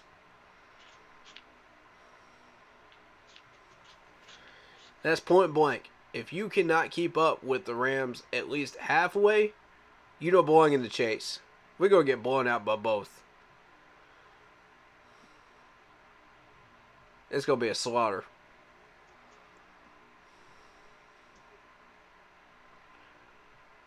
Man, I don't care how good our offensive line looks after this draft. I don't care how good our defense looks like after this draft.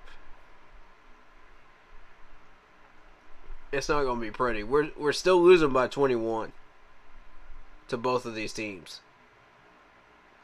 That margin's not getting better. Unless we get a good quarterback. Exactly. Thank you. Ding, ding, ding. And guess who is still on the board?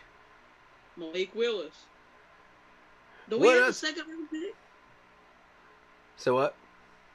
I don't think we have a second round pick, do we? Nope. Oh. We gave that up. We gave up our power when we chose Akeem. We can't trade down now.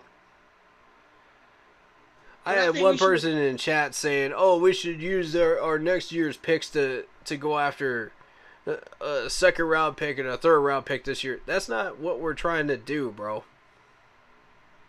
What I think Dude, is misprint. that we should have got Malik Willis, and we shouldn't get like a quarterback for free agency because they might want us to cost a lot of money just to keep him. But Malik Willis might be a little cheaper than these free agents now. That is a solid point. The only way I would make an exception is Cam Newton, because he even said he would take a pay cut for us if he were to come back with us. Yeah. Don't forget Brock Purdy, Iowa State. I mean, how you feeling about Brock Purdy? Huh? How you feeling about Brock Purdy from Iowa State? The offensive tackle we got. Or No, the quarterback. I think Andy is talking about the Brock Purdy. I'm about to look him up. I never really heard about him. Exactly.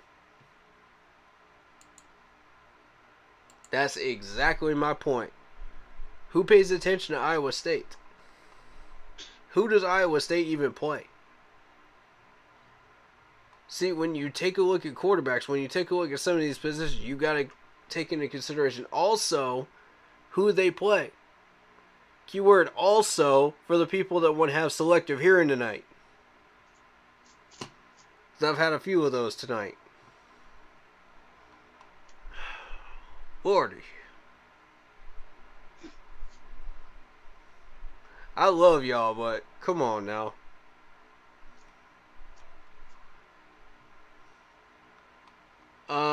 Yeah, Brock Purdy.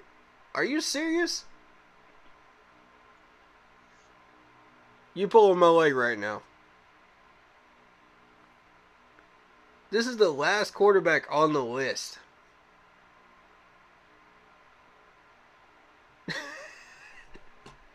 What are we doing? If you're holding off that long to get the last quarterback on the list that probably won't even get drafted, nah. There's a reason he's down there. Nobody cares about Iowa State. Nobody cares about Alabama A&M. Who's doing the draft thing? Is it Matt Rule?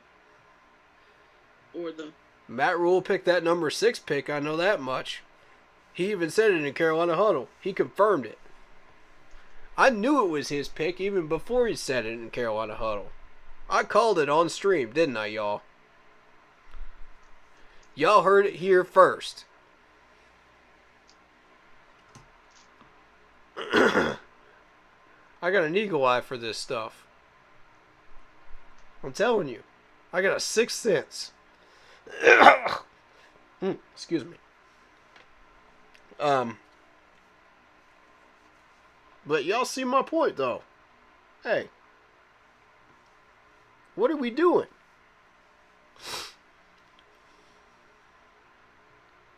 Y'all want to go that far down for a quarterback? Nah. Nah, cuzzo. might as well just go get a defensive player. I know, right? Exactly. Or get a 4th string receiver maybe, but...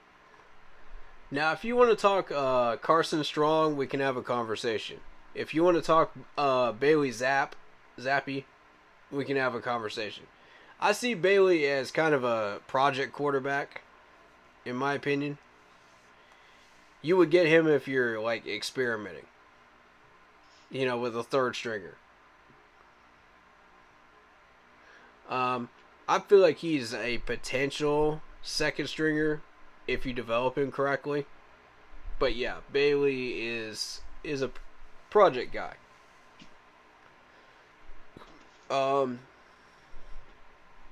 But yeah, people have heard of Western Kentucky. People have paid attention to Western Kentucky's record last year. He's relevant. Okay? People have paid attention to Nevada because of Carson Strong. Yes, it does happen. But, and yeah, some of these players come from like colleges like Miami, Ohio, like Ben Roethlisberger, yes. But Ben Roethlisberger was one of the few exceptions, you know, that really, really tore up the league, you know, and became successful on his own. You get one star out of like 100 out of a draft class, maybe. Sometimes you get lucky and you find 5 or 6. Now, I mean, that was a really weird time, you know, when a lot of these quarterbacks came through. It was a different time period, you know, but still, you know, let's see.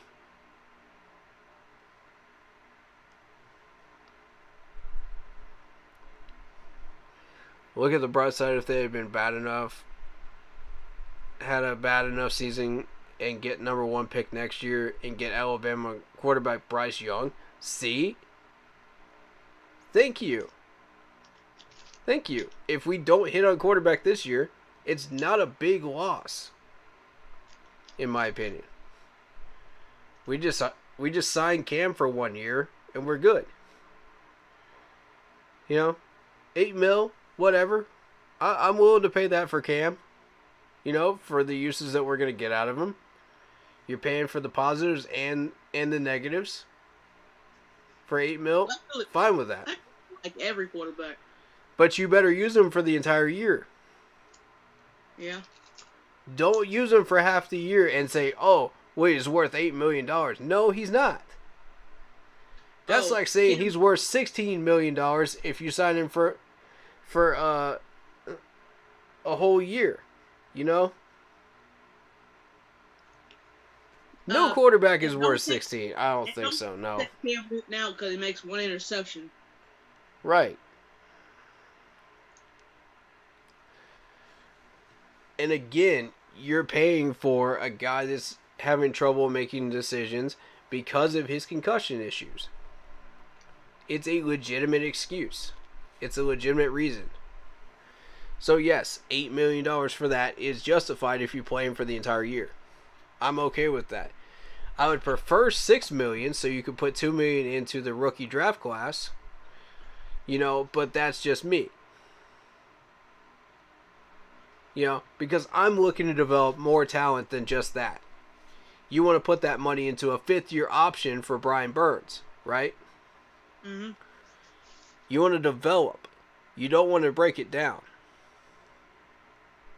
You don't want all that money going into one spot. That's the mistake Jacksonville made back in 2009. You look at some of those contracts, they look horrendous. Absolutely horrendous. So, I'm telling you, go out and buy that Madden 09 game right now for like, what, PS3? What was it, PS3, PS2? No, it's PS3. PS3. Point being, go look at the contracts and y'all see exactly what I'm talking about. Y'all see exactly how much these players were getting paid in Jacksonville and compared to the rest of the league. It was garbage. It was pure garbage when you start a franchise there. You don't even have to look at it on Madden to figure that one out. Just look at it. Just do the research. I don't want that happening in Carolina again. And Scott Fitterer will not let that happen. As long as he is GM.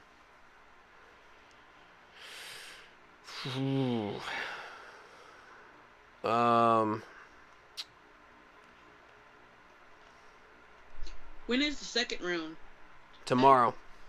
Oh, tomorrow? Yeah, it officially starts at 7. Because this one started at 8. Oh. Yeah. But I'll start streaming at 6. Oh. So yes, you do make a good point, Andy, that Ben Roethlisberger did play for Miami, Ohio when he was drafted. Sure, you get 1 out of 100, right? 1 out of 1,000 stars that come up here and become the next Ben Roethlisberger. But how many of those actually are developed? All of them. All of them. They don't just walk in there and say, well, you're starter now.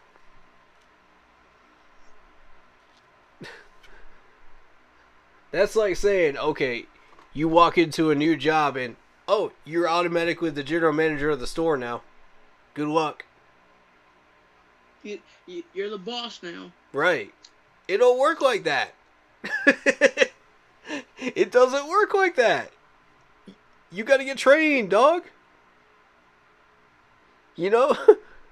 Baby steps. What do you think it took so long to get Brady Christensen out there in the starting role? He wasn't ready. And I respect Scott Fitterer for saying he was not ready. We put him in there when he's ready. Same with Deontay Brown. They didn't think he was ready. Give him a little more time. I want to see a little bit more of him. I'm willing to be patient on this one. If you don't feel he's ready to come in, that is your decision, Scott Fitterer. The problem is, it's Matt Rule's roster. And when Matt Rule says, I've got my 53 people, I'm going to do with it what I want because I'm king dog of the house, we got a problem. Because you look at Matt Rule's record right now, you look at his success, we got a big problem. You know, I don't like that. This man should not be in control of any more rosters or depth charts or anything at the NFL level.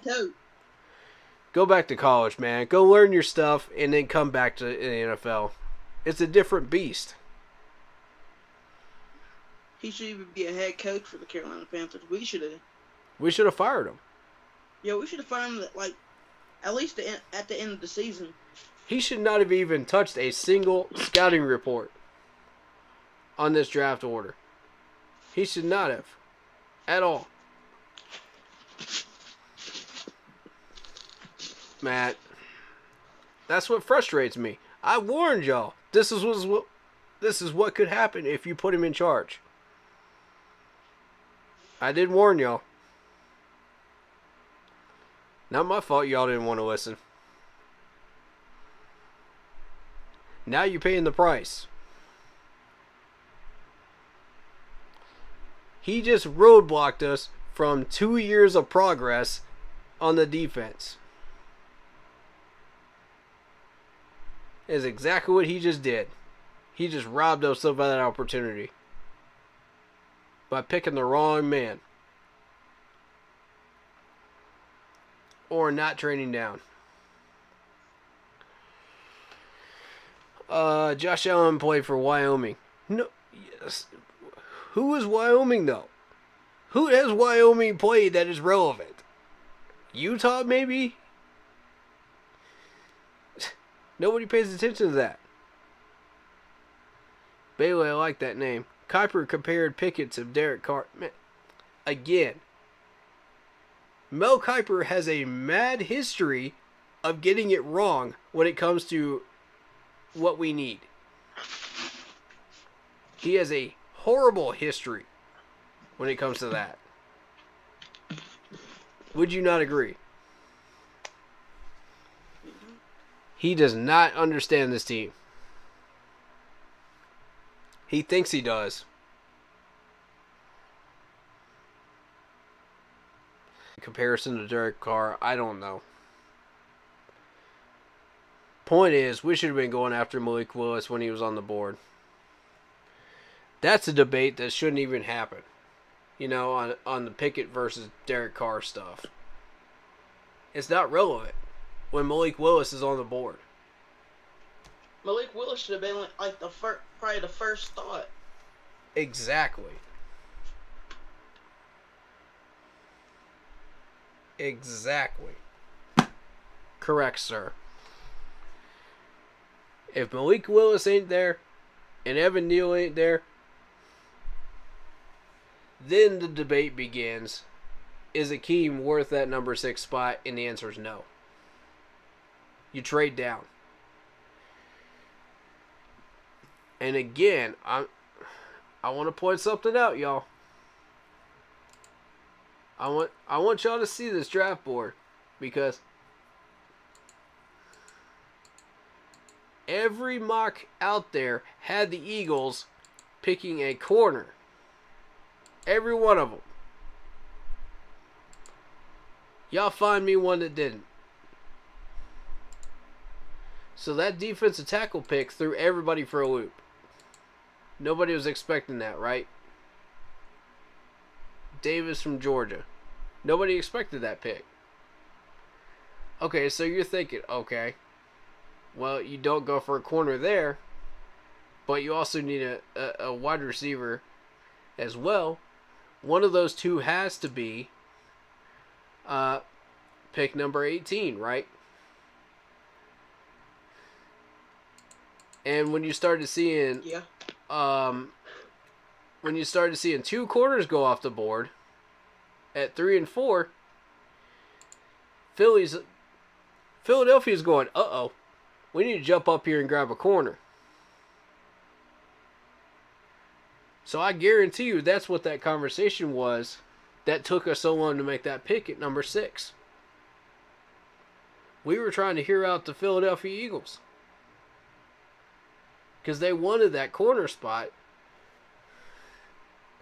The problem is they were wanting to give us that number 13, and that's not the one we wanted.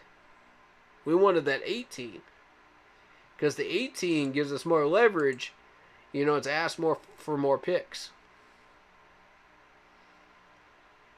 That's where the answer became no to the Philadelphia Eagles. And I respect that. With Evan Neal on the board, with Malik Willis on the board, we should, you know, hear him out for sure. But go with one of those 2 players. We had all the bargaining power on the table. We had all the bargaining chips. And Matt Rule says, nah, I don't want that. I don't want that. Why would anyone ever want that? Could it be, okay, this is a weird theory here, but let's roll with it. Let's roll with it, guys. He's now out, right? Look at the 3 defensive ends that you see in the first 5. Could the number 1 choice have been a defensive end? I'm going to throw a wrench in everybody's machine. I'm going to throw that proverbial wrench in there, because nobody's thought of this. I guarantee it. But you see those 3 defensive ends and you think, you can't help but think of it, right?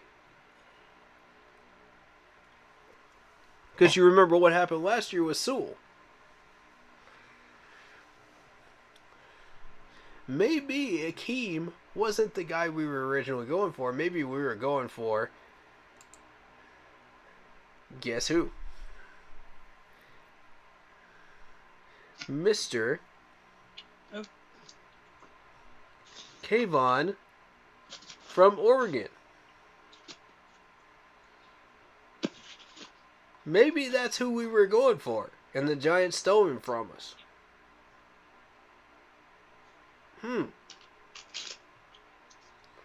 That's a real wrench in the machine, isn't it, folks? Probably because of Matt Rule, because he came from Oregon. That's why I'm probably going to pick him. That's the theory I'm rolling with right now. I think it was a Matt Rule pick, you know, to go after Akeem. But you can't help but think about that as like a little conspiracy theory, right?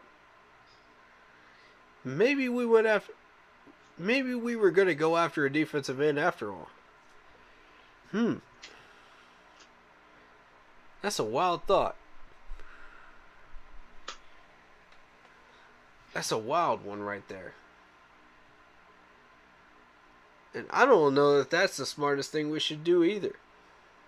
I feel like defensive end is a reach in the first round, when we have much bigger needs. But, hey, this is interesting, though. Yeah, Andy, I get you, man. I get you. You just trying to tell me what he said. I get you. Yeah, none of y'all are making me mad. I'm just having debates with people, man. It's all good. I just got kind of frustrated with Vietnam there because, you know, I had to throw a wrench in a good chunk of what he was throwing out there, man, because it wasn't right. I completely disagreed with it, you know. All due respect to him, but, you know, I'm going to call you out on your nonsense. Don't expect me not to on this channel. Okay? Y'all know this. Y'all know this. Okay, don't come up in here acting like you're full of knowledge and king of the world and everything, man. Do your research so we can have a proper debate. And I feel like some of these people have some selective hearing, man. You know, I love y'all, but y'all got some selective hearing issues, though. Who is the Panthers' tight end? Tommy Tremble. Tommy Tremble. Mm-hmm. Do we still have Ian Thomas, or? Yes, we do. Pending legal situation there.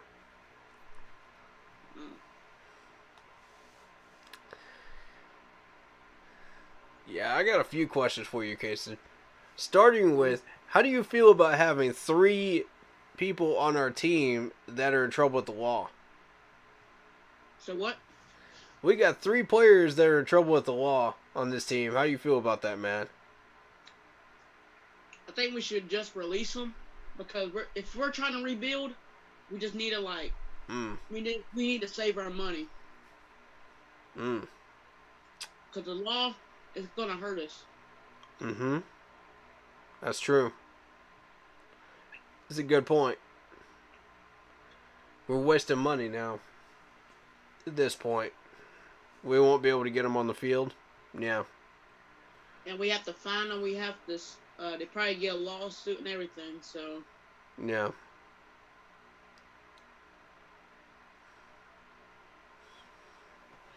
So that's what I was saying about why should. So if we have 3 people alone, I think we should just release them. Yeah. As long as they ain't Ray Kurth.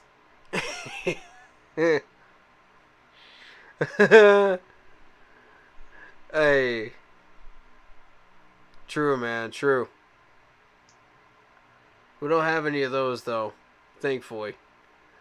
I'm going to kind of go off topic of the draft for a minute here. What did you think of David Tepper's press conference? I didn't listen to it. He had a press conference? That's the answer I wanted to hear right there. Because here's the thing, man. You're not going to learn anything. You're not going to learn anything. He didn't answer any questions. That's the right answer right there. Alright. Now, in turn, what did you think of Scott Fitterer's press conference? Because you're going to learn a lot from that one. I broke that one down in stream. I spent a good hour on that one. That was fun. About his press conference or... yeah, his press conference. Pre-draft. Now, you can learn from him. Yes, sir. That's the one thing I can't say. He's a smart guy. Mm-hmm. Like, really, to be honest with you, I think he should have done the draft than Matt Rule. Mm-hmm. Mm-hmm. Mm-hmm. Matt Rule should have never touched any of it. He should have never been in sight. Yep. Not even in the building. He should have been at home watching the draft. Exactly. Looking for a job. I live in Pittsburgh, so having access to the Panthers press conferences isn't guaranteed for me. Go check the YouTube channel, bro. The YouTube channel will always have those press conferences up for free. The official one, Carolina Panthers. Google search it, bro. They have it. Yep, every single one of them's on there. They never delete any of them. They're up there forever.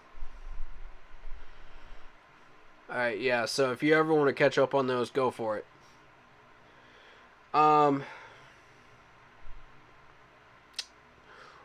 What do you think of this first round so far? Like, what is your overall impression? I'm going to rate it for now. I'll give it a 7 out of 10 because for us, we should have got Malik Willis. But I don't, because I think we already got a pretty good, like, O-line or something. Because we got, like, one from the Rams. Mm-hmm. So, I don't think we should have got the O-line. We should have got the quarterback. Right now, since we don't have a second-round pick, either we trade Ian Thomas for a second one, which is probably very rare. Won't happen. Huh? Won't happen. It probably won't happen. No. But thing about it is that we should have just got Malik Willis because he might want to get like a better, like we could have paid him a lot more less than if we would have got Baker Mayfield, Deshaun Watson, any of these quarterbacks. True. We do need a good quarterback, and if we're like trying to build, we need to get like one good young rookie quarterback to help out with this team. I agree. Now, this is an interesting one. What do you make of Washington drafting a wide receiver in the first round when every mock draft out there had them drafting a quarterback? That was an interesting one for me. That one I was confused about. I agree. That threw me for a loop. That made me think, like, are they doing it just to have another receiver to help out McLaurin, or I can't think on that one.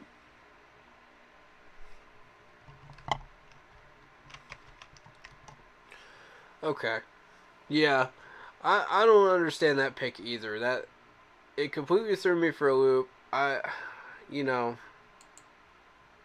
Maybe it's because of all the wide receivers being taken. Mm-hmm. Nobody expected the Falcons to go wide receiver. The Saints, it doesn't surprise me because of their needs right now. But the Eagles going defensive tackle. At that point, the Eagles are thinking, well, Malik is still on the board. Andrew Booth is still on the board. We can wait. You know what I mean? We can just go ahead and pick somebody without reaching. It's fine. My thought is, like, we had that conversation with the Eagles. I guarantee it. That had to have been what took that pick so long. I just don't see it any other way.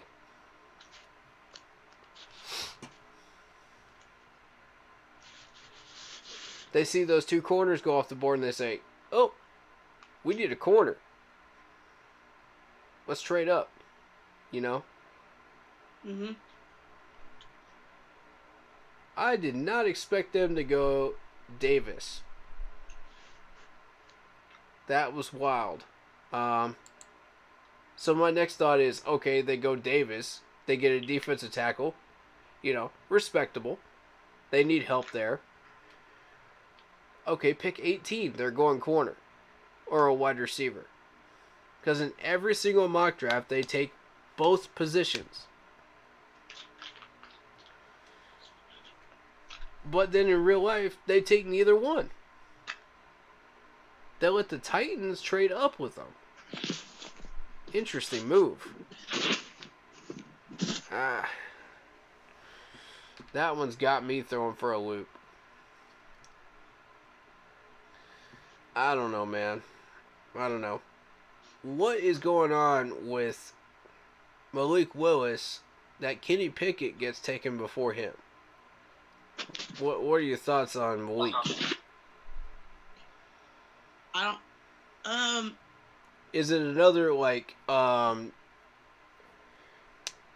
situation like last year with Justin Fields, or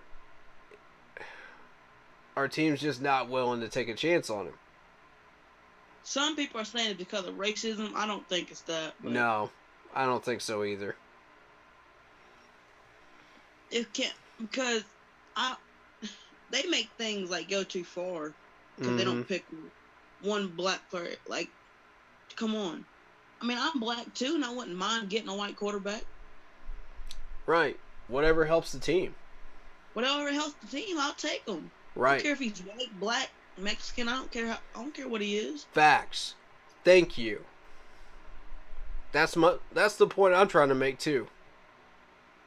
I don't feel like, because I think racist is like, yeah, we shouldn't even be talking about it. Right. It's terrible. Like, right. Look at the history. Right. Do you not read history? Right. We're let's try to keep the politics and stuff out of the channel, but you know what I mean. But that was relevant for the moment. But yeah, that ain't the reason. No. It's something skill based. Yeah, probably. But I don't know if they look at the draft combine wrong or anything. I don't know. We're missing something, man. I'm telling you. I don't know if it's another Justin Fields situation or what, man. Maybe he might be a bust. Maybe. I mean, that thought is starting to creep into people's heads now. It's certainly creeping into mine. Well, he's gonna get picked in the second round. In the second round. Yeah.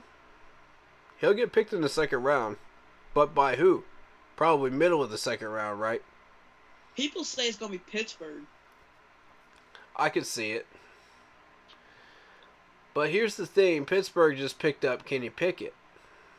Yeah. That's the difference. They're looking for a quarterback, but they already just picked up a quarterback. Why would they pick up two? Yeah, that's true.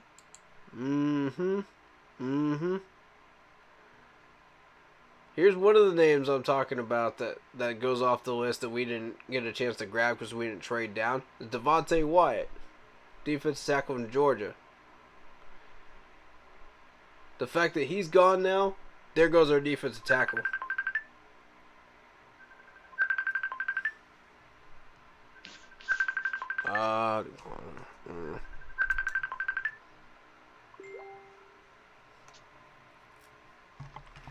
Sorry about that, y'all. You're fine.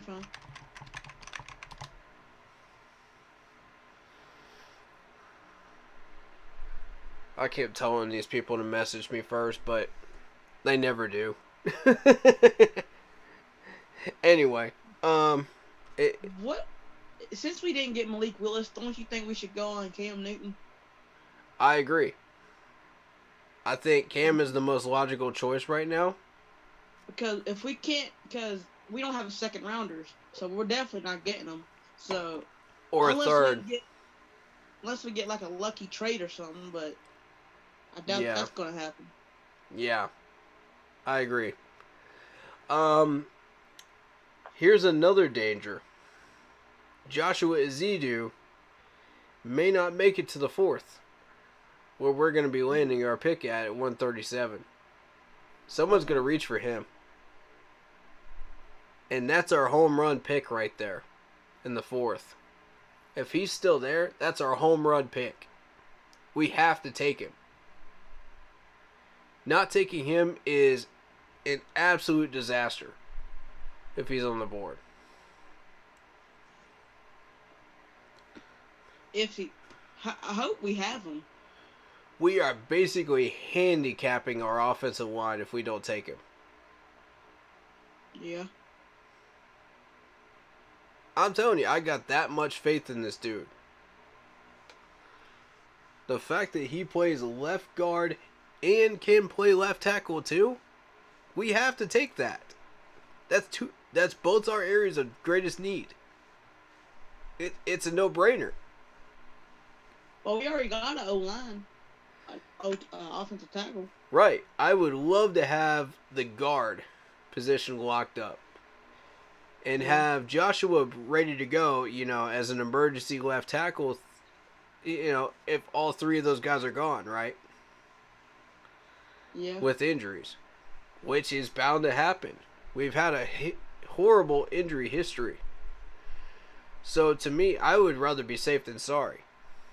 I would rather fill both positions, and make sure I get a solid offensive guard at that point, that can fill that position if necessary. Mm-hmm. Yeah, you don't want a guy that's only taking snaps at offensive guard, when you got a glaring need over there. When they can play both positions. Right. It's depth. Why get a guy that can only play one when you can get a guy that plays both? It's depth, ladies and gentlemen. We've been how many times have we rotated that offensive line over the past 7 years? How many times? I've lost count. I lost count 5 years ago. That's how far back I'm going. That's pretty bad. That's 2017. Right? That's pretty bad, ladies and gentlemen. We need this dude. If anybody picks him up before us, we're screwed. At that point, we start looking linebacker. And we hope to God there's somebody there decently. That's decent in the 4th round. Like that one dude you were talking about, that one-time string. Them linebackers. Yeah, I'm going to read you off the list of people that are going to be gone. Travon Walker's already gone. Devontae Wyatt's already gone. Nakobe Dean will be gone. Okay, you're not getting him in the 2nd round. Quay Walker is gone. Brian from Oklahoma is gone. Sawyer, the tackle, is gone. Mathis, the defensive tackle from Alabama, is gone. Christian Harris, who I consider to be the best linebacker in the whole draft. Forget what PFF says. Forget what Mel Kiper says. I view him as the best one on the board. Gone. Mm-hmm. Marquise Hayes, gone. Brandon Smith, gone. I've heard some people talk some high stuff about Brandon Smith from Penn State. Gone. Nicholas, the tackle from LSU, gone. At that point, we are hoping that Izidu falls to us at 137. And he's graded at 133. We better pray this dude falls to us. Because our next option at guard is Ed Ingram from LSU.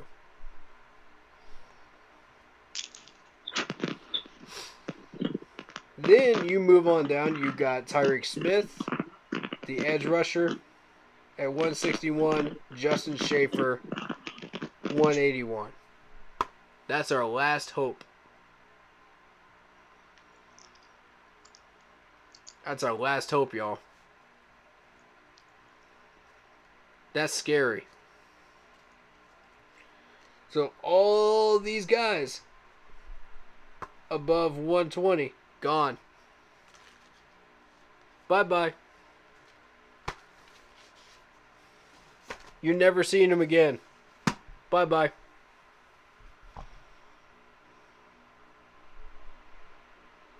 This is what Matt Rule did to us. You want to thank him? You know Bank of America Stadium's address. I know the location. You want to thank him? You know the address, folks. You better bring some pitchforks. We're going to be that team that wear the bags over their faces. Oh my gosh. Don't remind me. That used to be the Cleveland Browns. Yeah. From 2015 to 16. The Cleveland paper bags. Would have been fun if they changed their name for that year. Hey, much love to the Cleveland fans, man. Y'all rocking and rolling right now, though. But you gotta give them props. What they had to go through. Oh, absolutely. Oof. Man. Like 1-15 and 0-16. That's hard. Oh my God. That's tough. Yeah. I feel equally as bad for Jets fans. Jets fans have had it even worse than them. I mean, those were some years, man. Yeah, but oh man, no. I remember the 2001 Panthers. I don't want to think of that either. Nope.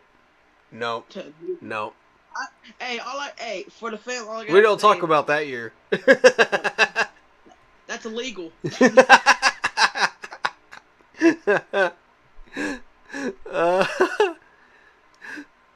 That's wow.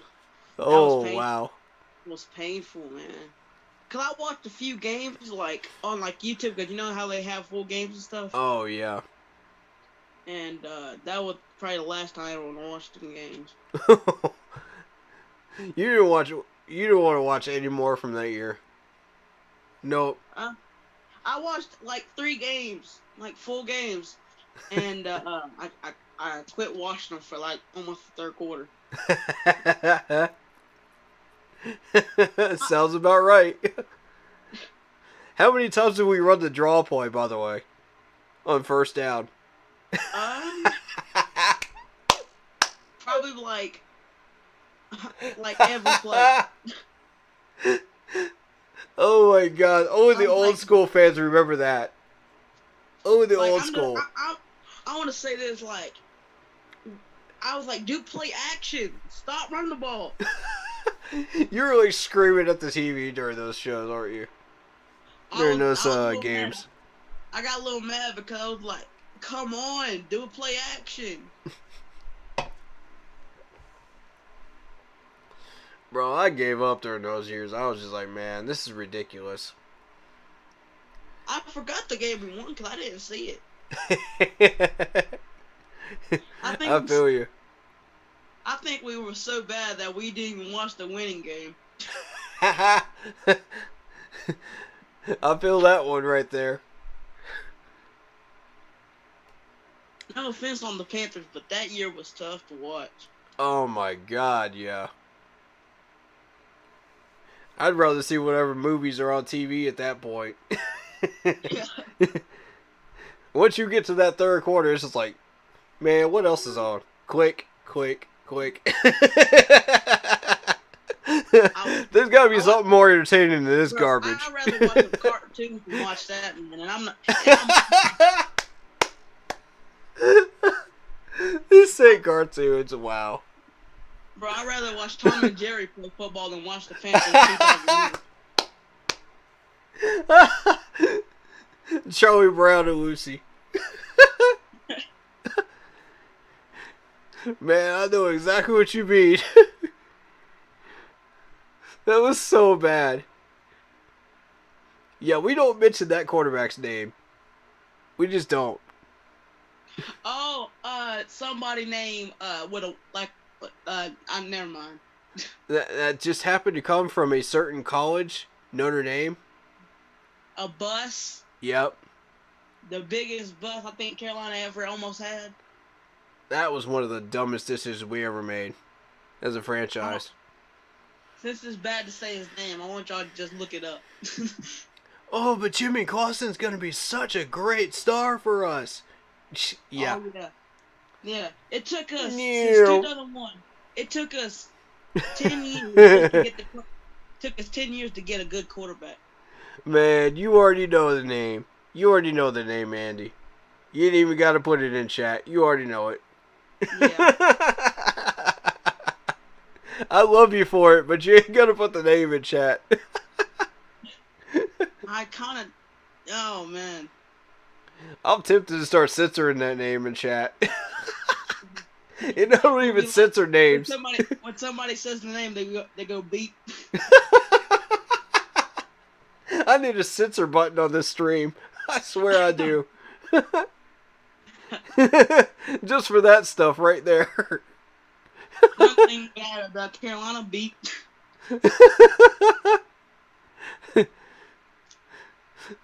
Oh, man.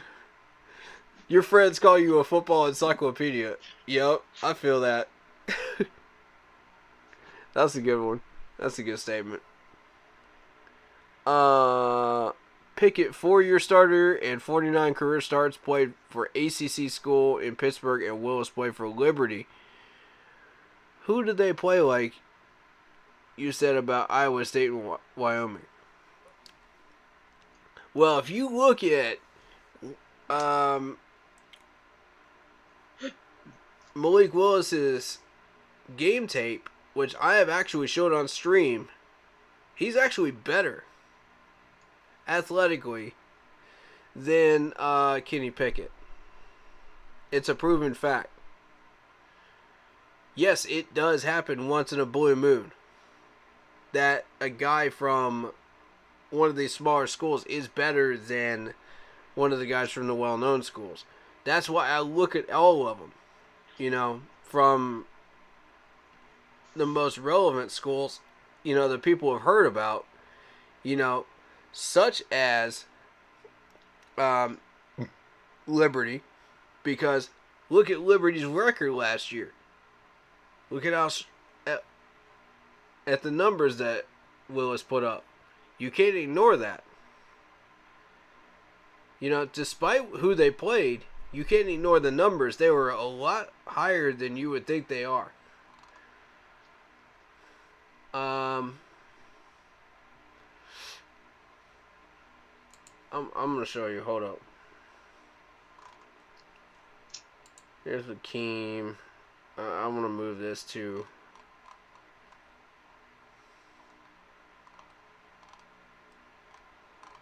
Let's see. Surprisingly, Nakobe Dean is still on the list. Is still there, too. But he's probably going to get picked in the second round. Probably. The one I want to look at is Malik Willis, right? Mm-hmm. Alright, so let's look at him. Career high 7 big time throws versus Army. 7. when most people get about 5, right? Mm-hmm.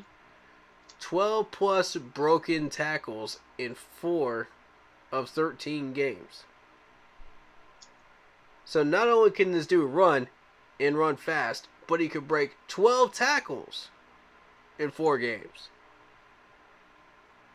He's the next Cam Newton style, running quarterback. Just a tad bit smaller. Right. He may not be able to make the throws that Cam Newton was in his rookie years.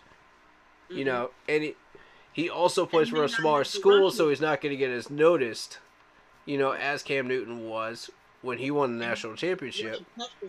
As Cam Newton. Right. But he has the potential to be kind of like Cam.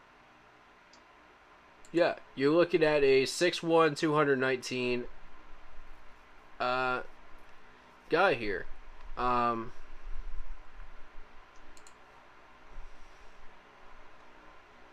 I mean, yes, you look at the schedule, you see, oh, well, he didn't really play anybody. But look at the numbers. Look at the numbers, bro. You can't lie. Those are nice. It's college. Yeah. It's not going to be easy. No matter what you're playing.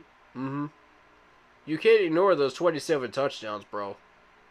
27 and how many? 27 and 12. Mm-hmm. Passer rating over 100 both years. You can't ignore that. Yeah. In less than 350 attempts. 208 of 339. That's a 61.4% completion percentage. The year before it was 64.3. In less games. The yardage, 2,859 last year versus 2,253. He could have reached that same number had he played 3 more games. Yeah. I'm telling y'all, this is not a fluke. These numbers are real. That's why I was looking at it and I went, hold up a minute. I hope to be honest, I hope he's not a bust, because that's what people are worried about. Because of the teams that he's played, you face. But hold up, here's Ole Miss. Here's Ole Miss in here. Y'all can't overlook that one. Then it becomes a totally different conversation, doesn't it? Now it does. Mm-hmm. Exactly. I would like to know that PFF grade for that game. That's what I want to know. 91.6 overall PFF grade? Okay. But how do you do against the teams that really matter? Like Ole Miss.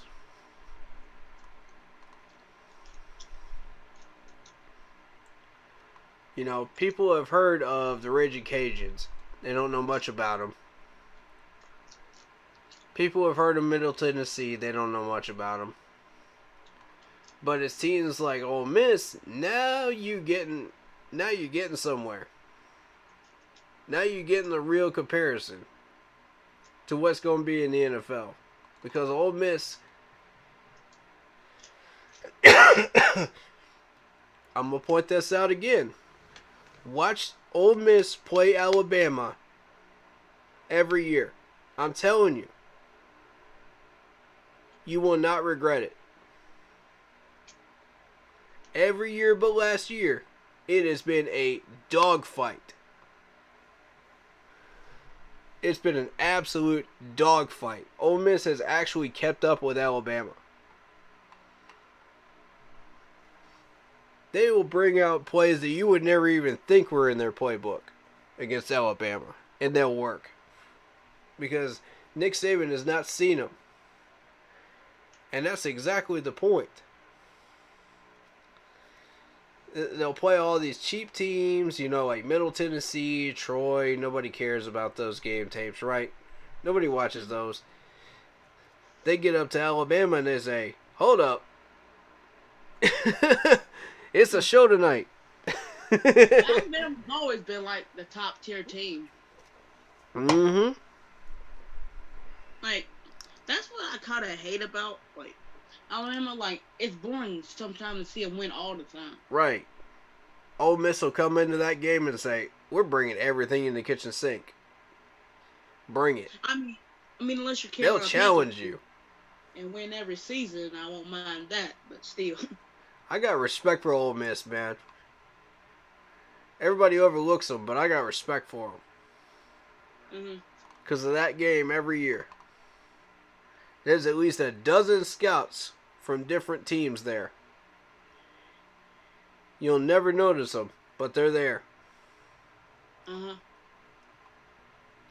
You gonna learn more about Ole Miss players in that game than you will ever learn throughout the entire season. I guarantee it. You want a real comparison on Ole Miss players, there you go. That's how they're going to stack up against NFL players.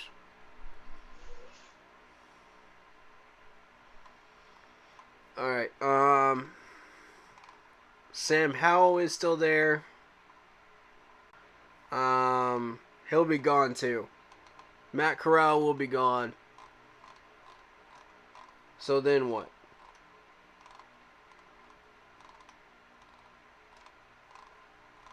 Who are we getting as a quarterback? The mascot? We getting Sir Purr as our second string quarterback? Hey, I went to the Tampa Bay game. He was doing his thing for, like, I think for kids that have, like, cancer or something. Mm-hmm. And so he was throwing footballs, and he was, like, trying to hit the back thing for, like, the money for him. Mm-hmm. And he was throwing it off, like, the very top thing, and he almost hit a few, but he didn't make one. Okay. Maybe he might be our backup quarterback. If he is, probably. Well, our punter could be our fourth string emergency quarterback. Yeah, because he's the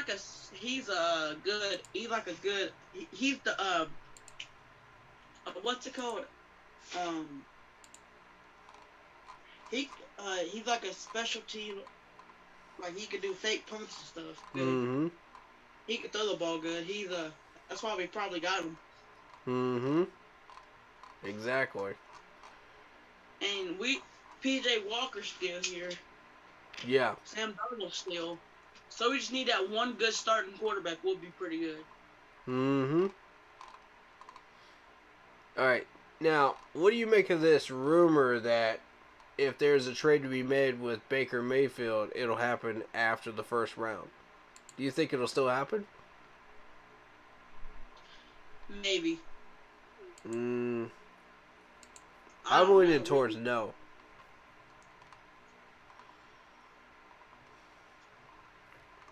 Yeah, but we should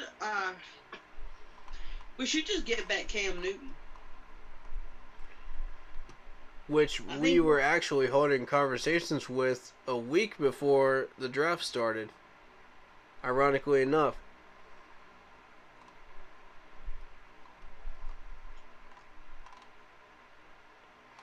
Mm-hmm. See, here's the thing, man. I pointed this out too. I don't like Sam Darnold saying I'm okay with the fact that you're going after another quarterback. I don't like that. For Sam Darnold, he said that? Yes, Sam Darnold said that. He should. I don't like it now. Yeah, I don't like that. Now that you need to have that competitive fire. There's 100 other guys that are looking to take your spot. Hey, that could ruin his Carolina Panther career. Just saying. Yep. If it hasn't been ruined already. But you got to have that competitive fire. Otherwise, you're no different than 100 other guys out there, That free agent list on the couch. Looking for a job. And I bet you there's over 100 guys better than you, Sam Darnold. That's true, man. Cam Newton's one of them. You're not the best player. Yeah, Cam Newton is one of them. Mm-hmm. It's just that his concussion kind of ruined his mindset. Right. When he's trying to look through his options. Yeah, and his injuries, too. Mm-hmm. Which that could be a good excuse. Mm-hmm. But people don't like to say that. They just like to call him trash and stuff like that. Some of these people just hate on Cam Newton just to hate on Cam Newton. It doesn't make any sense to me. They hate on Cam Newton the way he dresses. Like, come on, they just hate on Cam Newton. They just hate on him because he's Cam. like a man can't have his own decisions. He's a grown man. Right. He likes what he likes. He likes what he don't like. Come on. Yeah, get off his back, man. For real. Cam Newton's always going to be Cam Newton. That's just how it is. You don't like the fact that he was dancing in the end zone? Stop him. Yeah, stop him from dancing. And guess what? If you try to stop him, he'll still probably do it. Yep. He'll dance all over you. Cam Newton's going to be dancing, doing all that super Cam stuff all the time if he scores one touchdown. Yeah. That's just who he is. And that's who he came from. Mm-hmm. And fans like him that way. Now, some fans. I'm going to say that. Some. I got no problem with it. And I'm one of them fans. Yeah. If you're winning, if you're getting touchdowns and you're winning, I got no problem with that. I don't care if you're dancing. Right. Like, you scored a touchdown. Yeah. You got the right to dance. Go for it. Just don't take it too far. Mm-hmm. That's what I'm saying. Don't take it as far. There are rules. Yeah. Brown did that one year. Yeah. There are rules. Yeah. In place for a reason. Like Cam, yeah, Superman, Super Cam, his, like, I don't know, the concussion, like, kind of got in his mindset a little bit. Mm-hmm. That's what ruined him. That's a legitimate reason, folks. Mm-hmm. You can't hate on him for that. It's a legitimate reason. Will affect your life. Yep. Ask Luke Kuechly. Yeah, and he had it because he kept ducking his head. Mm-hmm. He didn't keep his head up. Yep.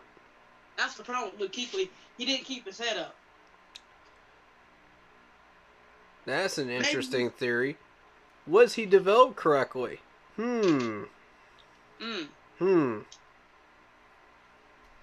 Makes you think, doesn't it? Who are you talking about? Cam Newton or Luke Kuechly?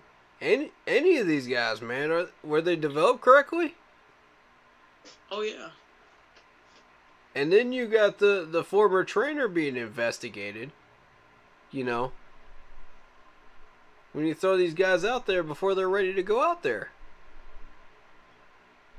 Oh. Yeah. I called that one. And if you think about it, they can hate on Cam Newton about it, but Cam Newton only came in like the 10th week. He only had 2 weeks just to know the game. Yeah. And he's been in free agency for like how long? He had very good reasons why he struggled last year. Yeah. Like, let's face it, man. Joe Brady was obviously the problem. He was garbage at his job. But I'm going to say this. If Cam Newton can't say a thing, or he's going to get in trouble for it. Right. Exactly. So he can't say what he wants to say unless he wants to not be in the NFL. Mm-hmm. Andy Bailey says, Cam is the reason my kid is a Panthers fan. Yeah, exactly. You look around the world at all these new fans of the Panthers. You know, some of them are from Australia. You know, he won all these people over. Yeah. That's what happens when you win and you get to the big game. That's the impact you can have. I don't care what anybody says, really. When I'm thinking about Cam Newton, people might make fun of him about the Super Bowl, but I'm going to tell you something. about the Super Bowl. At least he made it to the Super Bowl. It's hard to make it to a Super Bowl. Facts. It don't matter if you lost or won. Facts. At least you made it. Go ask Andy Dalton. Yeah, it might be a little sad because you lost. Yeah, everybody's like that, but still, at least you still made it. Yeah. You made an appearance. I get how it took the wind out of his sails. I get it, man. He had so much passion for the game, and then you come up short like that. Oof. Man, I feel him. It's hard. To be honest with you, they only lost by 2 touchdowns. Come on. Yeah. Yeah.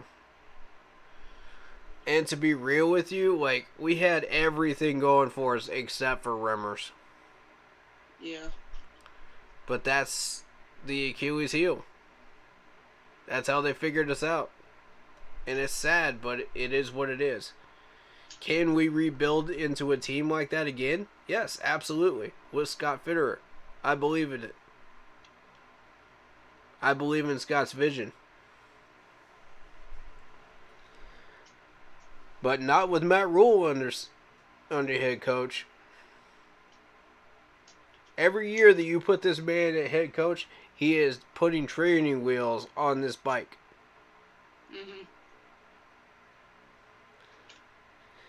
He's putting training wheels on it. Think of Matt Rule as that, like, overprotective dad that's, like, really soft. Yeah. And then you got David Tepper that's the old grandpa, sitting back there is like, man, lay off of him. Lay off of him. Like, the thing about Matt Rule, he needs to show a little more tough love. Right. Like, I support the dad, That's Tepper right now. Afraid, like, he's afraid he made a mistake, but he won't admit it. Show him a little more tough love than you ever did show him. Man, Matt Rule ain't ready. No, because he's not ready for this level. A soft coach won't make a good player. A soft coach allows for undisciplined players, which leads to laziness on the field, which leads to players thinking, oh, okay, I'm only here for a bag, which leads to people getting in trouble with the law. Yeah, because they think, because they're soft, they're gonna say the world's gonna be soft for them. Yeah, like you can get away with anything you want in Carolina. Come to Carolina, man, if you want to avoid the law. Yeah, if you think that.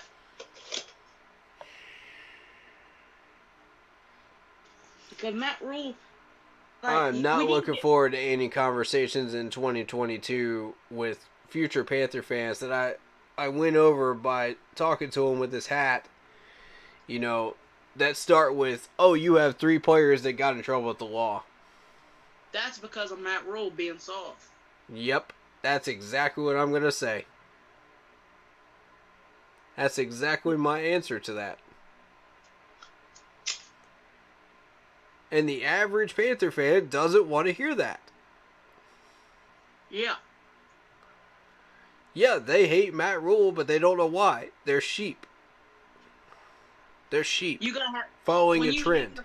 When you hate somebody, you gotta have reason about it. Exactly. You can't just say, I hate him because everybody else hates him.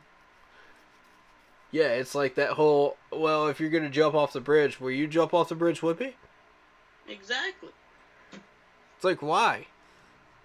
The obvious question you need to start asking is why. If you're not asking the question why, you're already behind the 8 ball. You're already a sheep.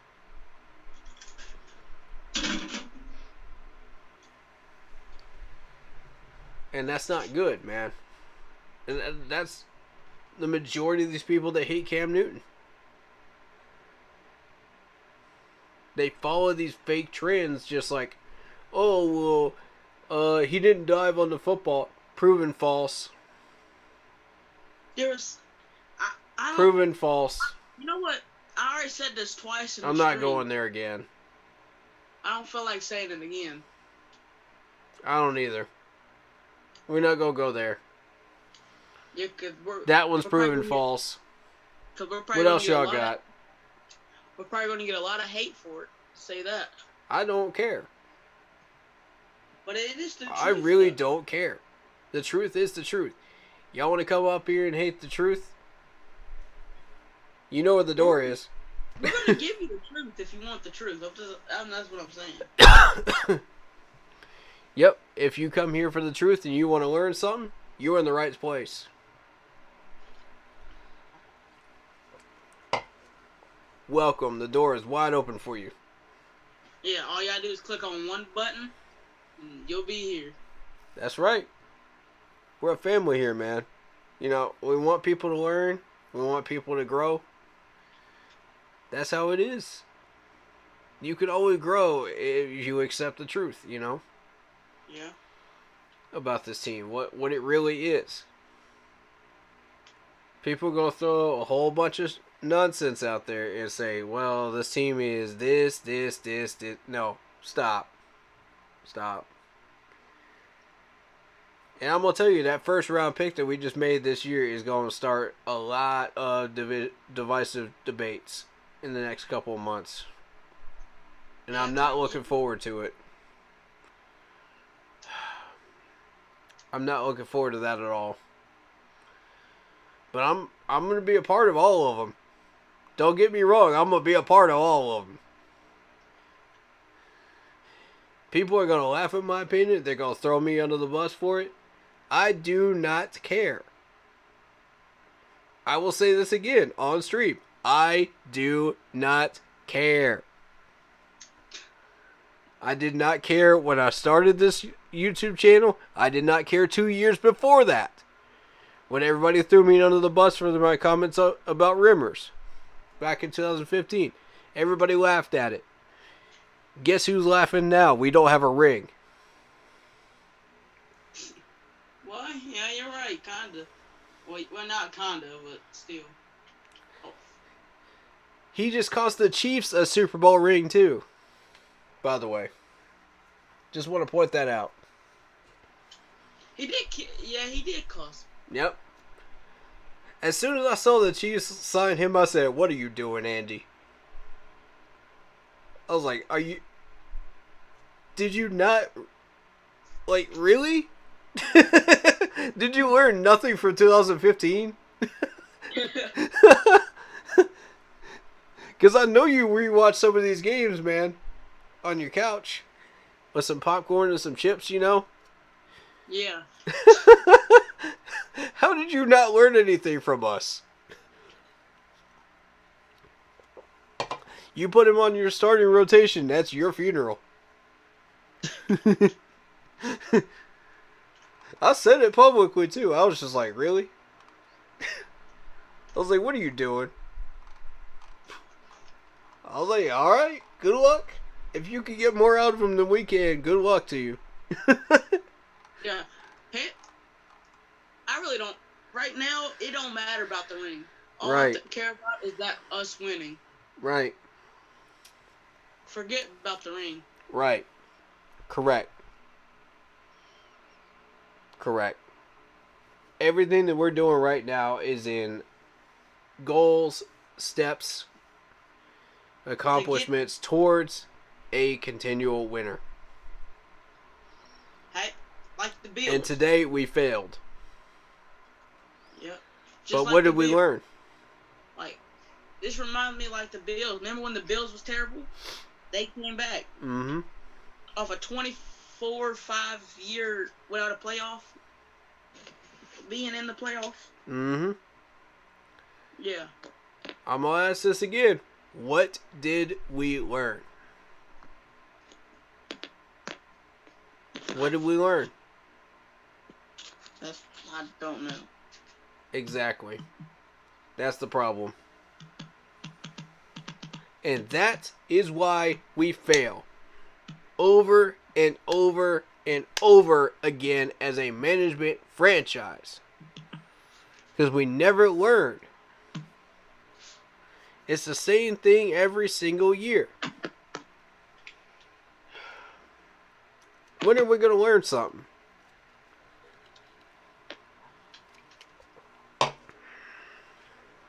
right when we get an actual good coach. Yep. David Tepper actually doubled down on him again. If you could believe that one. He doubled down on him. I'm still in shock. I'm still not believing it. It's disgusting to me. He refuses to admit that he made a mistake. Covers it up, lies about it. We're never going to advance.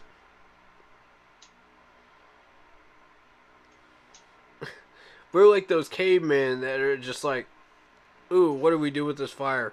What do we do with this fire? It's like, next step, cook meat. Where do you get the meat from? Oh, we gotta kill an animal, right? Yeah. Herp derp derp. We're animals. We're animals. That's David Tepper right now. I don't see no animals. Do you see animals? It's wrong to kill animals. But we ain't gonna go there. That was a terrible reference. Sorry. Sorry to all the people. You know. Oh man, I'm about to get in trouble for that one right there. I'm about to get in trouble for that one. Man. Oh, Lordy. It's just getting ridiculous, though. It really is. Oh, man. We're never gonna advance as a franchise until we get rid of Matt. It's just that simple.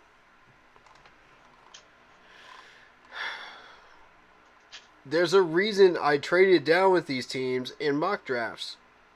And guess what? I was right again. I was right again. This is a mock draft right here where we take Evan Neal. Joshua Ezedu is still there at 137. We get lucky. You know, we take that gamble, we win. And then we trade down and we get a center, Alec Langstrom. He can also play guard. You know, we don't see much out on the board. Garrett probably goes a little higher than the 172. But still, you know, you're getting a safety. You're getting a linebacker, Zacoby McClain. Maybe another linebacker from North Carolina, Gamble. You know, it's a win. You maybe miss out on a defensive end, but, you know, it is what it is. That's the most realistic one. Right there. You get 2 picks for 1 trade. By trading down. 2 picks from 1. And it makes sense, right? I just don't understand. I don't get it.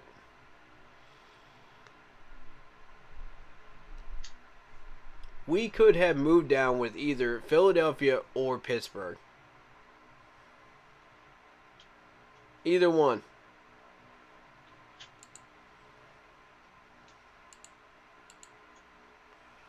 And gotten a shot at Malik Willis still in the first round. Not having to wait until he goes to the second round, the first round. And a defensive player. Now, wouldn't y'all love to have that? Matt Rule says no. No. No. No, we ain't about that. We ain't about that life. I'm on my way out, so we might as well just do whatever we want. What I'm going to think is, does Matt Rule even know what he's doing? He doesn't. He really doesn't. I know he's confused, like, we should just get this guy to get it over with. Right.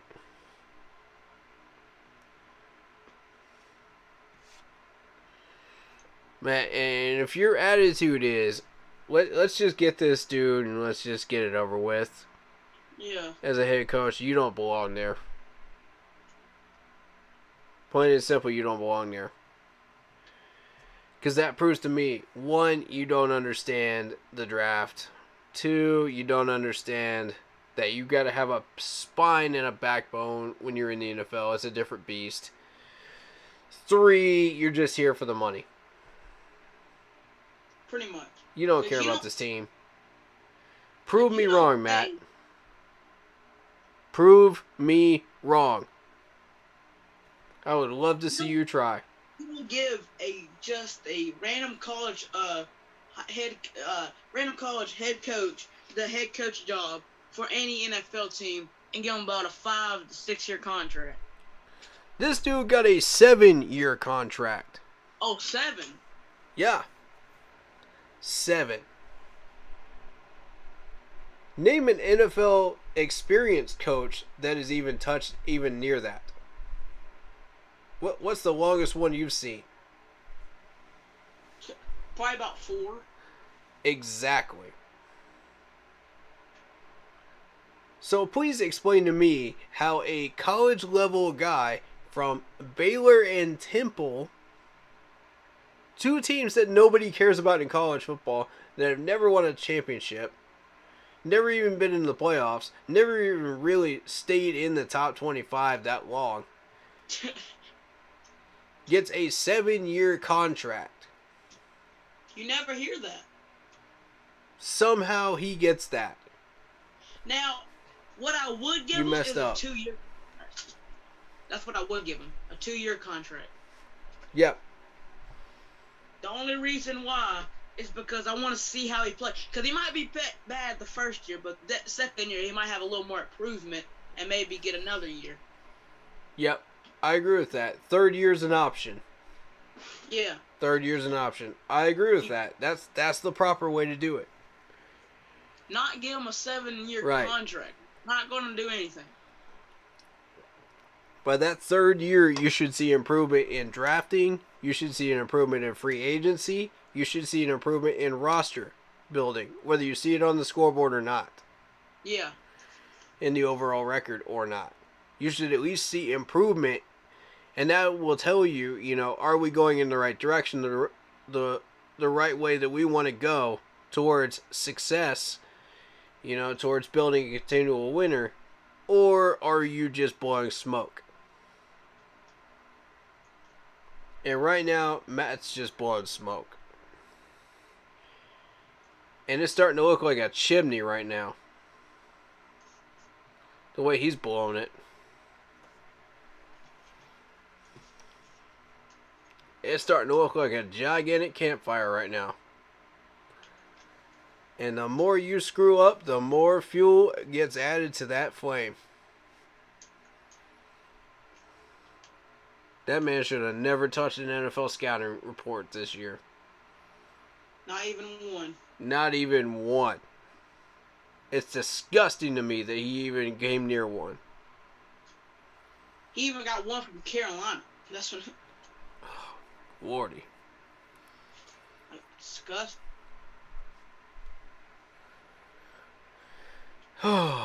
Yeah, now you kind of understand the frustration I had with that pick.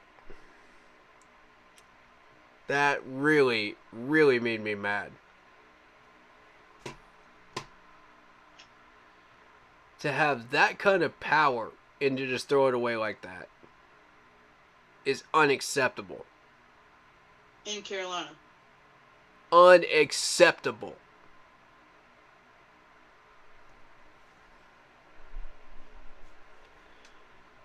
Scott, don't think you're off the hook either. You let this man have full control of your draft room. Yeah. This is on your hands too, buddy. You want to never, ever let that man touch your draft board. Ever again. He shouldn't have been touching it today either.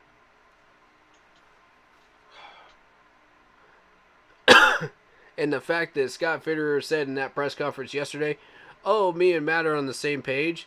That scares me. Oh, Lord. Yeah. Uh-huh. A lot of people miss that. On the same... Oh, God. Mm-hmm. That's Good why you luck. got to start watching these press conferences, bro. I'm telling you. It's worth your time. Alright. I'll break some of this stuff down in stream, but, you know, the relevant ones. I didn't waste that much time on Teppers. Oh. Yeah, I'll give you a quick synopsis of it. Basically,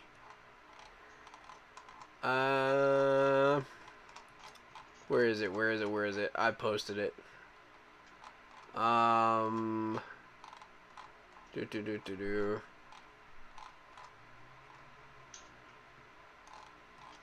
Where is it, actually? I'm looking for it. Did I post that after I posted the schedule? There's the stream. Oh, here we go. So, basically, he said in regards to Rock Hill, he did not want to talk about the Rock Hill project out of the respect for the city's request. Mm-hmm. Even though he was asked about five times in 5 different ways. Did not want to answer that question. Alright, fair enough. If you still want to get back to the bargaining table with these people, fine. But I don't know what you're expecting to get. If they're just going to try to pay these workers in bonds again, I don't know what you're expecting to get.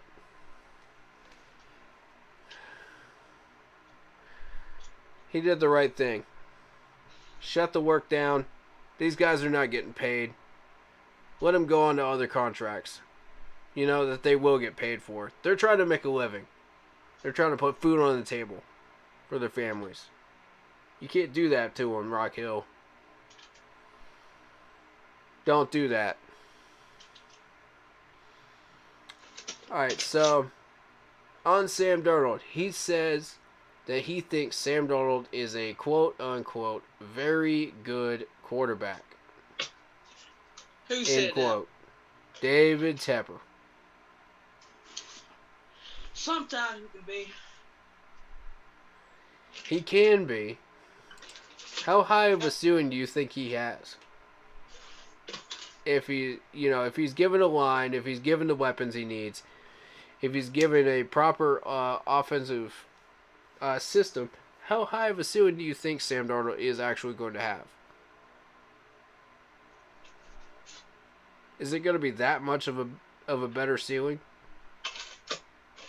Maybe. Oh, that's okay.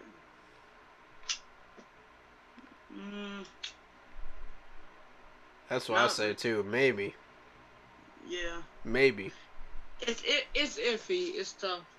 Yeah, it's not going to be that much higher, in my opinion. On Matt Rule, he fully supports Matt Rule and puts full faith in him.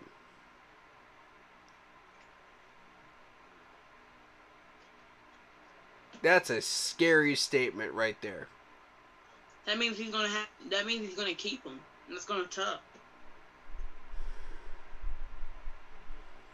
That should piss off a lot of Panthers fans right there. And I'm one of them. Mm-hmm. Me too. And today is the result of that bad fruit of that decision. That is the direct result of it. Mr. Tepper, with all due respect, man, if you want 5 more years of that, be my guest. But you will not see me buy a single piece of merchandise until Matt Rule is out.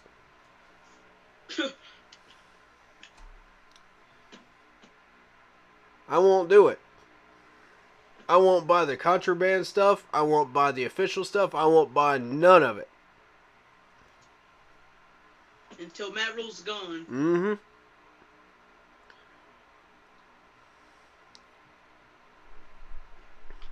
I may make an exception for CMC because he was here before that.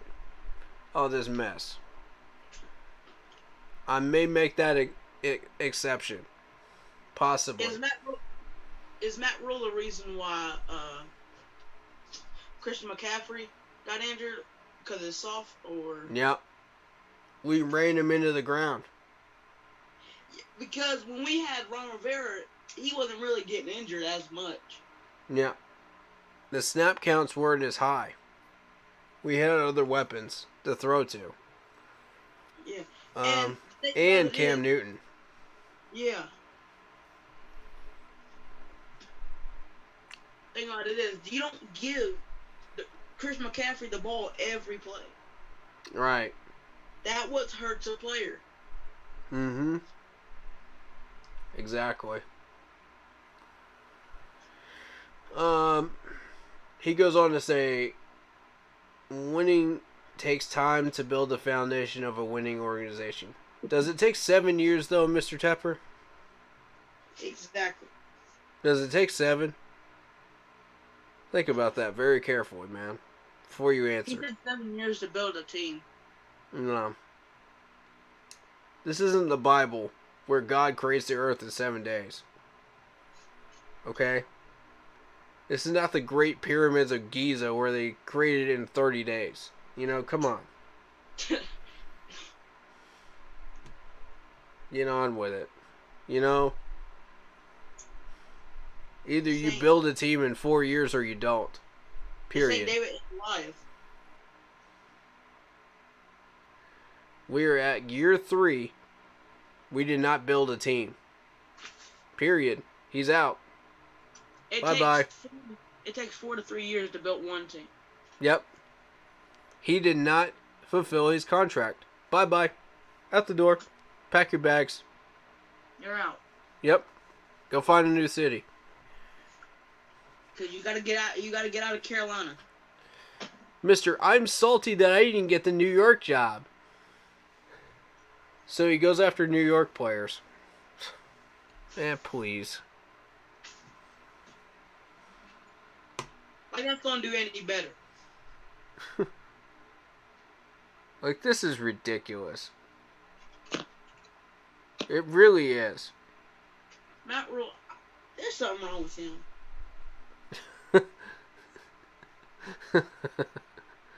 There's something wrong with the mindset of the entire management. I've been telling y'all, mindset. Nobody wants to hear it. But here we are again. Mindset. It all comes back to it. On the stadium, we did not get much news about a potential new stadium other than they're currently assessing the stadium and see how much longer it would sustain its current approaches, appearance, and age.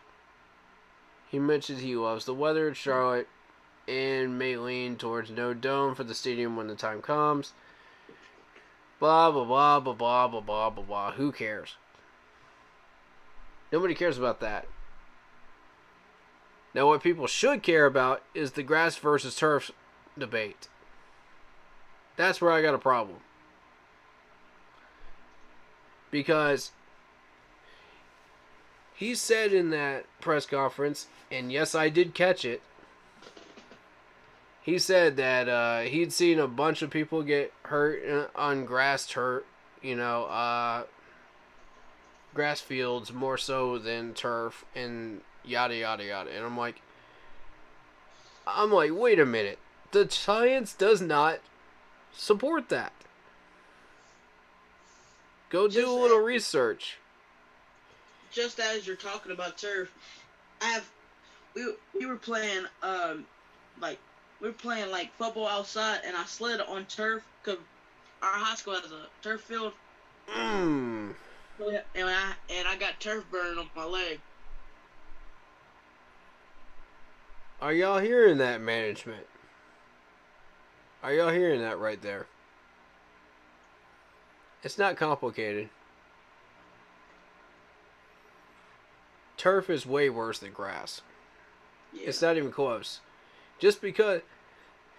And here's my problem with this.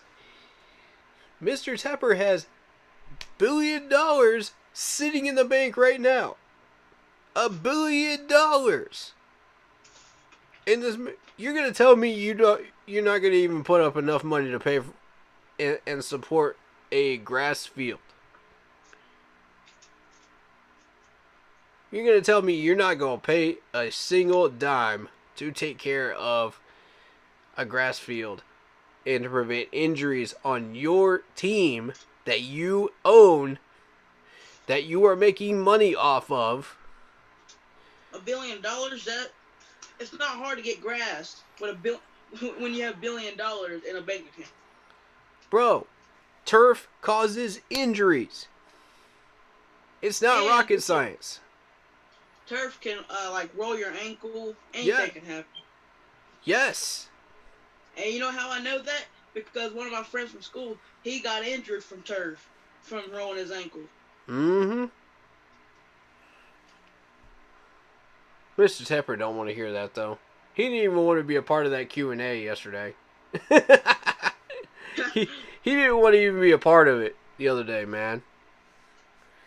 I'll tell you this, though. If you're not even willing to pay enough money to take care of a turf field, why are you owning an NFL team? If you're not going to come in here and answer questions about the training facility and why you did what you did, just give them a couple of tidbits. Come on, man. People have been going ape over this stuff for about 2 months now. Give us something. I mean, come on, bro. He was dodging questions like the Matrix during that press conference. Like, no joke, man. He was dodging them questions like, whoosh, whoosh, whoosh. Like, I don't want to answer that. I don't want to answer that. I don't want to answer that. You can't make me answer this.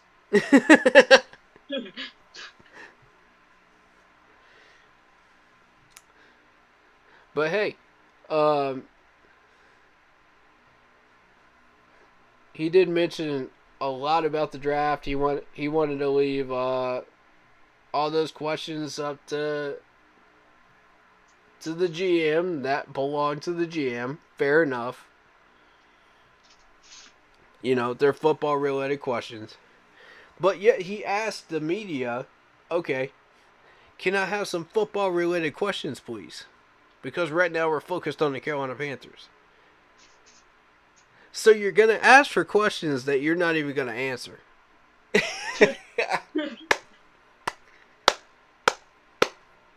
Brilliant one. Tepper, that makes a lot of sense.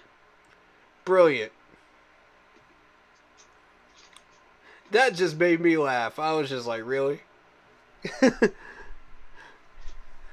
I mean, really. You're going to ask them to ask you questions that belong to Scott Fitter in the first place. Why?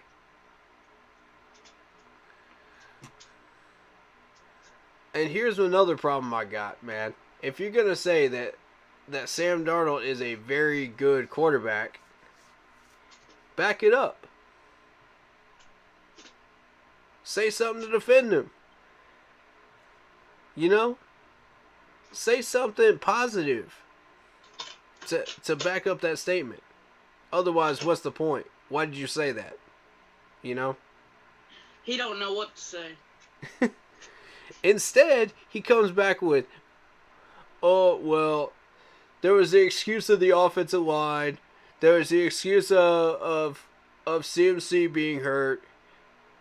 All I hear is excuses, bro, as to why he did not succeed. Why didn't you say that for Cam Newton then? Exactly. And I mean, granted, those are good reasons why he didn't succeed, and you can evaluate him properly. But still, that doesn't answer the question of why you said he's a very good quarterback. That just shows everybody why he did not succeed.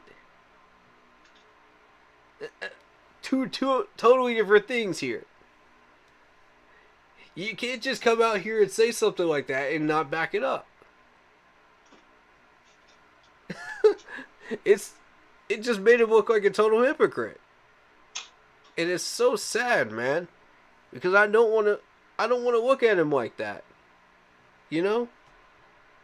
I want to look at him as the competent businessman, you know, that owns this team, that understands what we're trying to do. You know, you say you're not going to get involved with football operations, then don't get involved with it. What are you going to say? You're going to do something and not keep your word. It makes no sense to me. I don't know. That whole press conference, you just gave off that vibe like, I don't want to be here. Like, why are you making me answer these questions? I don't want to be here. It's like, I don't care what you have to say. I'm not going to answer these questions. Why am I here? Then why did you call a press conference if you're going to talk about nothing and not answer the questions that you asked them to ask you? What's even the point? You just wasted everybody's time for 30 minutes of everybody's day. It's like, bro, are you brain dead or just, what in the world? I think he's having the same problem Cam Newton's having. Like, are you having a stroke, Mr. Tepper? Come on, man. Oh, my Lord. You knew exactly what you were walking into when you called that press conference. Don't tell me you didn't. You know how the media is. This ain't your first rodeo. Media will dog you. Exactly.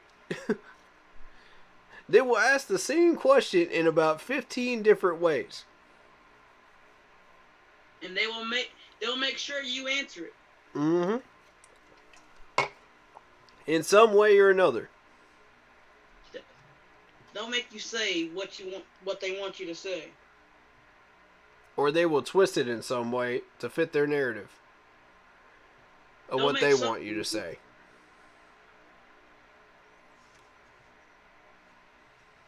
But I ain't gonna go there. That's politics.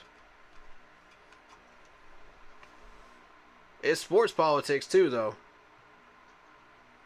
Y'all can't deny this. How many of them garbage articles have you read? Well, yeah. Yep.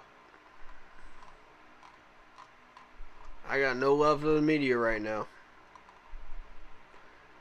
I got respect for a few media people. But, you know, for the most part, nah, man. Y'all gotta earn it. That's some nonsense right there.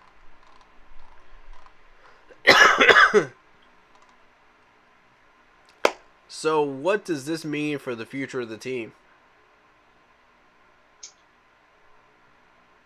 It's going to go probably downhill. I hate to say that, but I agree. The longer you keep Matt Rule in Carolina, the longer it's going to go downhill. Despite Scott Fitterer fighting back in every way to stop that from happening.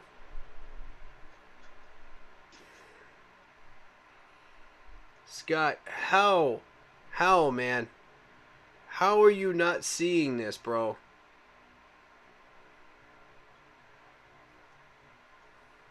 That is the number one thing that victims of a toxic relationship do. He's looking at the sky right now. I don't know what you're talking. They accept that pain. They're used to it. They're used to being victims of that pain. They want more of it.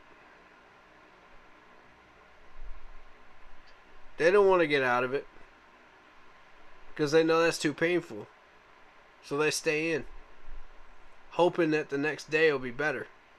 That's exactly where we are, folks. Open your eyes.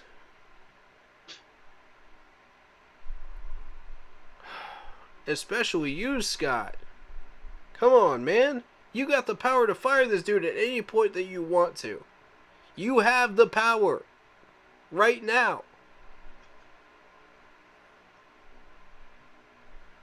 Shoot, man. I wouldn't even let that man in that draft room. He would have been gone 6 months ago.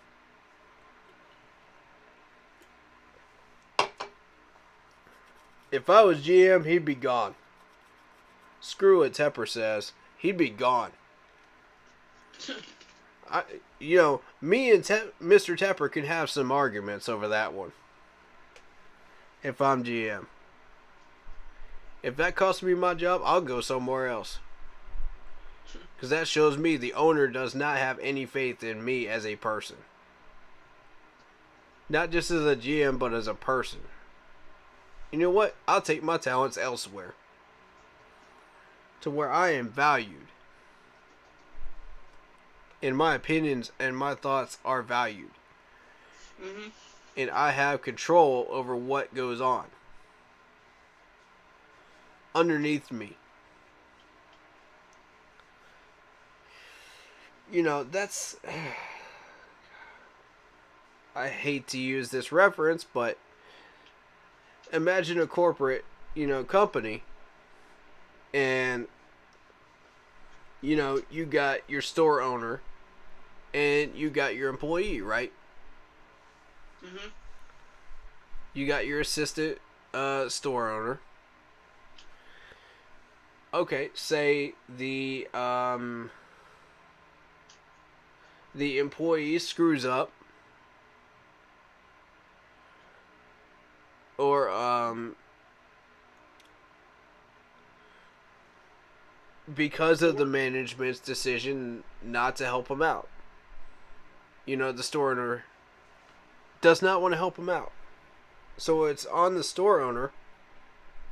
It's their fault. But the corporate office says, nah. We're going to protect our guys. Fire the employee. How long can you keep that up?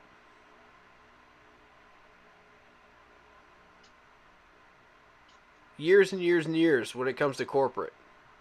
I think that's a pretty good example of what we're doing with here. We're dealing with years and years and years of toxic relationships with our head coaches.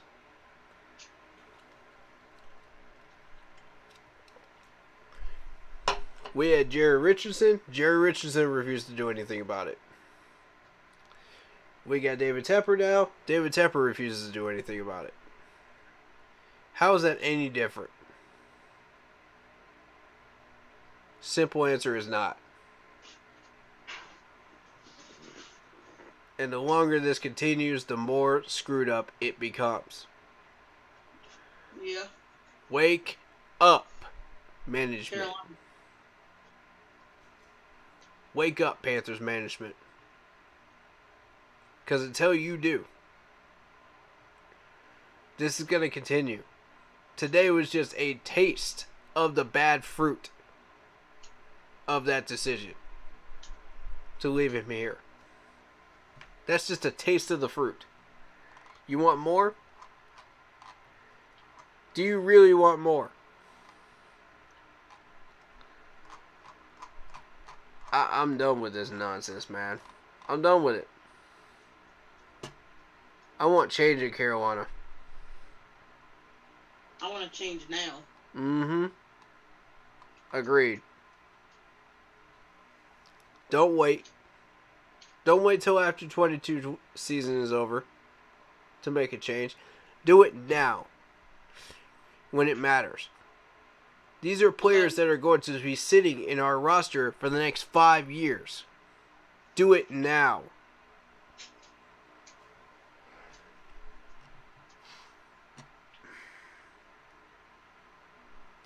Or I'm afraid it's going to have to be a boycott.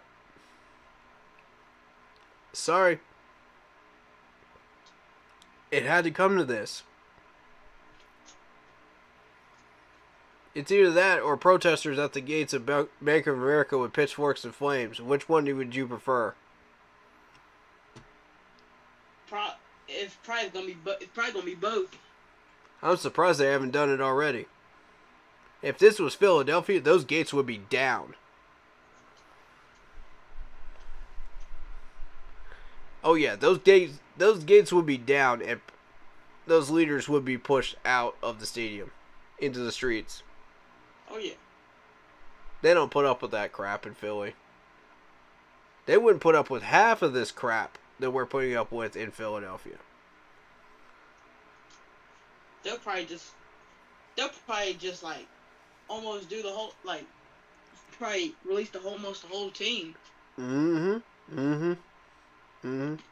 Once those Philadelphians say, we've had enough, that's it. You better start firing people. That's one city you don't want to make mad. Or they will get on to you.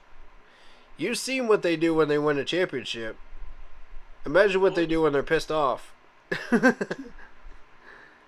I would not want to be on the other end of that. I don't even want to be on the team. That's why I was looking at those two picks from the Eagles, and I said, you know what? I'm a Clemson fan. I don't want to see any of my Clemson players end up in Philly. No, thank you. Nope, don't draft them. Don't draft them.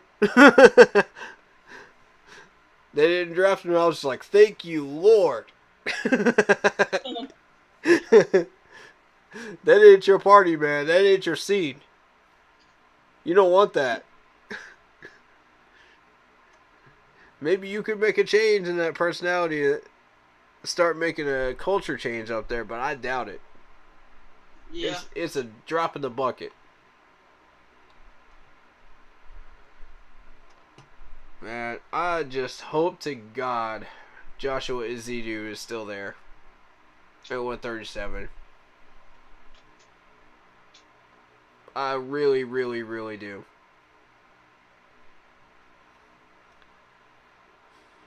Scott, for your sake, he better be there. You let this man botch your draft. He better be there.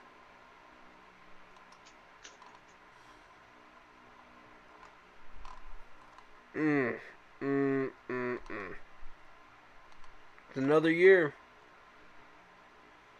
Another year, a team stealing our players that we're looking at. Last year it was Sewell. This year it's Evan Neal.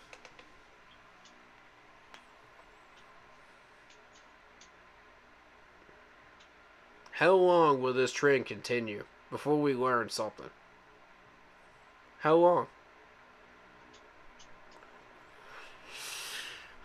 Andy Bailey says, here comes Antonio Brown. Oh, no. Nope. Nope. Nope. Nope. No. No. Heck no.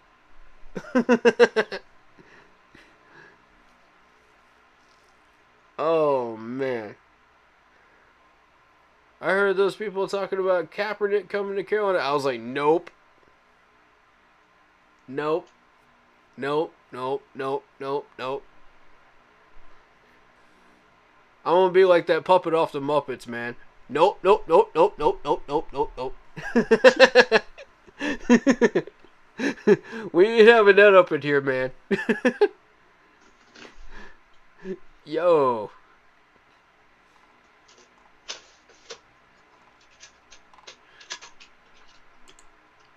And this is... I honestly think we could have waited on tackle and gotten Dare Rosenthal from Kentucky.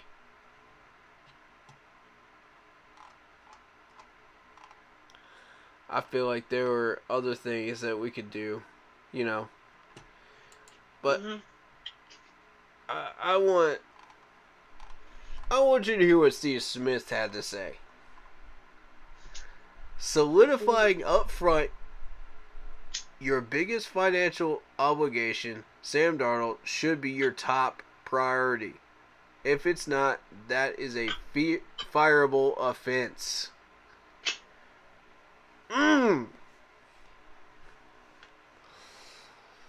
Wow. You heard it from the goat's mouth himself. You heard it from Steve Smith's mouth himself.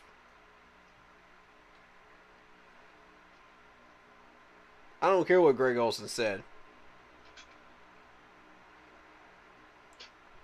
I care about what Steve Smith had to say on that subject.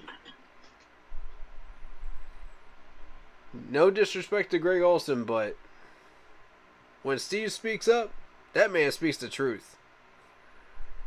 And he only speaks in positive form. Yeah, towards the success of the franchise. Every time he speaks up. He does not patty cake it, folks. He's going to tell you straight up. This is how I feel. And he's going to give you the truth. Mm-hmm. When that man said ice up, he meant it. The fact that Chiefs got Trent McDuffie at 21 is crazy, dude. Was ranked as the 9th best player in the draft. See? This is more proof, man. You can't trust these Mel Kiper draft boards, man. I keep telling y'all. Just because the dude's ranked in 9th. Oh, we're just going to choose the best person because Mel Kiper said so. It's like, come on, man. Y'all are following somebody that does not understand this team. Proven fact. Matter of fact, let's see what they say our draft needs were. Oh, this should be fun, right? Hey, I gotta get off. I gotta go to school tomorrow. I'll be back Friday tomorrow. Watch the draft. Alright, man. I'll see you. Alright, dude. Appreciate having you on, man. Alright, thank you. Yeah, for sure. Alright, so ESPN and Mel Kiper have our needs at quarterback, offensive tackle, offensive guard, wide receiver, and inside linebacker. 4 out of 5 are correct. We don't need a wide receiver. I saw some people running through some mock drafts that picked up a running back. Why do you want a running back? That makes no sense to me either. Why do you want a running back? Why do you want a corner? You know, that early in the draft. When we have a deep corner draft. Deep corner room right now. Why do you want that? Makes no sense to me. All due respect to these people, man. You're welcome to choose what you want. It's your mock drafts. But, you know, I'm going to say something. You know, if you put it up on our page. You know, that's up for everybody's interpretation. To look at it, you know, and read it. Meaning, you're asking for people's opinions. So, don't be surprised, you know, if people take it that way. You know, if you meant it as a joke, then, you know, say it's a joke. Draft, you know? No problem. People will take that as that, you know, and interpret it as that. But, be real about it. If you're going to be real about it. Say it's a joke if it's a joke. You know? I love y'all, man. I've done spent enough time complaining tonight. I want some time to get some rest before this second round begins and the heartbreak begins again. You know, because that's exactly what we're going to end up with tomorrow. It's a wreck, man. Train wreck. That's exactly what it is. We're going to get through this, though. Hey, shout out to everybody that was in stream today. Appreciate all y'all. Much love to all y'all. Yeah, it's spring and sexual adventures await. Choose them wisely. You know, we'll be back for round 2 tomorrow. Even though we don't have a pick, day 2, we're still doing it. We'll still be streaming, guys, because I want to react to all these picks. On them. Leave a like, leave a follow. Hit that sub button, hit that bell, select all. Make sure you are in the know when I do streams this weekend, so you don't miss any.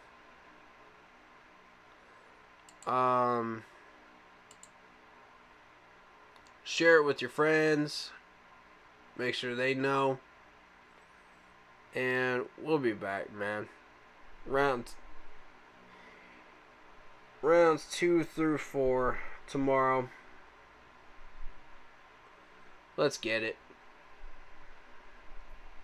Been a pleasure, y'all.